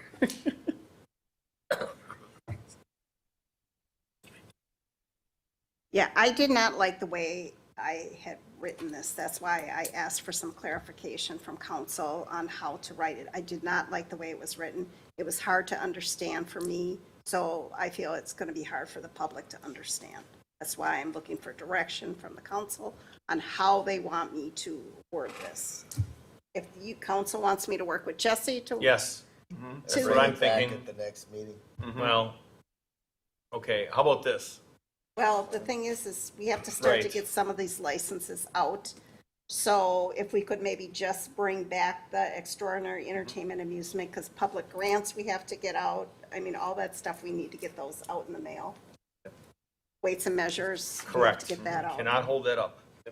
So is that okay if I just bring back the extraordinary entertainment and amusement? And the entertainment, What? Yeah, I'll have to talk with Jesse on so that defining. we can define. So looking, Counselor, for a motion. So a motion would be to what and then bring back what? Motion to approve what tonight and bring back what? Motion to adopt the ordinance as set forth on the action sheet with the exception of the provisions for section 121-1.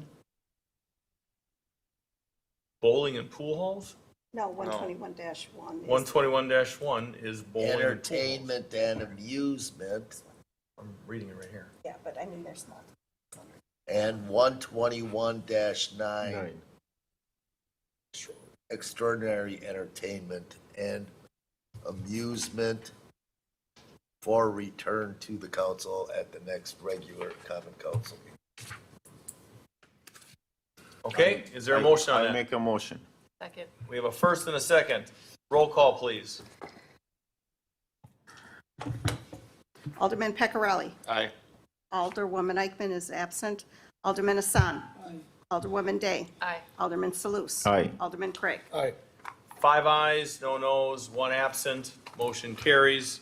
Alderwoman Eichmann is returned at 10:48 PM respectively.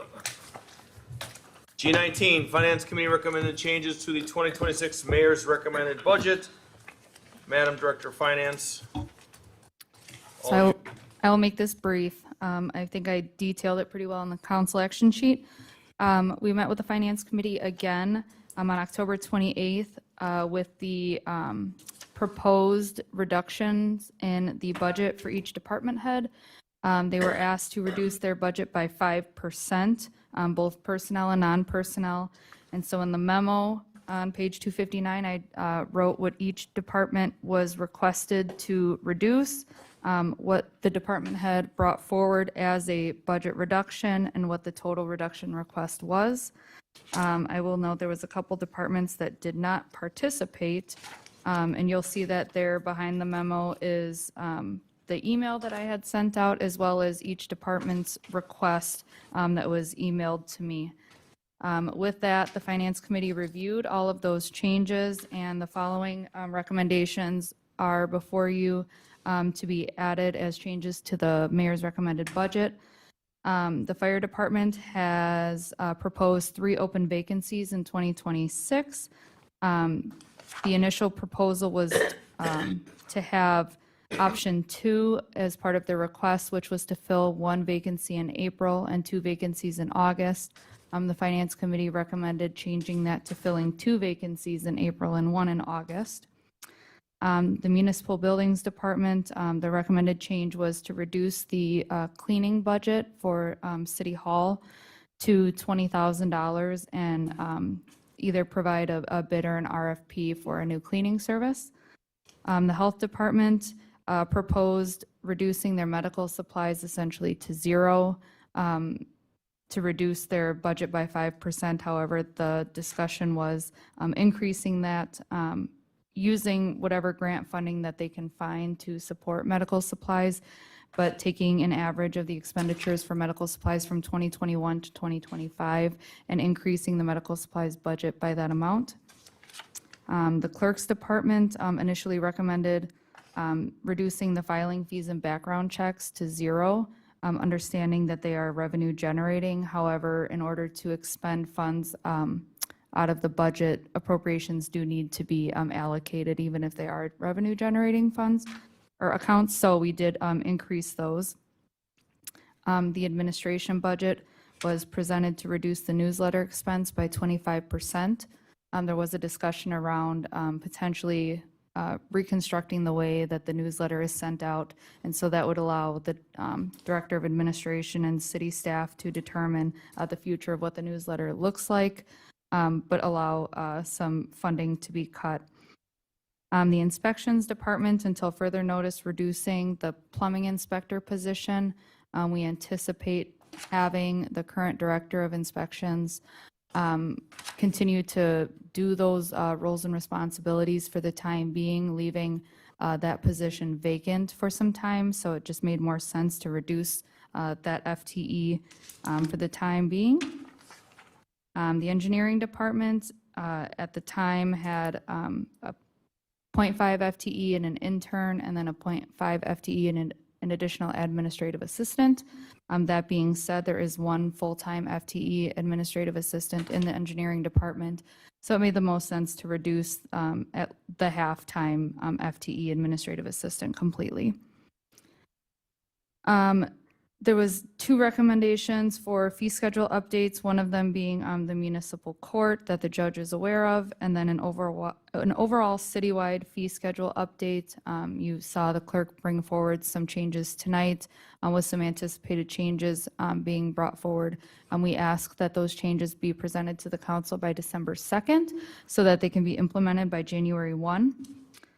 That's municipal court. That's all. Right, but Yes. when you're done, I'm going to touch on the municipal court part. Go ahead. Okay, yep. And then the final 2 were eliminating any mid-year raises in 2026. The conversation was eliminating them completely. I didn't want to put that in here since we are going to have to bring back some sort of policy stating that we are not going to allow for mid-year raises going forward. So we did discuss bringing that forward to the next Finance Committee meeting. And then lastly, after these changes and any other future changes, I know that one of them will obviously be, I don't remember what item it is, but the IT one where the maintenance is requesting to be increased by, I believe, a little over $5,000. I would potentially put that back in for approval on the 11th. But any other changes between now and the 11th would come forward, and then any excess funding after the changes have been implemented, we're going to put into an unrestricted contingency fund. The discussion was potentially using that for mostly personnel expenses with the cuts that were presented. That being said, allowing it to go into an unrestricted contingency fund requires the department head to bring forward a budget amendment, justification as to what they're needing the contingency funding for, and then come forward to the council for approval. But it just eliminates the ability to pinpoint which department the excess fund is going to go to. It would just require a budget amendment to come forward. So with that, I'll take any questions. I know 3 of you have already heard this, but any questions? So before we jump into this, one thing I just want to touch on is the fact that what a great job the Finance Committee did and the 3 alders that are assigned to the Finance Committee, because having 3 on there, 3 people can share in the headache. I attended every one of them as well, and it is a lot. It is a lot of moving parts, a lot. And I know with the municipal court, those increases that'll be proposed, you said when? December 2nd. December 2nd, because they haven't been raised since 2013. And that's where there's going to be that expected revenue increase based on the past and the trends of what has been coming through. So with that, I'll yield to Alderman Pecorelli, then Alderwoman Eichman, then Alderwoman Day. So there's a couple other things I think that we discussed that in finance I think would be good to understand. One was we did talk about the need to get a picture at some point, whether it's quarterly or so, of where departments kind of are at, because they all ebb and flow a little differently. So that was something we did ask for. It's not a budget. It's not budget item, but it was related to this and related to the fact that we have this unrestricted contingency. The second one is just to clarify that when we asked to reduce operational budgets, it was the total. It wasn't that we were asking them to reduce 5% on the non-personnel side, and on the personal side, it was whatever they worked in that area. So it wasn't a specific ask on both sides. I just want to clarify that, because maybe depending on how you looked at the way it was worded, you could pick it one way or the other. The last one I had on here is now going forward, places where departments find savings that can go into future years. So think of somebody figures out, I don't need to send this out anymore, I'm going to save a bunch of Post-its going forward. We should start to track what those are and give some sort of credit or whatever when we get into the next budget cycle, because what you want to incentivize is people finding efficiency, right? So what are the places where people can do that, and that'll, I'm going to call it, give you credit when we get into the next budget cycle, that you've already been finding some of those. Because otherwise what ends up happening is everybody kind of holds on to those, and then when they get it in budgeting, then they're going to show up with them, right? Because that's the incentive you end up with is hey, you might ask me to cut, I'm going to hold on to the items that that I think I'm going to do. So I think we got to have some mechanism as people can, as departments can find those efficiencies to give that credit if we need that at that point. So other than that, I yield. Thank you. Great job. Alderwoman Eichman, Alderwoman Day. I appreciate everyone's very hard work on this year's budget. A couple of questions for point of clarification. So each department was asked to drop 5% by city administration, finance, and the mayor. But I'm showing on page 260, the city administration deducted nothing and increased their budget by 8,200. Am I missing something on that? So what I can say is the Director of Administration did work hard with other departments. I will say that. So this was not a knock at any specific department that didn't participate. She did help with engineerings. She did help with the municipal buildings. And after further discussion of a potential retirement, she did decide that one way that she could potentially cut her budget is not filling that HR coordinator position the first couple months of the year. I'm not really sure how that will look, but that was a suggestion. And the increase in the budget is actually something that I put in there, and that's because, one, she just oversees the assessors department, but that is a Department of Revenue standard. They set what that filing fee is, and it's based on ratio of our equalized value. So as our equalized value increases, the ratio, that differentiates over the year, but that's where that filing fee comes from. So it's not necessarily something that she sets or that the city sets. The Department of Revenue sets that. But I just wanted the budget to reflect that because it was well over budget this year because our equalized value increased so much. And reducing the newsletter expenses by 25%, what is this going to look like? Is this going to look like cutting the city newsletter? It's going to look like that little flyer on the table there. Yeah, and I don't know if any alderman on the finance committee wants to speak to it, but it was more just, I'll let you speak on it. So what we talked about is the reason we cut it and the way we cut 25% is give time to figure out how to maybe move this to more electronic delivery, reduce the printing, those types of things. There are other mechanisms we can use. We did discuss still having printed newsletters available and those kind of things. So, but it was to give time. So by the time you get to the back half of the year, we've most likely switched to some other format. That's where the 25% came from because there's 4.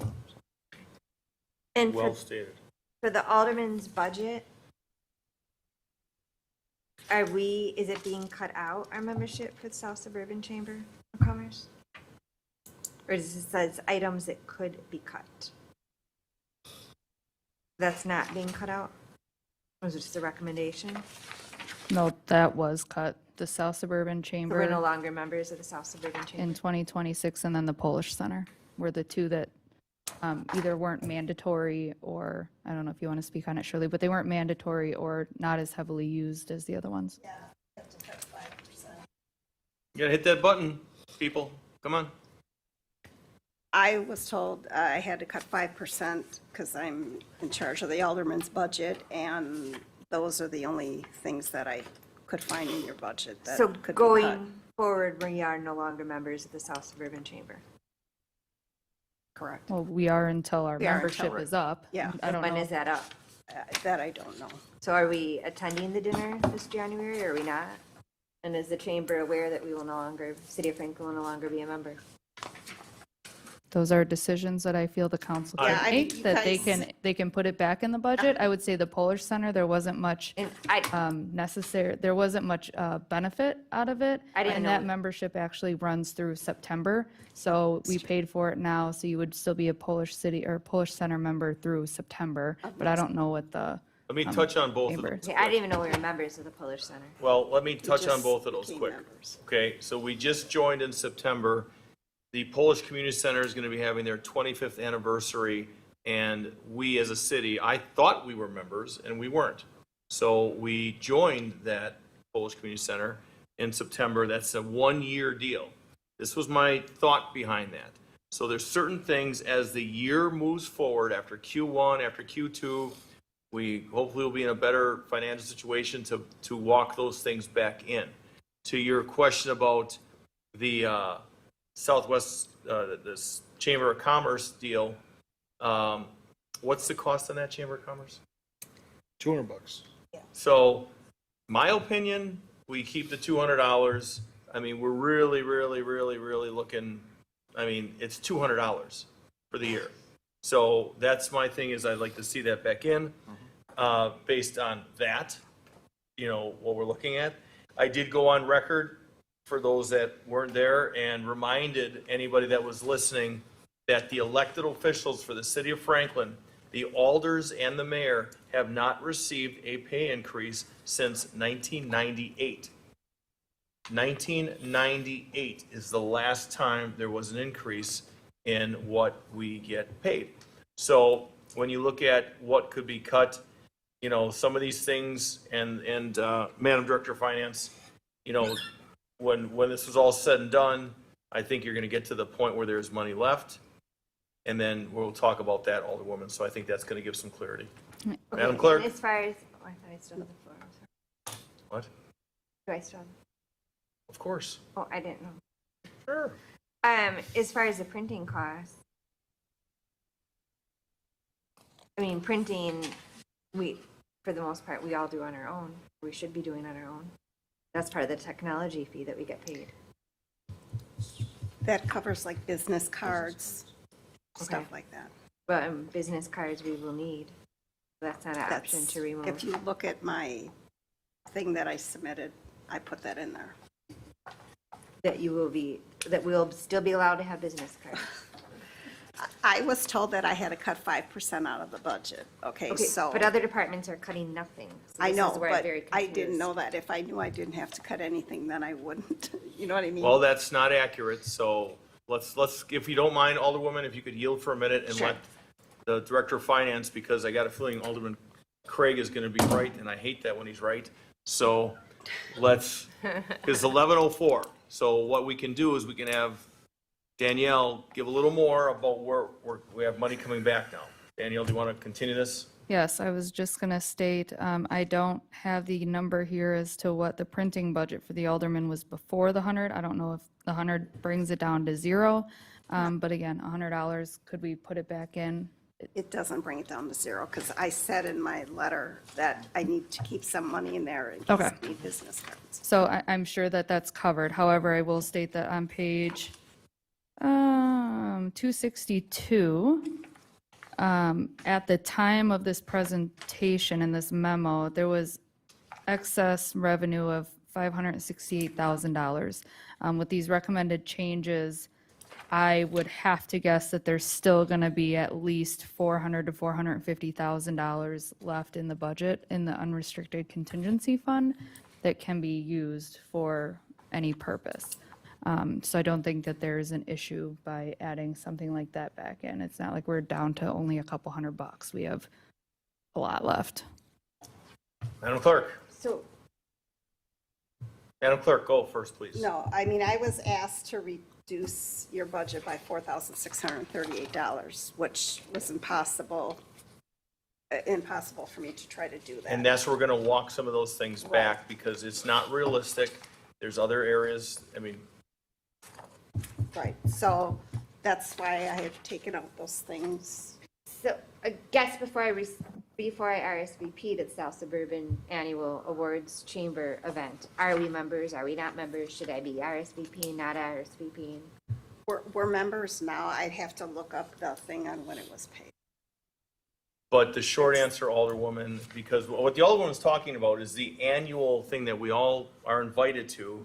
We show up, it's a big deal, and for a $200 annual thing, we need to move that back in, put that back in effect, because that is, Yeah. So I will say, I think the chamber membership, I think it goes through December 31st because we pay it in January. That being said, you just want to add to the motion to amend the mayor's recommended budget for everything detailed above and also include the $200 chamber membership with the motion. I'm sure that that would suffice and we can move that back. Yeah, What is the volunteer recognition for the Alderman's budget? it's $500. No, but I'm asking, what is it? Not the dollar amount, that's right here. What is the what is the definition of volunteer recognition? I don't know.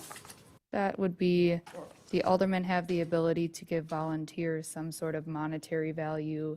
It could be a gift card, it could be a bouquet of flowers, usually that type of stuff. I know it hasn't been used in many years, but when it Yeah, I has was been gonna used in the say. past, it was, I want to say, maybe an older person's spouse or family member died, and we used your recognition for, sending flowers to their home or something like that. That's usually what that's used for. Okay. And the printing will be put back in, so we can still get business cards. No, I didn't take it all out. Reduced it, but it's not completely eliminated. Point of I mean, information. I was told I had to take out $4,600. Hold on, she still has the floor. I mean, I was told I had to take out There you go. $4,638. Okay, so I looked at the Okay. budget and But then, why were other departments told they needed to take out and they didn't take out? I don't know, I was asked by Okay, the we mayor, understand that. administrator We've and all heard that that. like 5 times in all kindness, but I'm just confused as to why we have a letter, an email here from the city administrator telling every department they needed to cut. But now, Danielle, for clarification, you're saying the administration department has now cut? Because on here, it's showing they didn't cut. That was a conversation I just had with her, yes. Okay, so it's just not updated in here. No, because it happened after the memo was sent out. Okay. And then real briefly.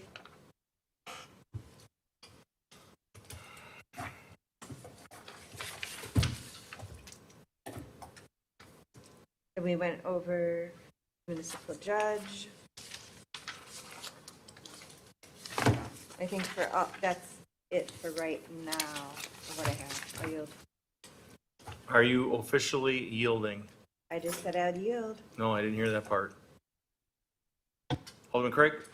Just as a point of information, the printing budget for the aldermen for the 2026 budget was initially $200. So it's being halved. It is not being reduced to zero. There's still money for a budget for printing. So Is that right, Madam Clerk? $42 a box. You do not have the floor.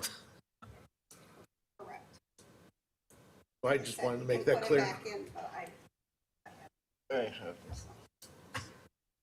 Thank you. Alderman Salus? The point I'm trying to make, when it comes to personnel and our employees, we have to be careful we have to pay them fair compensation. Whatever, other cities similar to ours pay, we should make sure that otherwise, if we start, cutting salaries and reduce, compensations, we could lose key employees out of the city. The discussion we have here, we are discussing peanuts, cutting $100 here, $100 there. We have to take a deeper look and figure out how can we bring more money to fund the city. With the inflation, everything is going up, and unless we figure out a way where we can boost our income a little bit to be able to pay all these expenses and, all these cuts that we're talking about, it might come back. We have to be a little bit comprehensive in our analysis. I'm just hoping things will work out for this year, but looking down the road, we have to come up with the new strategies. I yield. Alderwoman Day? Thank you. Yes, to Alderman Salus's point, yes, we did talk about that, at length, that this is, putting a Band-Aid on, a hemorrhaging artery. But it gets us through this year. We did talk a little bit at the last meeting about looking for, to Alderman Pecorari's point, looking for efficiencies, maybe not being quite so siloed, department to department. Are there ways that things can be done jointly or together to save money here and there? Every little bit helps. I will say that I echo Alderwoman Eichmann's points about the cuts. I will say that it's not a foreign concept to ask departments to reduce their budgets by a certain amount. It's a fair way to do it because everybody's budget is different. So a straight percentage cut is a fair thing to ask. Some people can get there, some people can't. That's the discussion we're having this evening. But other communities do it, and they've done it for years.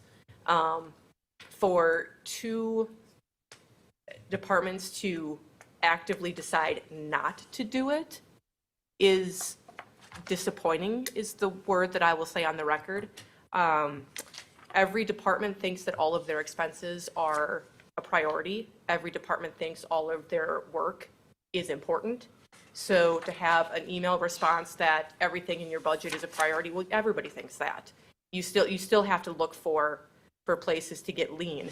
And to say you're going to rely on raising fees, well, other departments are raising their fees and they also cut operations. So again, there's no reason why you couldn't find something to give back, whether or not it was peanuts or not, and it ends up coming back to you in the end if we have enough money, is regardless. I mean, especially when one of the departments was quite heavy-handed with department heads about this process and that they needed to reduce and then they chose not to, is incredibly disappointing.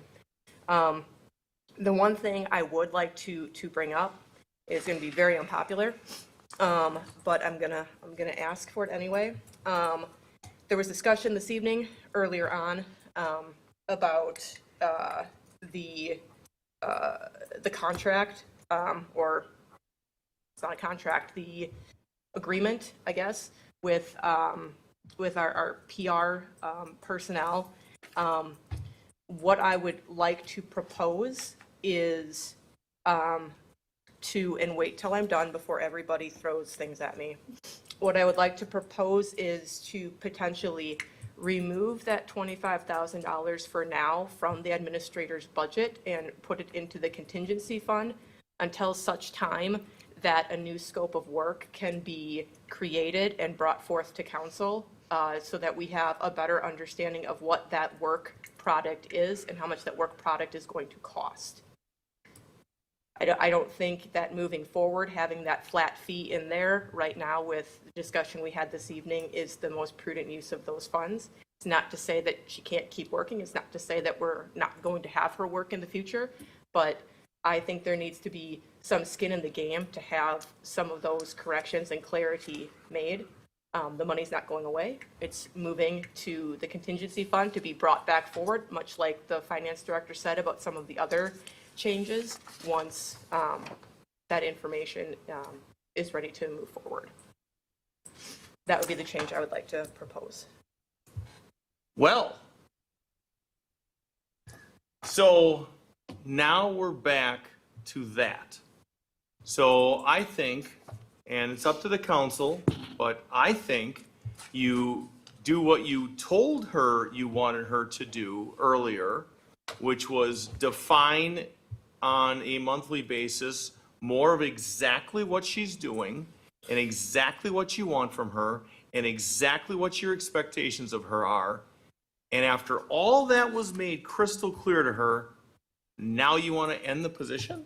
I'm not saying end the position. Well, if you're unfunding it, if you're Well, unfunding there's- it goes away. There's 8 weeks left in the year to come up with that. It puts a priority on coming up with a plan that is beneficial to the city as a whole. And it's not getting rid of the position, it's not getting rid of the person, but there's no incentive for anybody to make any of those changes or to move going forward to have some sort of position that benefits the city as a whole. And I think you made it crystal clear. And I will say that I was told repeatedly by several people that it was inappropriate the way that G5 was constructed to make motions such like this because of how it was construed, and it was for discussion purposes only. And that this was a budgetary manner and it needed to be done in this section. So I waited for that. You did. So now, since you waited, what are your thoughts with everything that was discussed? Because you could have alluded to, or you could have simply stated, I have a problem, I'll be discussing it in the budget, and I'm looking to do this X, Y, and Z. You could have made it real crystal clear at that point. You chose not to. She left here thinking that this is my marching orders moving forward, this is what I've got to do, and I'm going to do it. And there was no pushback. There's no, now you're looking to make a change. So how do you let her go through the end of the year, and then there's no funding for 2026? Is that what you're saying? But the discussion was that she was going to work with staff to come up with a clearer scope of work moving forward and present that to the council. That's not different. But you're looking to pull the funding. But there's 8 weeks left in the calendar year. Yeah? It's not like this is the first meeting in January.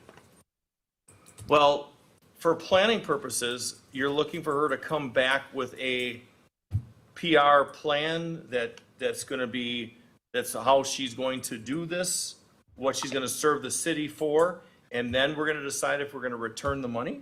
I do contracts all the time for contract employees. It does not take that long to come up with a scope of work. I agree. So I'm not sure what the issue is to come up with a scope of work. The putting the funding in the contingency fund isn't giving it to anyone else, but it is putting a priority on getting that done and moving forward. There are problems that are going to happen if we do not address some of this in the very near future. I am very nervous about after December 1st and things start rolling in motion. I am very nervous if we continue down the path we're on and we don't make corrections to what that scope of work looks like moving forward. So just for clarification, so what you're looking for tonight is to pull that money out of the budget for 2026, put it in contingency, have it frozen in contingency until this council accepts the contract that she'll have to work out with our finance director. Yes. I'm one person, but all the things that I have been seeing and reading and hearing from many different angles, I have very real concerns that this needs to be shored up in the immediate future. And it didn't seem like when we were having that discussion that it was coming across as a priority. That we were going to continue on just as we were, and yeah, we'll work on making the invoices a little bit clearer, and yeah, we'll get to that scope of work. Well, I guess my question to you, Alderwoman, is okay, moving forward, so she knows, meaning Mary, Christine, understands clearly what's being expected of her. Is she to work with Director of Finance to make sure that there's a contract?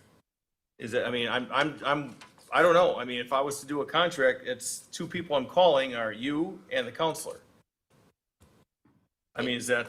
She's a contract employee, so. My question yes. would be, is the council or you, Alderwoman, looking for some sort of scope of work from the city, as in like an RFP, and it goes out and No, I'm posted? fine. I'm You fine just want, sole source.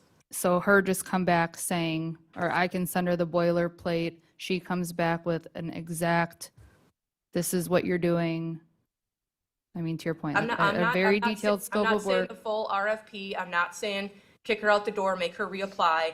I'm saying we need a legit contract, not some, I mean, she doesn't have a signature on any of this. It's just Kelly's signature. I mean, there's nothing here. So, okay. We need a document. We need a scope of work that spells out exactly what her duties are, and we need it signed by her. There's nothing signed by her that we have. With her legal name. So my other question is then, would it make more sense for the council to meet and discuss what the council is looking for out of a PR person and not just what she wants to represent the city by doing? I I think guess it's I'm just great. confused that she's going to come back and say, well, this is what I could do for you. And then the council says, well, we do want you to do this, but we don't want you to do that. I think the council, like I said, may not be an RFP, but it should come back with, this is what we expect of our PR contractor. And she can say, yes, I can do this, no, I can't, or even offer other strategies like she had suggested. That would be how I would view it. So you still have the floor. That I'm fine with that. I just, there does not seem to be any sort of urgency to make any sort of changes that were discussed or asked this evening. And this is a way to move that forward. And again, it's not kicking her out the door. It's not reallocating the money. It's not making her reapply. It's not putting it out to bid to other people. It is, you're the person, you know the city, you've spent the time getting to know it. Now we need an actual document that shows what you're doing, that you signed, that we signed, and that can be forward-faced, and there aren't any confusion or misrepresentation of what is being produced by her and in what venues it's being produced. So with that said, before we travel this way, with that said, are we then looking for her to come in here next council meeting, and we can then have a discussion about duties, responsibilities? We can hopefully have a boilerplate, something for her to produce. But then as a council, you can ask her, this is what we want you to do. I mean, is that what you're looking for? Yeah, and she knows that this is $25,000. This is what I could do for that amount of money. So it's a give and take. It's partially for her to have an idea as well, because we could ask for the moon and stars, but for $25,000, you can't do it. No. So that's the point that I'm looking at. This is a set of money. We need to know what can be done with that pot of money. It needs to be spelled out, signed by her, signed by us for a particular period of time, and then we move forward. Right, so what I'm asking you though, are you saying you're looking to have that on the next agenda where we, Sure. I mean, Yeah, I mean, time of the essence. Yeah. well, that's the thing is, I Yes. mean, that way this boilerplate can be there, a draft, and that draft can be completed, and then all of you can chime in to exactly what you are requesting of her, and she can say yay, nay, whatever, and come to some sort of resolution moving forward. Is that a fair Yes. statement? Alderwoman Eichmann? Would this not go in front of personnel committee first? Or just I don't in think the- Not for contracted So employees. if, for clarification purposes, she would be paid at the end of this year because the funds are there. Funds would be frozen until we have the contract figured out, but it'd have to be mutual understanding of what she would agree upon doing as well as what council would agree upon the Yes. rules. There is a slim chance that there may not be an agreement. And with that, then we would part ways. But that, she may say, look, for 25,000. It's not You're worth it. asking, exactly, that's my point. That's what I Right, fully but- expect. Right, Well, but it is at the what it same is. time, we asked her to do that anyway, to Right, shore but that up. where am I missing of how we left it earlier? So she left here thinking, this is what they're expecting from me, we're gonna have a better contract.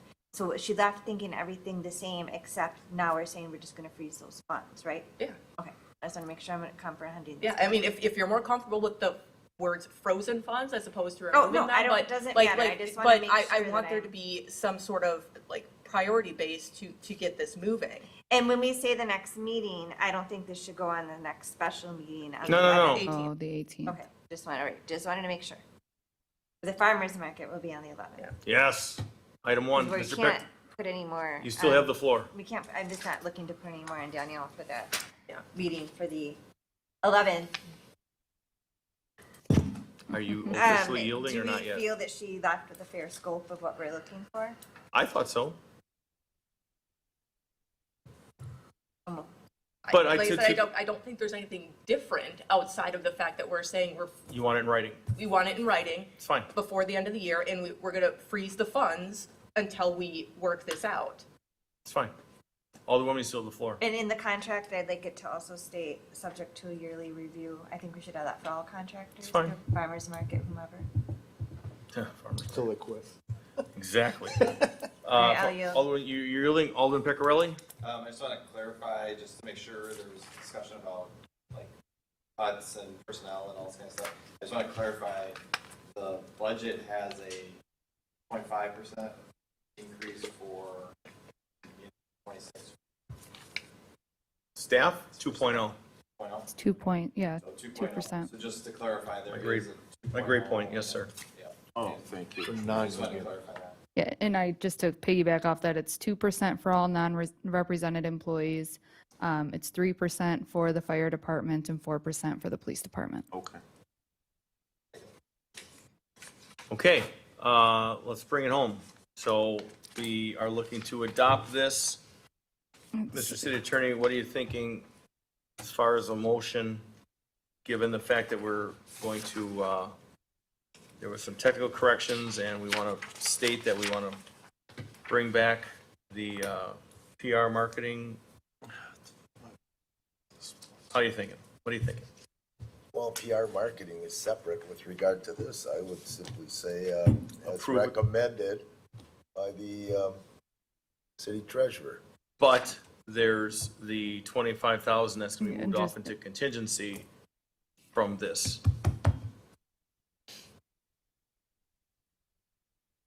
So And the $100, the $200. we're I just- making sure that we're part of the chamber. This is how I would maybe make it. Motion to amend the 2026 mayor's recommended budget for expenditures as detailed above with the inclusion of the $200 chamber membership, comma, the, reallocation of $25,000 to unrestricted contingency for professional services in the administration department, and include all in the proposed 2026 City of Franklin budget for the public hearing scheduled for November 11th, if that makes sense. I would love to make that motion. There's a first. Is there a second? I'll second. First and a second. Roll call, please. Alderman Craig. Aye. Alderman Sluse. Aye. Alderwoman Day. Aye. Alderman Hassan. Aye. Alderwoman Eichman. Aye. Alderman Rowley. Aye. 6 ayes on those. Motion carries. Oh, his makes. To G20. Let's see here. Cleos Capital Partners LP versus, what's that? There's something, Mike. What are we missing? Mine's not on, it's just. Versus Giovanni, looks like Bozalaki. City of Franklin at Elmwood County Circuit Court, case number 24-CV-428, Court of Appeals, District 1, appeal number 25-AP-1404. The common council may enter into closed session pursuant to Wisconsin State Statute 1985, sub 1, sub G, to confer with legal counsel for the common council who is rendering advice. Now mine's off. Concerning strategy to be adopted by the body, but as I speak loudly and strongly, so that's okay. There you go. With respect to the subject litigation and to enter an open session at the same place thereafter to act on such matters discussed therein as it deems appropriate. Motion to go into closed. Mr. City Attorney, first.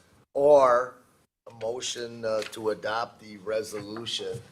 You do have a handout of the stipulation that were prepared by insurance counsel, and the changes that were made per my request. At the end, in each one of number 2,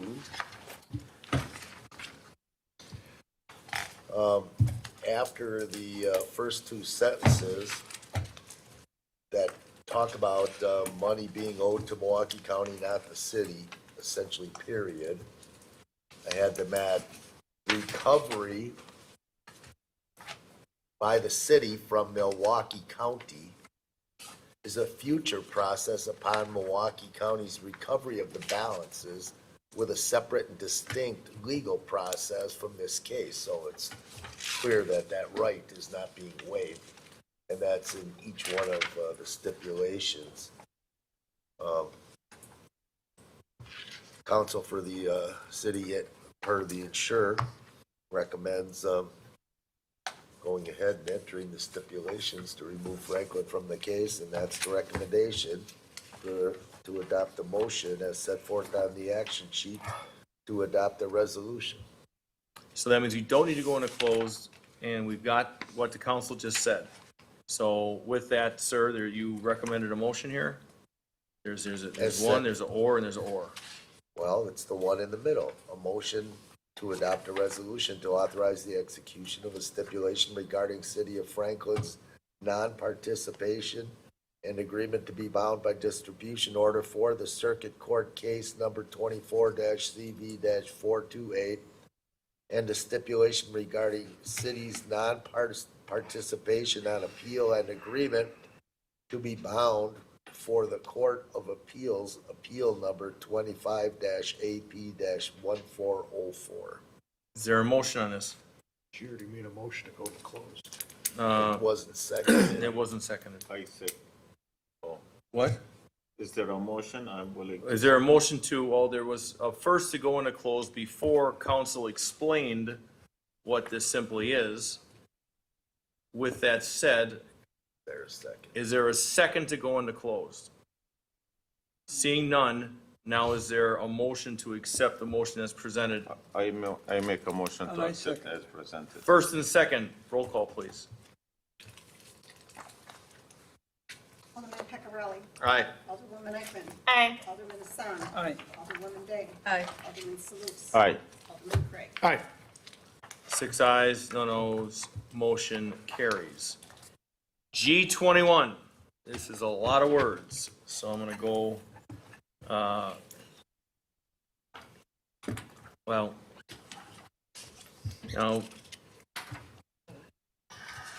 a motion to enter closed session pursuant to Wisconsin State Statute 1985, sub 1 sub e, for competitive and bargaining reasons to deliberate and consider the request for attorney-client privileged records related to deliberating or negotiating the purchasing of public properties, the investing of public funds, or conducting other specified public business, including but not limited to preparing development agreements and related regulations and development procedures for properties within the city and Wisconsin State Statute 905.03, lawyer-client privilege, and Wisconsin Statute 1935 sub 1, right to inspection and to re-enter open session at that same place thereafter to act on such matters discussed therein as it deems appropriate.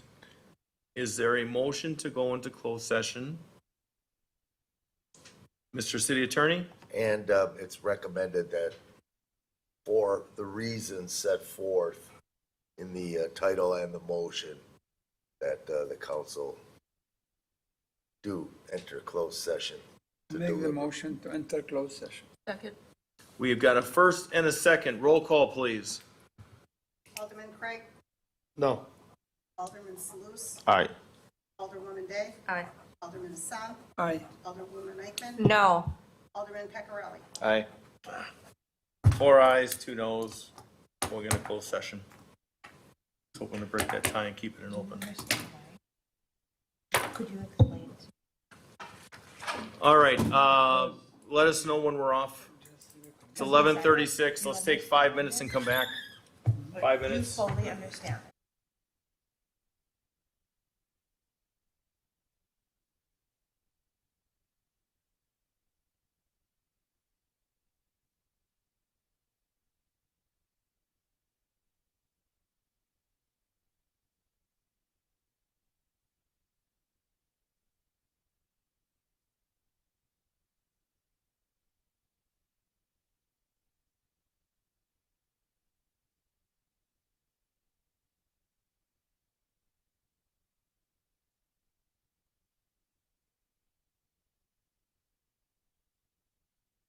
We Thank are you. going into Licensing. H as in Henry, licensing. Who is taking licensing tonight? License committee met this evening at 5:31 PM. All operators, renewals, Class C wine, temporary Class Bs. All were approved with the exception of the operator license for Tone Lee for St. Martin's of Tours. We are recommending holding that for correction of application. Everything else is approved? Yes. Is there a second to that? I'll second. We have a first and a second. Roll call, please, on this. Alderman Peccarelli. Aye. Alderwoman Eichman. Aye. Alderman Hassan. Aye. Alderwoman Day. Aye. Alderman Salus. Aye. Alderman Craig. All right. 6 ayes, no nos, motion carries. Going into vouchers and payroll approval, which is I as in Ida. This will be a roll call vote on these 3 points. City vouchers with an ending date of October 30th, 2025, in the amount of $1,486,131.32. Point 2, payroll dated October 31st, 2025, in the amount of $494,208.68, and payments of the various payroll deductions in the amount of $534,396.01, plus city matching payments. And point 3, estimated payroll dated November 14, 2025, in the amount of $472,000, and payments of the various payroll deductions in the amount of $271,000, plus city matching payments. Motion to approve. Second. First and a second, roll call, please. Alderman Craig. All right. Alderman Salus. Aye. Alderwoman Day. Aye. Alderman Hassan. Aye. Alderwoman Eichman. Aye. Alderman Peccarelli. Aye. 6 ayes, no nos, motion carries. Is there a motion to adjourn? Make the motion to adjourn. I'll second. First and a second, all those in favor? Aye. Any opposed? Ayes have it, motion carries. We are adjourned at 12:18 a.m. on November 5th. Please take us off.